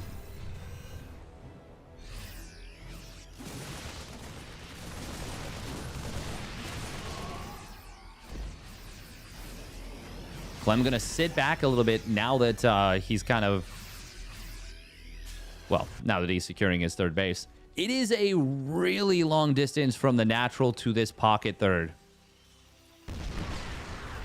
This pocket's almost on a different pair of jeans at this point. Like, it is so far away. Meanwhile, MaxPax already has a 4th base done. And this is his 5th base. Ready to blunder.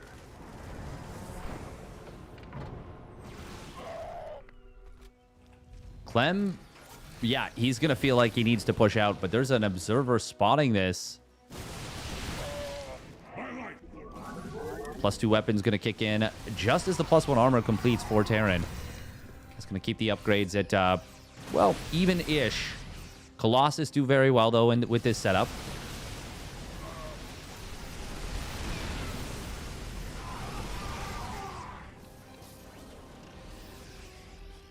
God, Zealots really just don't care about siege tank shots.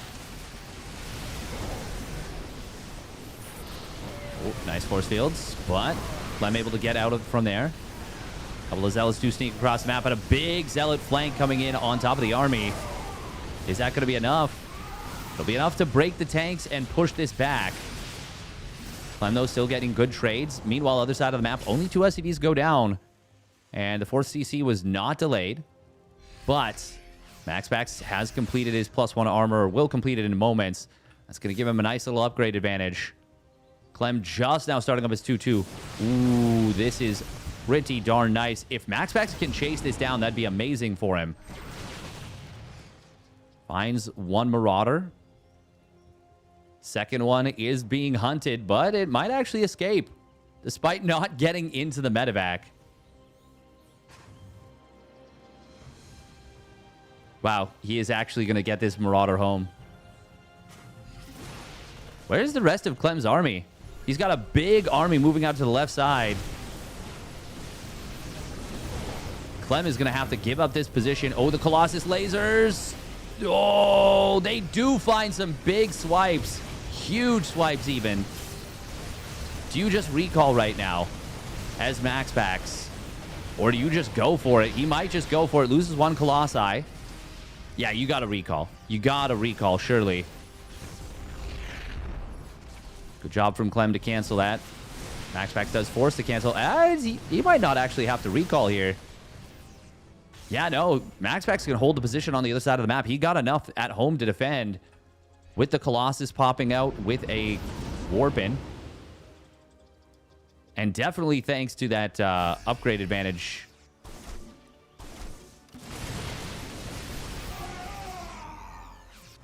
MaxPax, meanwhile, back up to 5 bases very quickly. He is just not letting Clem get comfortable on 3 bases at all. Vikings will find a great position, finding one of these Colossi. Oh, this is a very uncomfortable rally here. Is this what Clem was looking for? MaxPax may be forced to retreat out with a whole lot, but he's just going to be able to disengage for now. Clem will complete his 2-2, but MaxPax's +3 weapons is right there. And the +2 armor, finishing just 15 seconds later, is going to maintain this upgrade advantage. Scan comes in from Clem on the top right. Upgrade. He doesn't know about this base. I mean, Clem still doesn't have a 4th CC. He never rebuilt it. His main is completely mined out. His natural is actually about to have a mineral patch completely disappear. MaxPax just needs to survive basically the next minute and will run away with this game.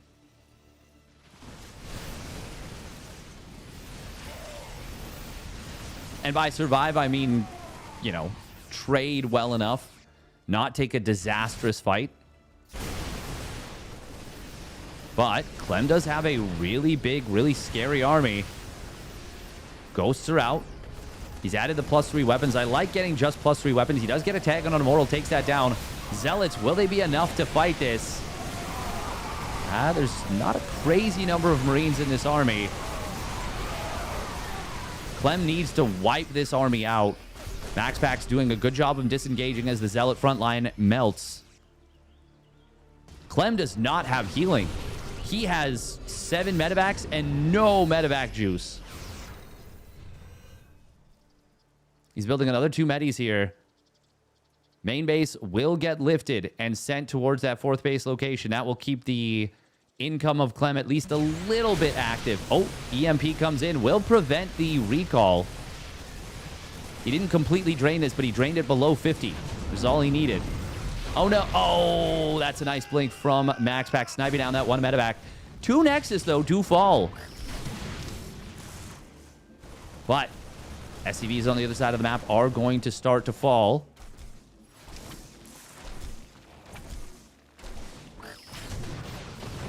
Meanwhile, drop of the main base. This is from Clem. Nice target fire. Oh, the EMP plus the snipe on the stalkers. So sick. Clem actually, just like that, has kind of put himself back in the game in terms of economy. Unfortunately, he is very low on the worker count. But he's going to even up the upgrades in a moment.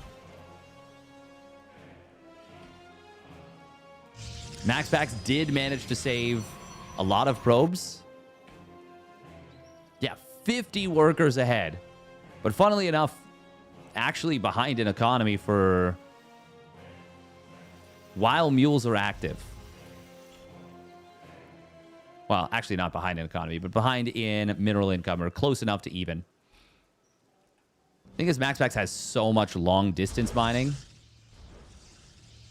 He's also got Storm nearly done. Ooh. Prism. Will he be able to at least unload this Zealot? No, he could have, but unfortunately didn't. Medevacs have finally had a chance to recuperate a little bit of energy. Viking count is at 6, which means that the 4 Colossi are not fully contested. Where did 2 probes just go down? Legitimately confused. Sick game 1, by the way, between these two. God, 4 Colossus is such a problem right now. Nice EMP. But the storms are actually a big problem. One of them really messing with this army of Clem. Vikings do have a good position here. EMPs do hit these Templar. MaxPax, did he go a little bit too deep? He did, and Clem is punishing big time. All of a sudden, it is a 60 army supply advantage. But, as I say that, big Zealot warping. Cuts it back down to 50. As MaxPax lost a few more units on the rally.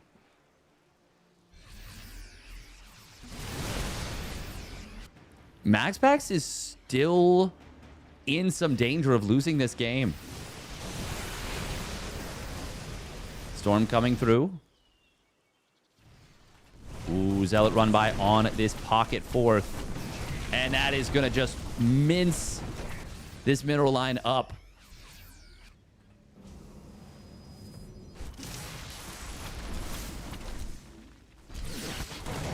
Whoa.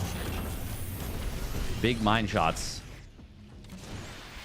Oh, nice EMP coming in. There are still high Templar behind this. But it's only going to be 1 storm and another one. And that's the last of them. MaxPax, though, is...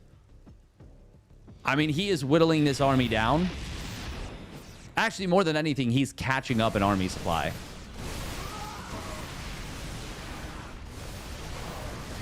There's only 1 Colossi, but the Marines that were at the front line do get protected.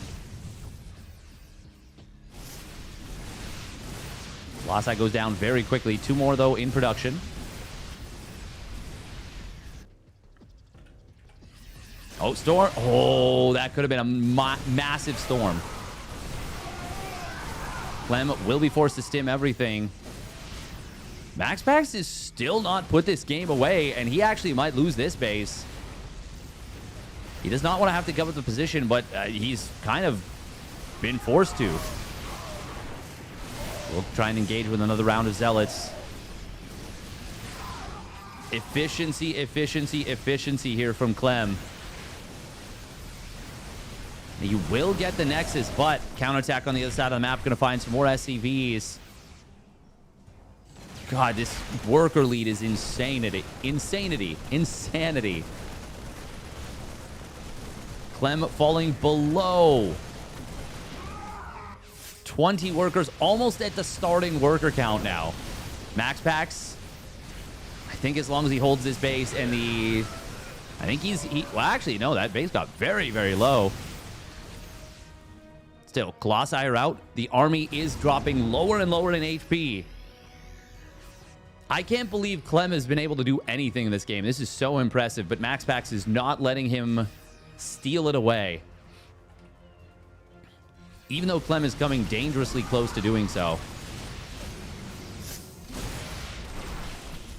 Oh, blink forward. Looking for one medevac. Oh, God, no, Clem. Oh, that's a dangerous move. MaxPax, I think, can blink forward on these medevacs now and take them down. He does lose the Nexus on the left side.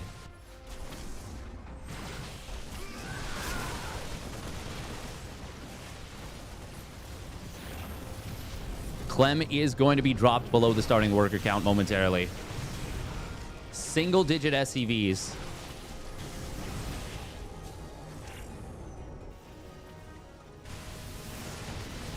Clem, though, is being so annoying to play against. As he should. He is making this very unpleasant. Actually, MaxPax might lose a lot of these probes here. Oh, energy recharge. The army of MaxPax does come back home and will surround this, but there's no stalkers. So Clem's still able to lift up and get out.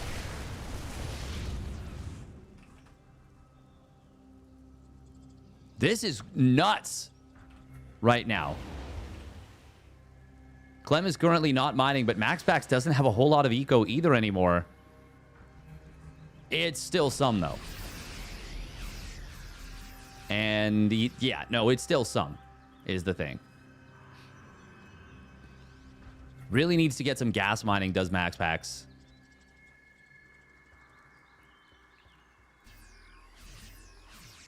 Ooh. Storm is going to be really big on the top side. That's quite nice. Now, Clem has had some time for the medevacs to regenerate some energy. But time is massively on MaxPax's side. My God, this is actually insane. But MaxPax is finally taking the army supply lead once again, and I don't think he'll relinquish it. Drop the main base from the remaining medevacs. One of them gets sniped. Second one, barely surviving. Clem just does not want to give up this game. And the warrior spirit, man. This time, though, he will not be able to escape out with the medevacs. Only one gets away. Clem does come back through the middle and snipes the Nexus again. This has to be like the 10th Nexus he's killed. 8. He has killed 8 Nexi. Oh, but there we go. Medevac gets sniped. Fully loaded one, and finally GG gets called. Wow. Clem fighting without either arm for so long. And somehow making it close.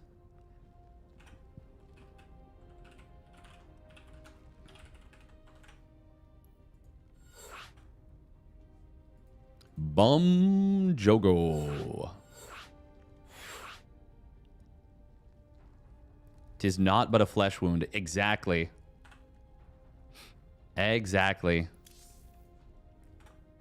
I'm not dead.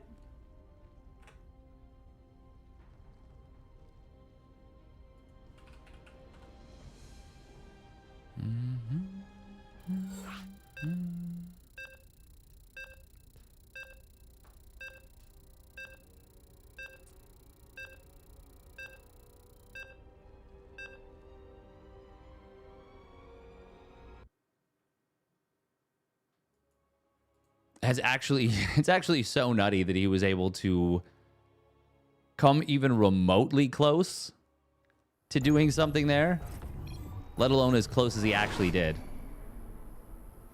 There was a point where MaxPax lost 40 probes but still had 5 times as many workers as Clem. Yeah. Yeah. All right. Let's get into it here. Thank you, by the way, Dan Kata for the Dan Kata 1996 for the follow.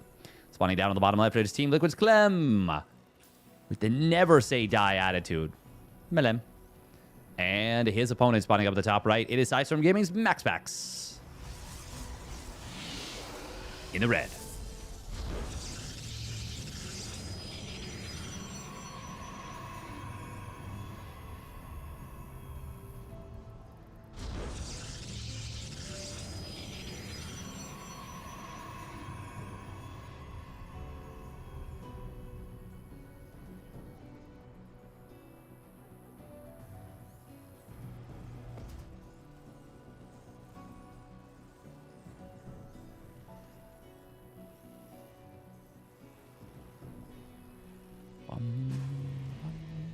Clem beat herO 2? Yes. Had a ludicrously cost-efficient game on White Rabbit. I'm starting to remember the names of the maps.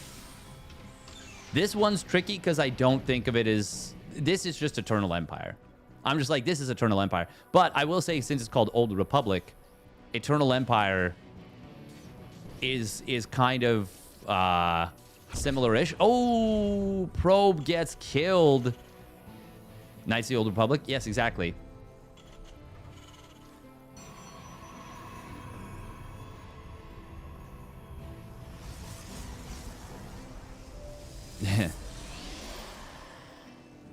I didn't hear no bell.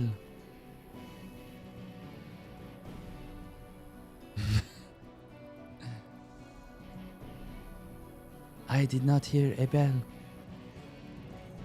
It is going to be a 1-Rax expand.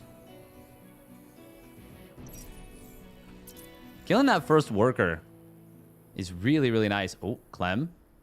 Is he going to wait this Adept out?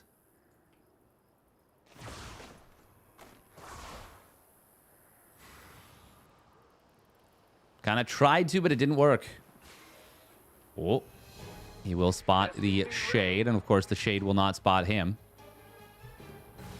It is a very short vision. Clearly looks like AI. Yeah, it is quite crazy what Clem's capable of doing. Very interesting, by the way. He goes for 2 Marines before Reactor. And that will be enough to actually fight the Adept. With the help of the Reaper, of course. Oh, Adept doing a good job of evading the Marines. That means that the Adept can survive. Survives long enough for the Shade to finish. MaxPax once again with some of the best Adept control in the business. Oh, these units going hunting. MaxPax. Oh, sniping down 2 SCVs. Now, Clem does get a nice little lineup on these units. MaxPax, can he get the kill on this Reaper? No, just barely. Great control from Clem there. He knew he was on a timer. He had to get enough Reaper shots to kill the Adept. But he knew that he couldn't get too close. That was absolutely ridiculous. The Clem was able to achieve the kill there. No 3rd gate started up just yet. Clem is far ahead in army supply. Now that should change as 2 Stalkers warp in. It was 20-6 for a moment.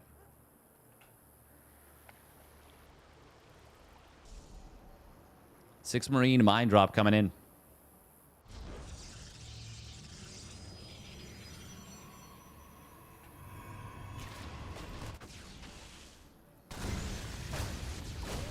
Probes. Couple of them getting sniped in the natural. Meanwhile, drop in the main base will get dealt with. Oh. Good job on the retarget here from Clément Desplanches. But MaxPax is still going to be able to disarm this mine without taking any additional damage. However, it is more lost mining time.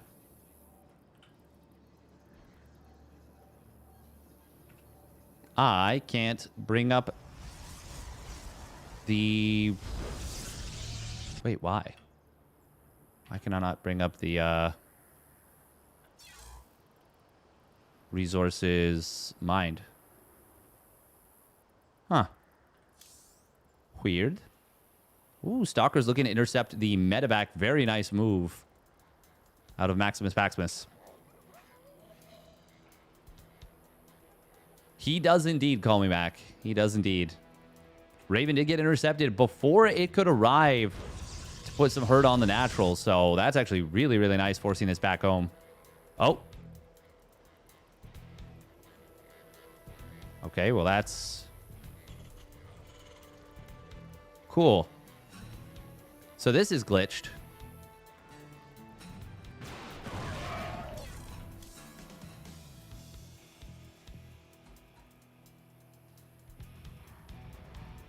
Okay.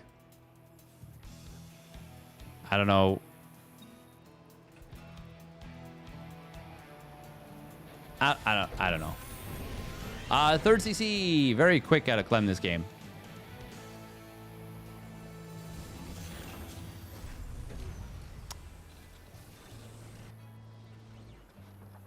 I am so sorry, guys. I do not know what is happening. My stream deck is really misbehaving.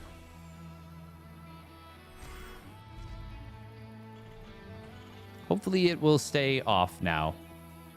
Oh, this is interesting. Okay, this does get spotted. MaxPax has to be a little bit careful here. Oh my god. Ha.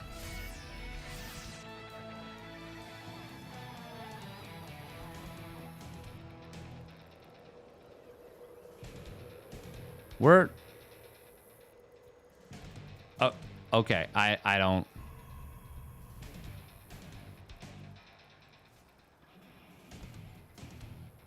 I'm going to unplug the stream deck maybe in a bit. If it does that again. Oh my god. Why is it... Why are the inputs so late?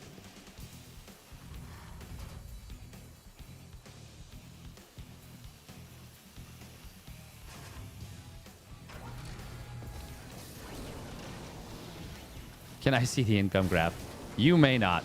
There we go. Army size graph turned off. Cool. And it did it in response to me telling it. Press Control W to help Steadfast with the stream deck. Tank production. Meanwhile, double Robo Colossus coming in from Maximus.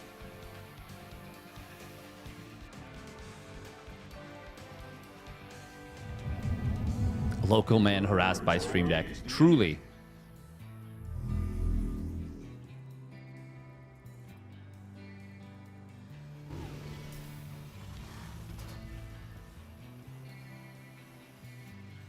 It is quick storm into quick double Robo Colossus.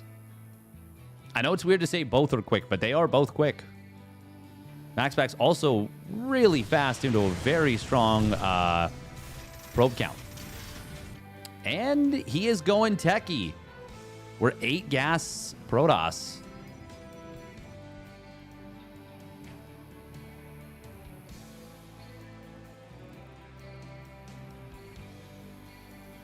We're also double forging. Clem, his 2-2 is quite late comparatively. But there will still be a 2-2 versus 2-1 timing. In fact, right now, there's a 1-1 versus 1-0 timing. Oh, nice positioning there and very quick reaction time from MaxPax. Unsurprising from what we've come to expect, but very impressive nonetheless.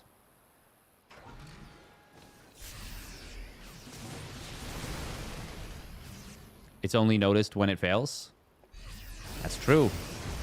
That is correct. Oh, big attack coming in here. Storm's going to try and zone. And they will do a pretty effective job. No EMPs coming through. Really good storms from MaxPax. But Clem is still going to be able to hold the position. Oh, but the Zealot warping in the main base. He's going to find a tank on the rally. This could blast this one wide open. Very nice blink to the low ground, finding two of the tanks separated off. And these High Templar, they have to be careful, but they are getting good value. However, they are now far away from the rest of the army. Clem is going to clean up the Prism, and he will clean up this drop in the main base, this warp in. Rather cost efficiently, too.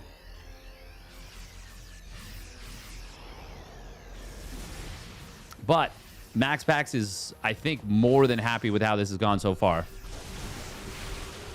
However, if he can't kill the bases... maybe not more than happy, actually. Especially since he hasn't started 3-2 yet.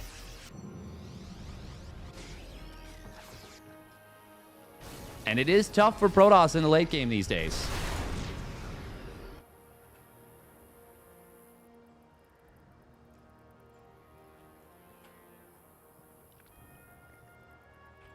Clem will survive to 2-2, and MaxPax just now starting his 3-2. So there's going to be a significant timing where the upgrades are in the favor of the French Terrain.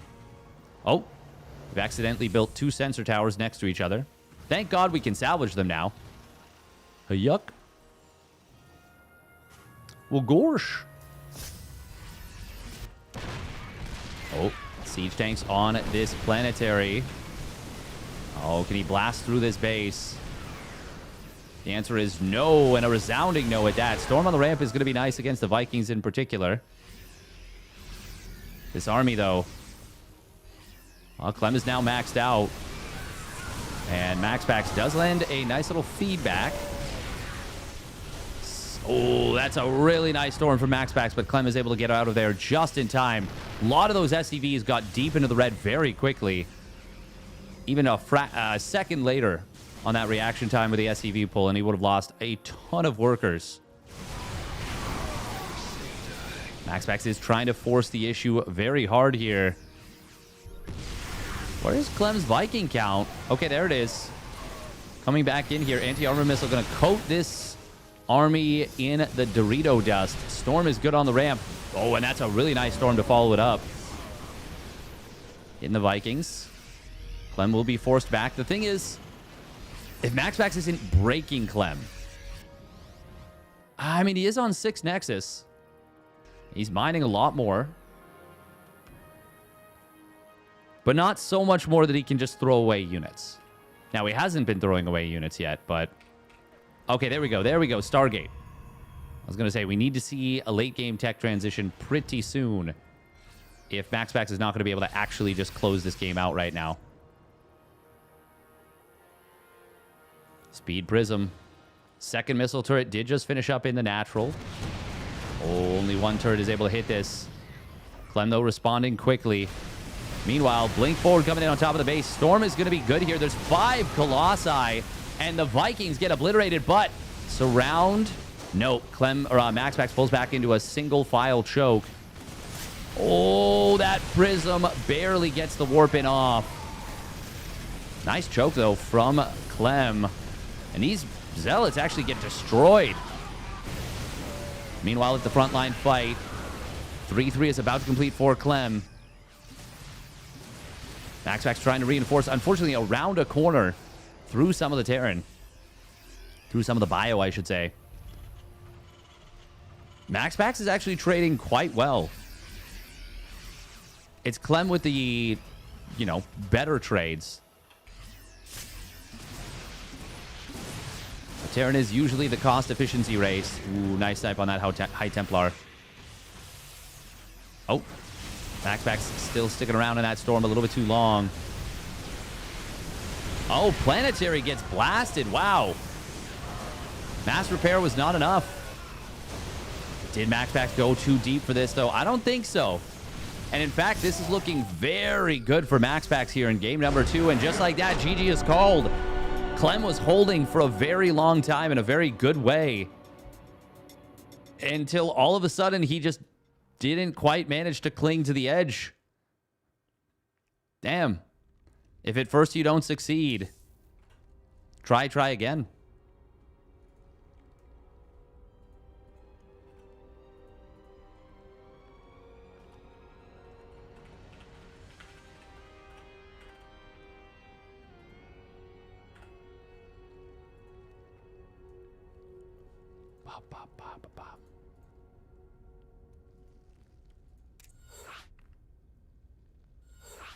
All right.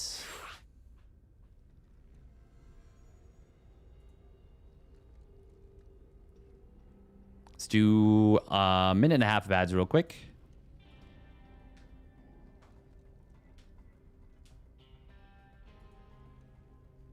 Hope everybody's enjoying. Do I read both chats? I do my best to read both chats. I read more Twitch chat, admittedly. But I do try to read both as much as I can.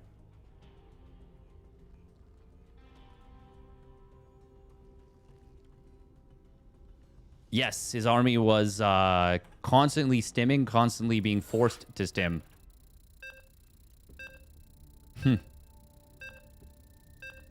If at first you don't succeed, keep punching. Either your fist will break or whatever you're punching will break. And in this case, he punched hard enough. Punch. Punch. Welcome, Lucky Charm.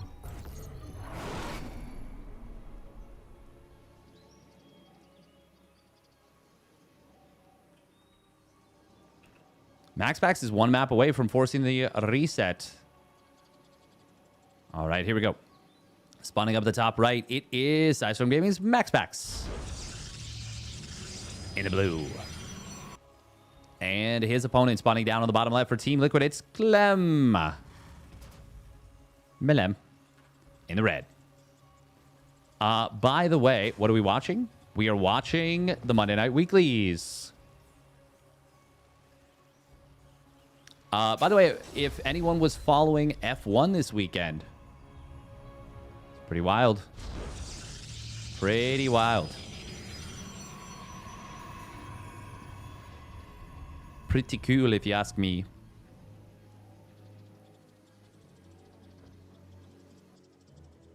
Also, if you want to support the Monday Night Weeklies, exclamation MNW.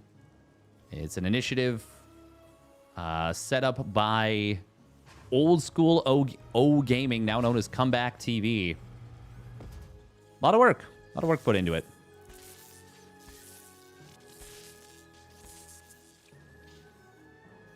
For a while, of course, myself, Kalaris, and Roddy were putting together the KSR Weeklies.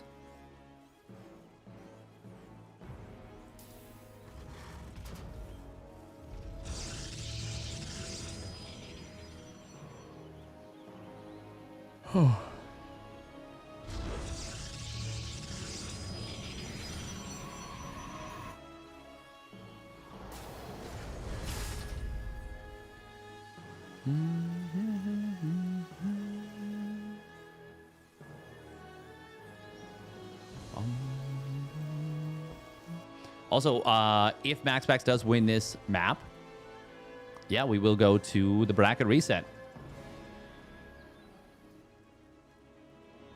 And it will be a best of 3.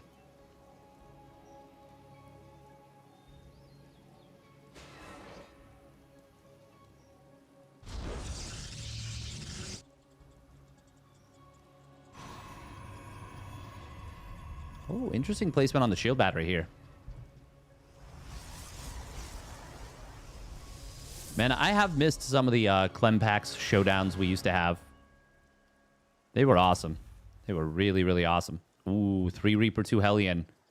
And with a shield battery put right in the mineral line, that's going to be very good against this. Adept will get jumped. And I think he can take this out potentially before the shade completes. It's going to be close. No. 22 HP still remaining. Not actually that close, honestly. Well, that's not true. That's like 1 volley away. Between 2 Reapers and a Hellion. Yeah.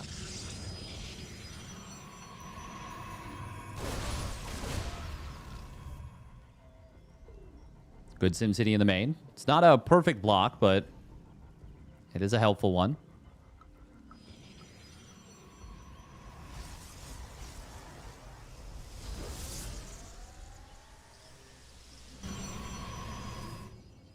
I'm always so intrigued when I see a Protoss player not build a shield battery in the main base against this kind of double gas play.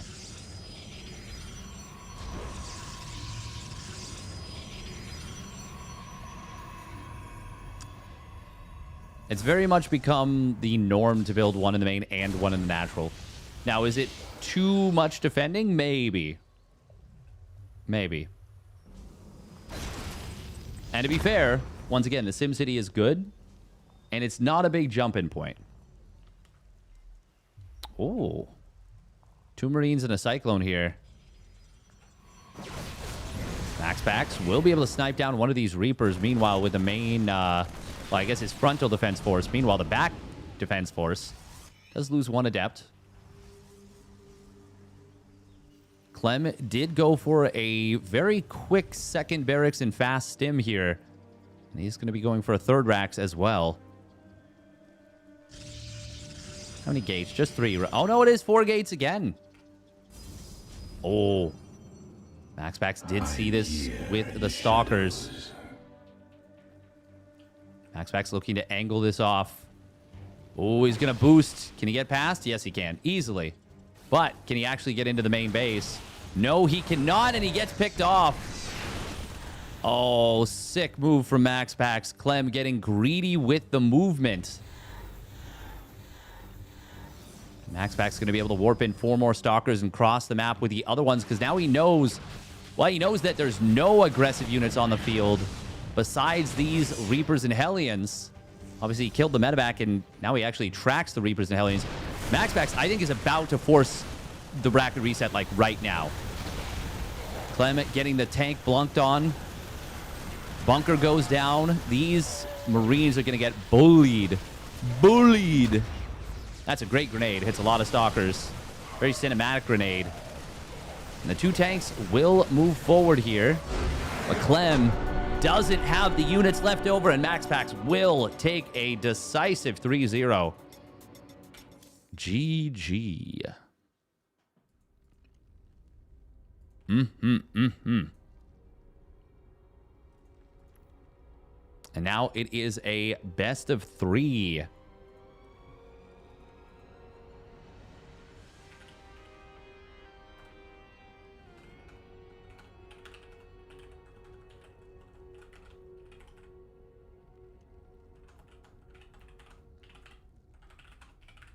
Now, this is kind of neat. What makes the bracket reset actually kind of awesome, in my opinion, is that now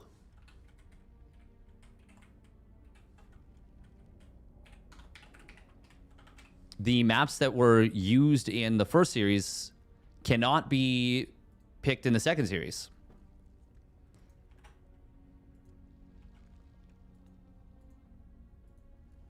We'll win this best of 3 bracket reset finals.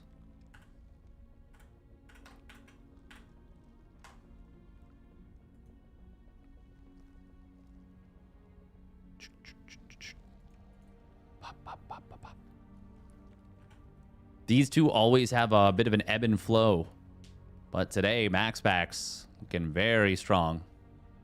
All right, we're gonna run 2 minutes of ads on Twitch. Twitch.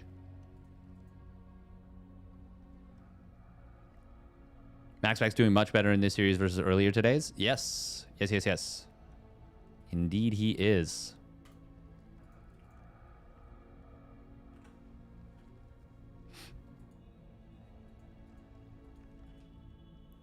We are getting quite close to 20,000 followers on Twitch. Still got 415 to go. But would be cool. Would be cool to get up to 20,000 in the near future. In the near future. Just a neat thing that would that could happen. That would love to happen. Oh, that'd be nice. Hey, thank you, Mau, for the tier 2 sub at 43 months. Danke. And welcome. 43 months.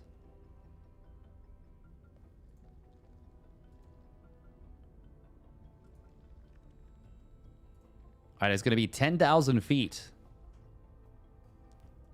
So this would have been vetoed by one of the players. I would presume MaxPax probably.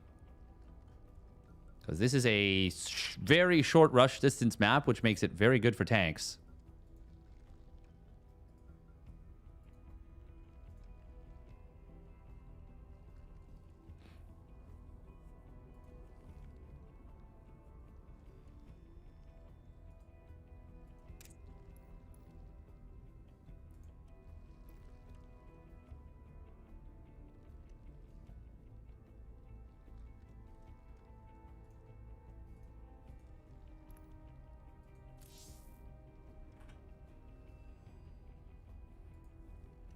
What? Ooh,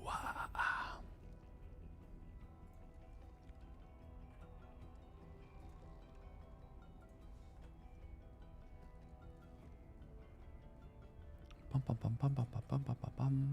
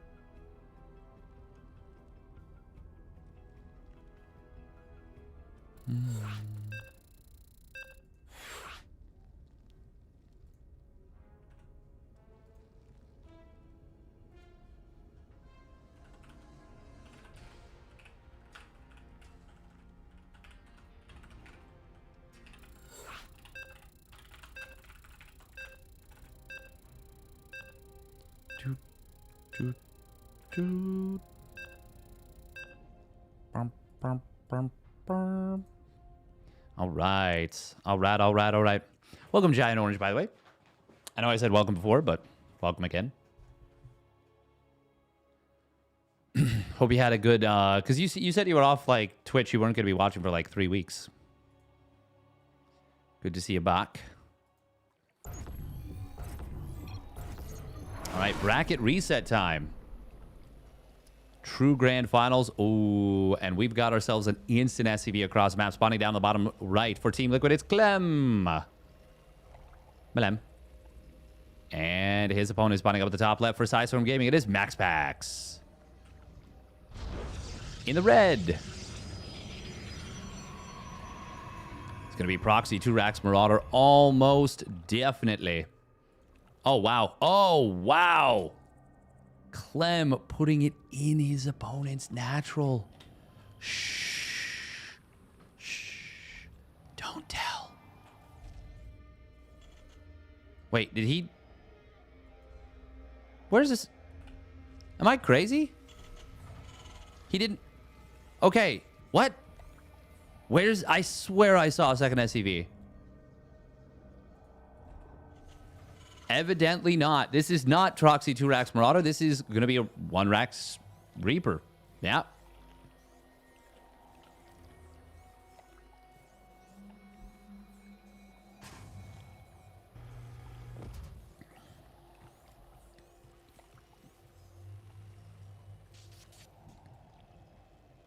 Be very quiet. We're hunting quotas.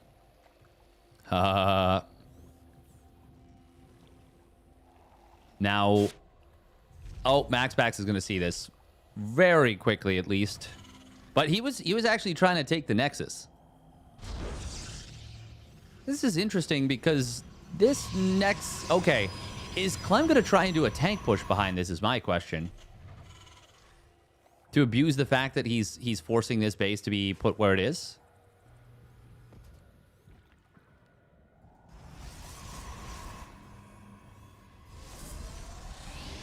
This could get a lot of damage done. MaxPax is going to have to control these probes very well, and he starts off nicely.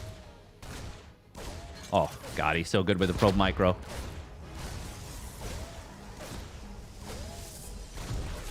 Clem, though, still going to be able to find a kill. That is rough. 2 probes initially.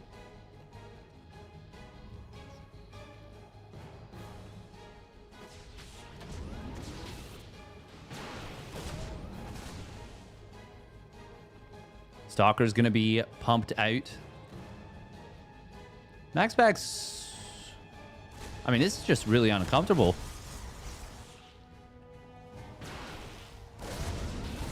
Oh, gotta be very careful. Uh-oh. Uh-oh. Okay. Next unit pops out. This is gonna be a full scout. A 3rd Reaper being produced. He doesn't build the 4th, does he? Nobody's gonna build a Hellion. And there's no shield battery made. MaxPax could have built one in the main. He chose not to.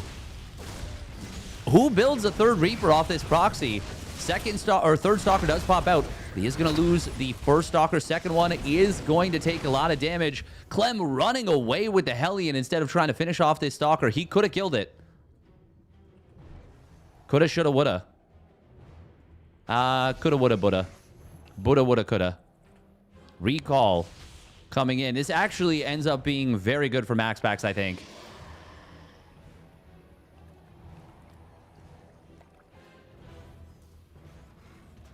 Even though Clem builds his command center on location. Oh, another Reaper does get popped out, but it's going to get, like, nothing. Oh, these Hellions, though, a 3rd one.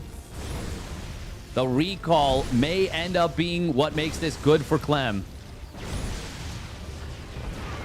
Nice Phoenix lift. I love that he lifts the high HP one. You always should, if you can. There are maybe a couple of scenarios where it's not better to lift the high HP one, but that was 100% a scenario where you should. 8 probes. That's a lot. That's a lot of damage.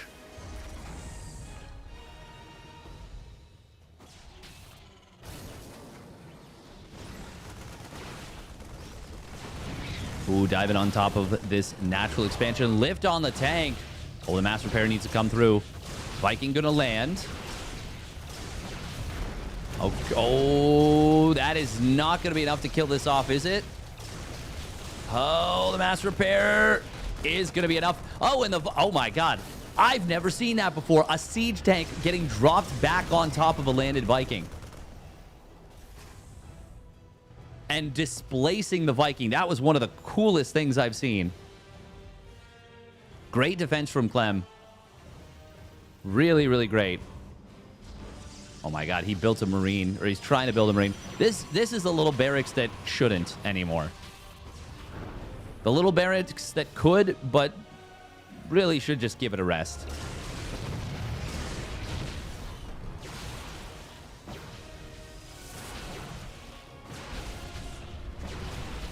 The little barracks that won't. Although it did burn down on its own.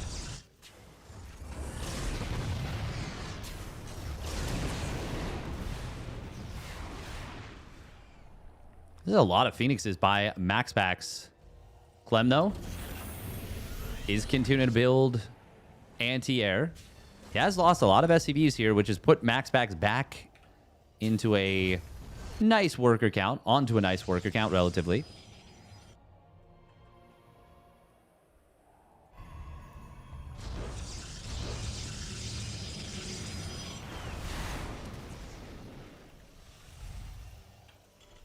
Phoenix Colossi makes sense in this meta. It also makes sense in this scenario, I think. But also on this map.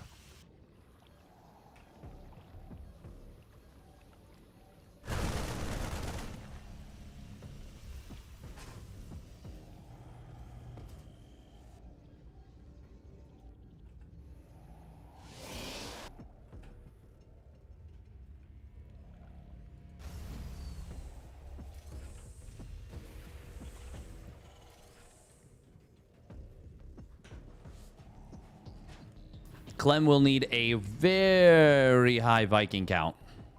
Very, very high. MaxPax firing up the charge, no forge, which is quite interesting. Almost always see a forge with this. Not going to be seeing that here. Now, to be fair, Clem is not going for a fast +1 air. Or sorry, well, he's definitely not going for a fast +1 air. He's not going for a fast +1 ground.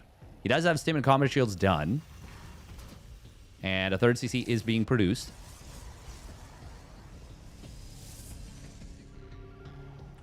Scan comes in. We'll see the Colossi. That's a very valuable scan. Okay, and there we see a second starport starting up.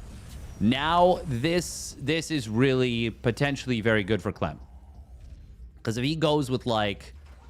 Oh, how many Vikings can he go with? Maybe 11 Vikings? This could be very difficult to deal with. But we do see MaxPax firing up a Templar Archives. The factory landing is pretty funny. Tanks being lifted in this. In the medevacs. There is not going to be a lot of healing with this army. Just 2 medevacs. But this is what I was talking about, this position. Talked about it earlier. I did allude to a tank push, but I wasn't expecting it to be this late. Not a lot of Marauders. +1 weapons will complete before the fight breaks out. There's really not a lot to deal with the Vikings besides the Phoenixes. Only 3 Stalkers, no Blink. No Archons. This feels very scary for MaxPax. Zealot Warp in on the flank could be quite nice here. A lot of probes have fallen. This is going to be a big surround coming through. Clem has no choice but to kind of give up the position. And he will get forced back, cleaned up for the most part. However, MaxPax is down in workers. He actually needs to keep chasing this. And he's got no forge, so he's pretty committed. Vikings going to be able to kite down Phoenixes now with each volley basically killing a Phoenix almost. Oh, and he finds the Prism on the left side. Very big pick off. That means no reinforcement into the fight. However, a lot of SCVs may fall. Vikings will find the Colossi. Unfortunately, the target fire was split about as the worst as it could have been. But only 9 SCVs go down. Oh, turning around to re-engage. Never going to save that Immortal. Almost costing him the sentries, but he manages to get out with both of them. No +1 armor started up just yet. And once again, still no... Oh, there we go. Now a forge. No 4th base yet, though, for MaxPax. And after these losses, I don't think he could hold a 4th. Actually, I don't even know if he could hold a counterattack. I think he needs to do something like this. Threaten counterattacks with big Zealot run-bys when Clem inevitably pushes out, if he pushes out. Clem's scan was really good, though. Building the second starport helped so much. MaxPax is kind of dead. He feels kind of dead. But he does have Storm completing. And is there a Ghost Academy? There is, but I don't believe there's any ghosts yet. Clem just now started to mine from the 5th and 6th gases, and there's, yeah, no ghosts on the field. Storm will be scary. There's a lot of Marines. And this position, just the zoning storms can be very scary to deal with. MaxPax, though, I don't think he wants to actually go in for the fight. And he is getting slowly ground down.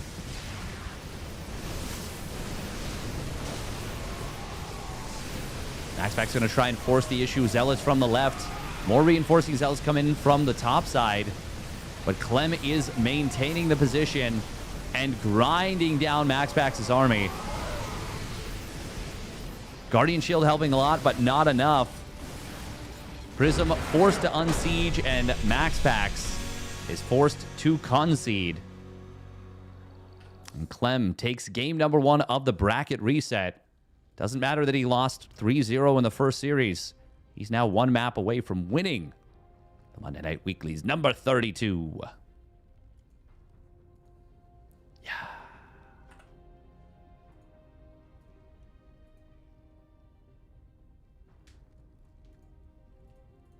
Well done.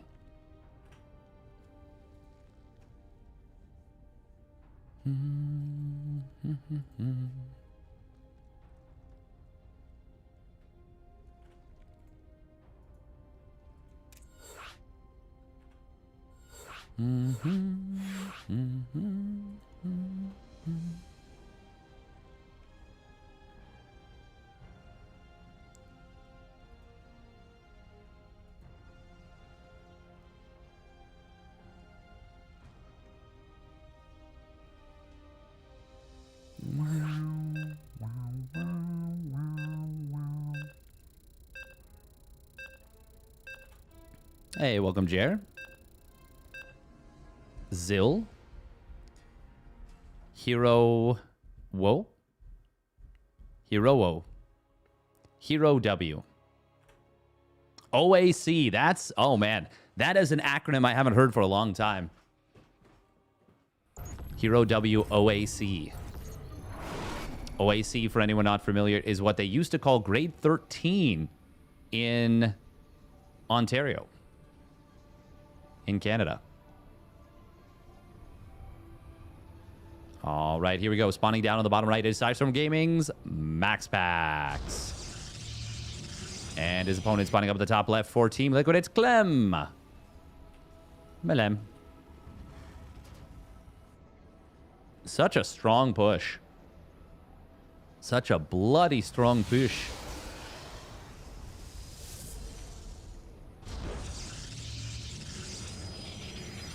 Ooh. Gas first into an NG Bay block. Surely. Surely. There it is. That's the rally. That's the possession. MaxPax, though, oh, maybe anticipating it a little bit. Unfortunately, a little bit too early. Or he was just looking for a proxy racks. Either way, the result is the same. The engineering bay gets down uncontested. And MaxPax is going to try and take the Nexus. Will he take it at the third? He did actually defend the initial aggression from Clem extremely well. Until the Hellions found the recalled probes.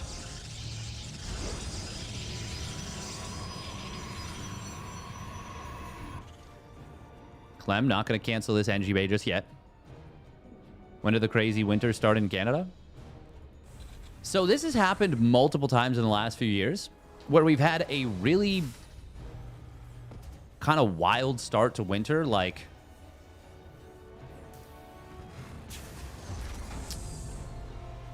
just very, very early. And then nothing for like a month or two. Such a painful second to take. It is. Widow Mine. Oh, I was really expecting the swap. Now, by putting the factory here, he has made MaxPax wonder, is it going to be a swap? And this is kind of neat. Oh, I was just going to say, I would love to see him put this out of vision. This MaxPax... Okay, he cancels the shade. He saw the crinkle on the ground. Good job. Good job. Basically, instant recognition of what this was. Not in the mountains in years. Oh, that's... Wow, that's kind of wild, actually. Clem very clearly wants to get across the map with a really fast 6 Marine mine.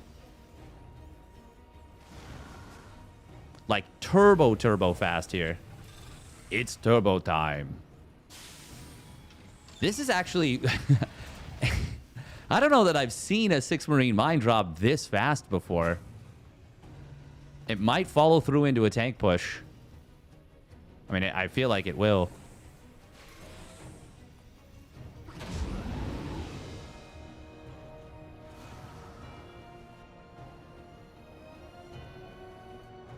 Oh, did he see it? I don't think so. It is going to be Blink behind this. Okay. No, he must have. He must have because he just rotated. And so too did Clem. Oh. MaxPax realizing, though, my opponent can just go into the natural. Or, sorry, back into my main. I am here in the shadows. Highest ever recorded snowball in November on Saturday. 8 inches. Oh, damn. Oh, damn. I'm kind of surprised that's the most they've ever seen. Smart of Clem to pull back? Yes. He ends up going to this base after all. MaxPax is trying to target down the mine. Oh, Adept will manage to be the one that gets the kill. And by targeting the mine, you make sure that your opponent can't unburrow and reposition it again. Good defense here from MaxPax. Really good defense. Only losing 2 probes there. Good job from Clem, though, to get out with the medevac. Still relatively high in HP. Second and third barracks already just about... Well, second barracks done. Third barracks just about to come online. Stim fired up. We see Clem swap this on immediately. No, he's going to start a Marine. A lot of decisions about how many tanks do I build. When do I start up my combat shields? Can I start up my combat shields?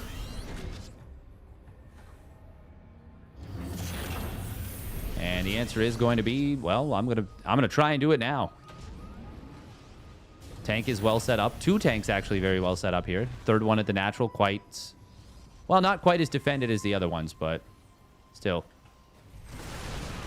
Oh, that's a lot of firepower into that one stalker.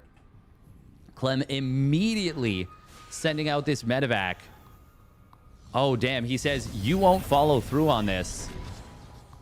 Is that going to be a mistake from Clem, or will it turn out to be a magnificent maneuver that gets him a lot of damage done? I think it is going to turn out to be a big mistake. MaxPax committing hard to this one again with the 4-gate Blink Stalker. Prism taking a lot of damage from this missile turret, but it's all shields for the moment. But he's got to be so careful with that Prism. Tanks repositioning. One getting into position at the top of the ramp. Natural position will also get set up. A lot of SCVs have fallen. Clem is going to go into the natural of his opponent. Will force a recall. Oh, but it's a very disjointed recall. However, it still works. And MaxPax now up 13 workers and on 3 bases. Oh, if he tracks down this medevac, which he will. Blink. Oh. Okay, he actually was focused on the other side of the map. That, well, that is unfortunate for MaxPax. That would have been a kill for sure. Yeah, he's already got charge done. This is looking very difficult for Clem right now.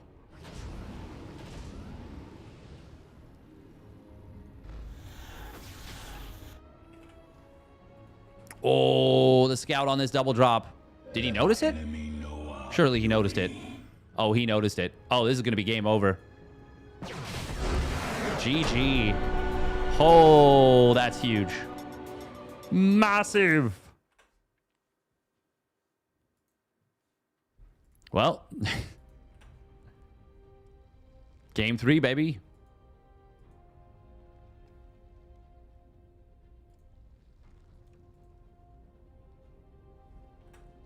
Really nice job for MaxPax right there.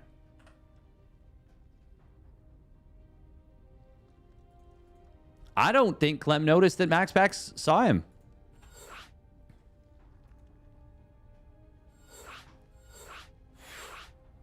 These guys aren't messing around. Truly. All right, and we're going to be heading into our final map of the day.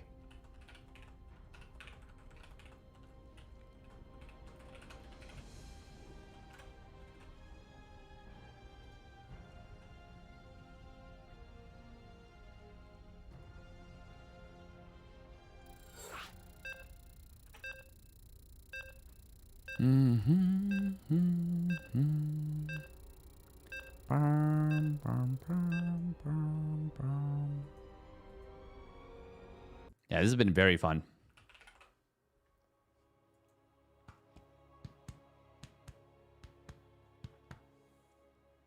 Ruby Rock. Surprised this did not want to get played by the folks. By the players.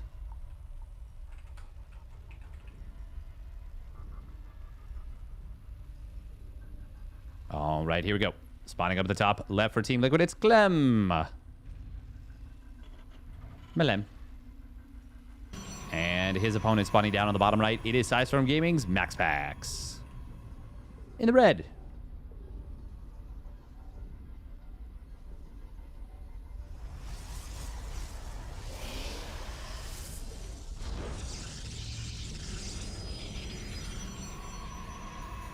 Oh.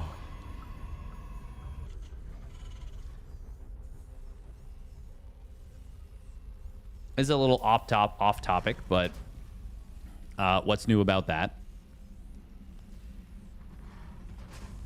Grubby has been grinding Warcraft 3 quite hard once again, and it's been very fun to watch. It's been very, very fun to watch. I would like to play a game of StarCraft after this, but I think I'm just way too wiped.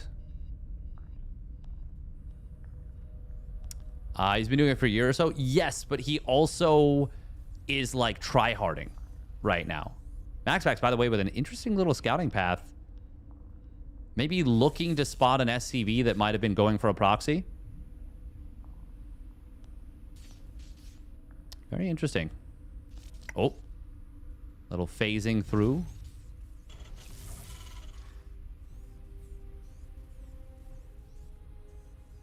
Starbuck Rick rolling Warcraft 3. Yeah, Starbuck is very good. It's funny, I remember him coming out, not coming out, but starting out in StarCraft 2 and looking really strong. But he didn't make like a big impact on the scene by any means. Only a 3 or 4 second delay on this natural. 340 or 141 is when it went down.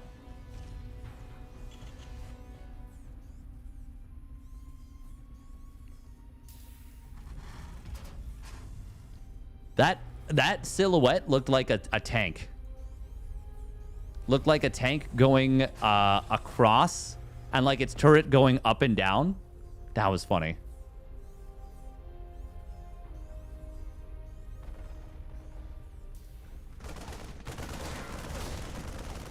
Very tough competition, 100%.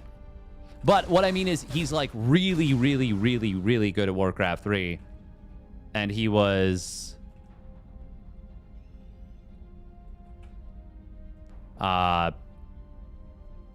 you know, very good at StarCraft 2. Goes to the PFs. Oh, that's funny.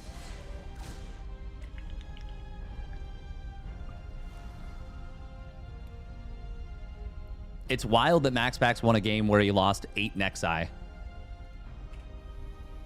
Or Clem killed 8 Nexi, specifically. But it's also crazy that Clem killed 8 Nexi when he never had a finished 4th command center. Actually, that's the crazier feat.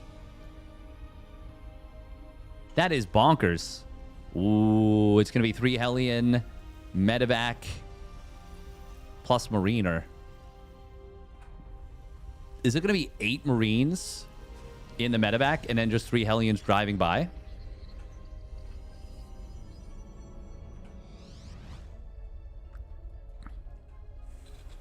MaxPax. Oh. Oh, he shades forward with this Adept. Oh, well, he gets 1 SCV.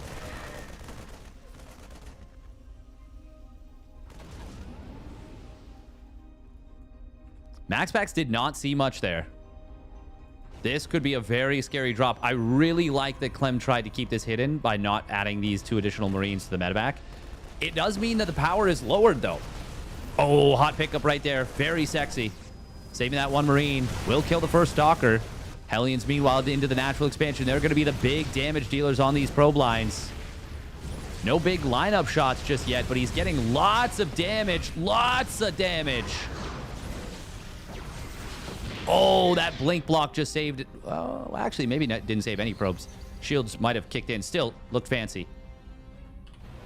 That was a very effective play. Very effective play.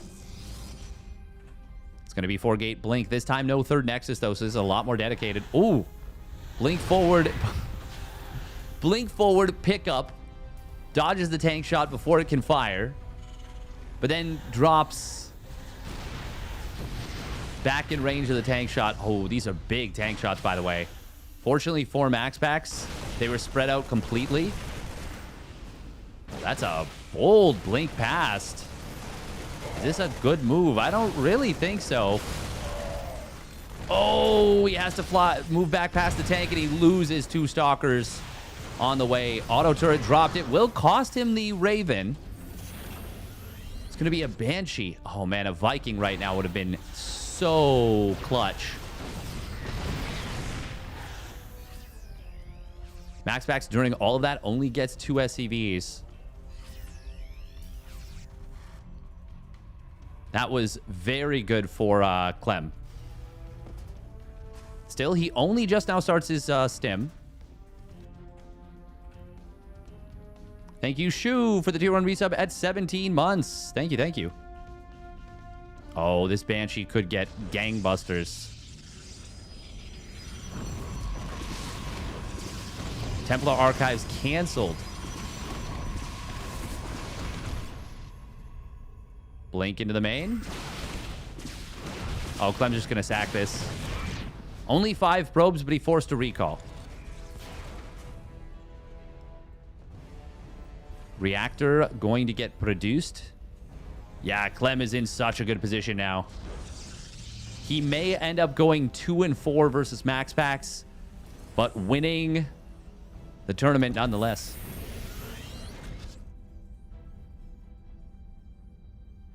It's not over, but I'm not going to bet against Clem in a situation like this. Definitely not going to bet against Clem in a situation like this. Ooh, this drop, though. Clem, knowing MaxPax's tendencies, says, you like to keep a unit hugging against the side. And he skirts this army, well, that single stalker very nicely. This could be, well, with no recall, this could be the entire mineral line dead in moments. Only way that it won't be is if MaxPax pulls out quite quickly. But he's distracted at the front. Very nice move right there from Clement. Oh, he's even going to find these 2 sentries. He might kill the Immortal even. Well, the Zealots are going to make sure that that doesn't happen. There's the 8 Marine medevac hit squad to deal with the Prism.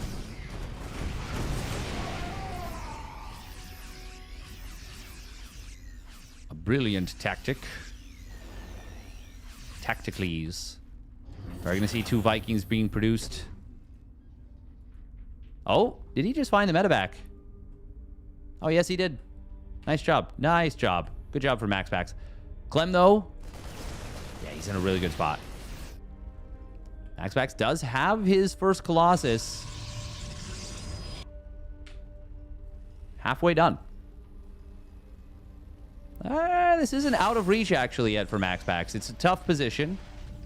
An unenviable one. Oh, no, sorry. He has his second Colossus halfway done. First Colossus already out. Vikings? Okay, that's going to be a dead Prism. Good job. No opportunity for the recall. Don't even know if his back off cooldown yet. 2 of the tanks do go down, but this feels like it is a big overcommitment for MaxPax. He's going to lose literally everything and the game. And Clem smashes the attack. And MaxPax will smash out that GG on the keyboard. Clem taking another one. Another one of these Monday Night Weeklies. And another one. Very well done. Very, very well done.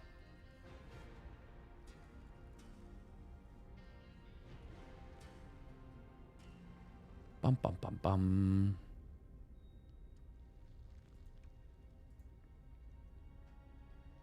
Clem busted? He is busted.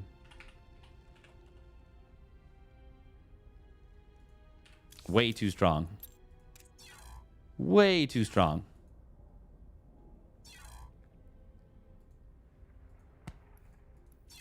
Just doesn't give you a chance. If you are watching on YouTube, make sure to like the video, subscribe to the channel. And if you want to become a member, that's awesome. If you're on Twitch, make sure to follow the channel. And if you want to support the channel, subscribe would be awesome as well. Congratulations to Clem. He wins this battle. Yeah.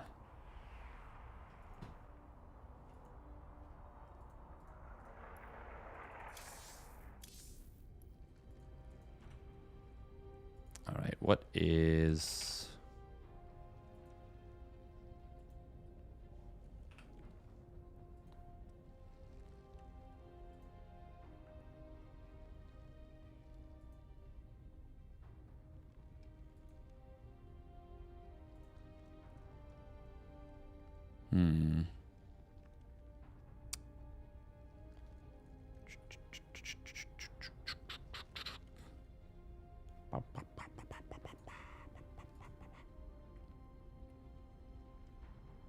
Hey, glad you enjoyed Buster Cat. Appreciate it.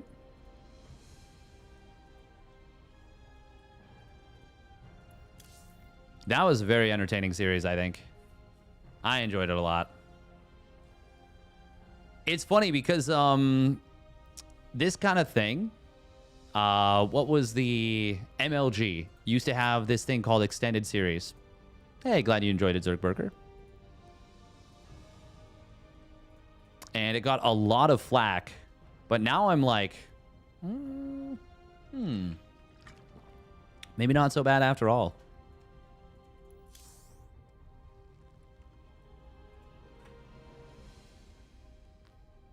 Hey, glad you enjoyed it, Zerg to Kill.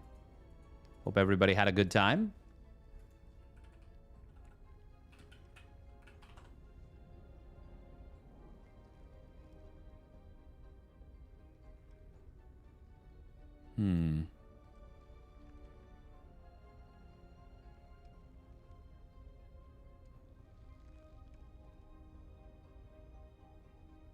In and around the lake, mountains come out of the sky, stand there. Do do do do do do do do do. Do we have it in us?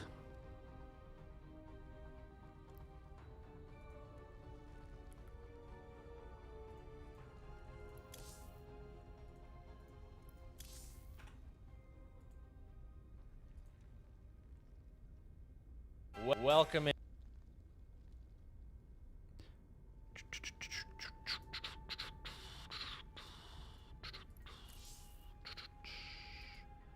Ba-bam bam, ba-dum bum. Ba-da-dun, da-dun dun.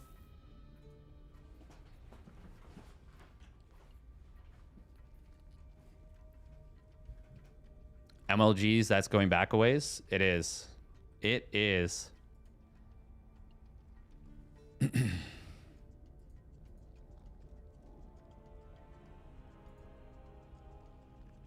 GG's, will it be at Home Story Cup? Unlikely at this point. Highly, highly unlikely. I've spent a lot of time away from my fiance in the last bit, so we've been missing each other's company. When does Home Story Cup happen? What is... Is it Home Story Cup 28? No. That is... Oh, it is. It is. Oh, it's the end of January. Oh. January 30th to February 2nd. If I don't go, I will request that I cover the B stream.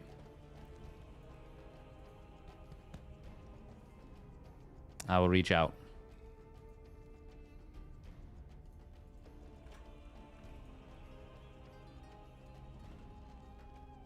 Very cool, by the way, that we've gotten so much Monday Night Weekly support.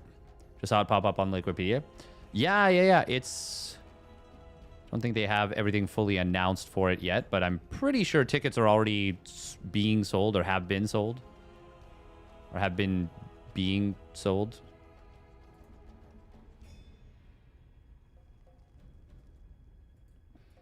No, you know what? Yeah, no, I can't I can't stream right now. I think I'm too tired. Can't game is what I mean.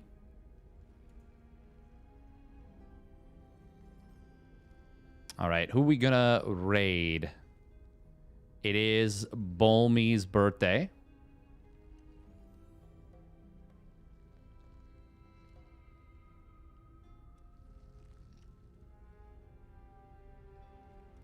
We could also raid...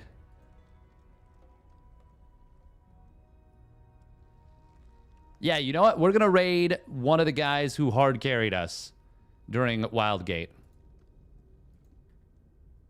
Hey, thank you, Fadima. Yeah. So we will link Balmy's stream. Oh my god, we're not going to spell this. I'm not going to do this to myself.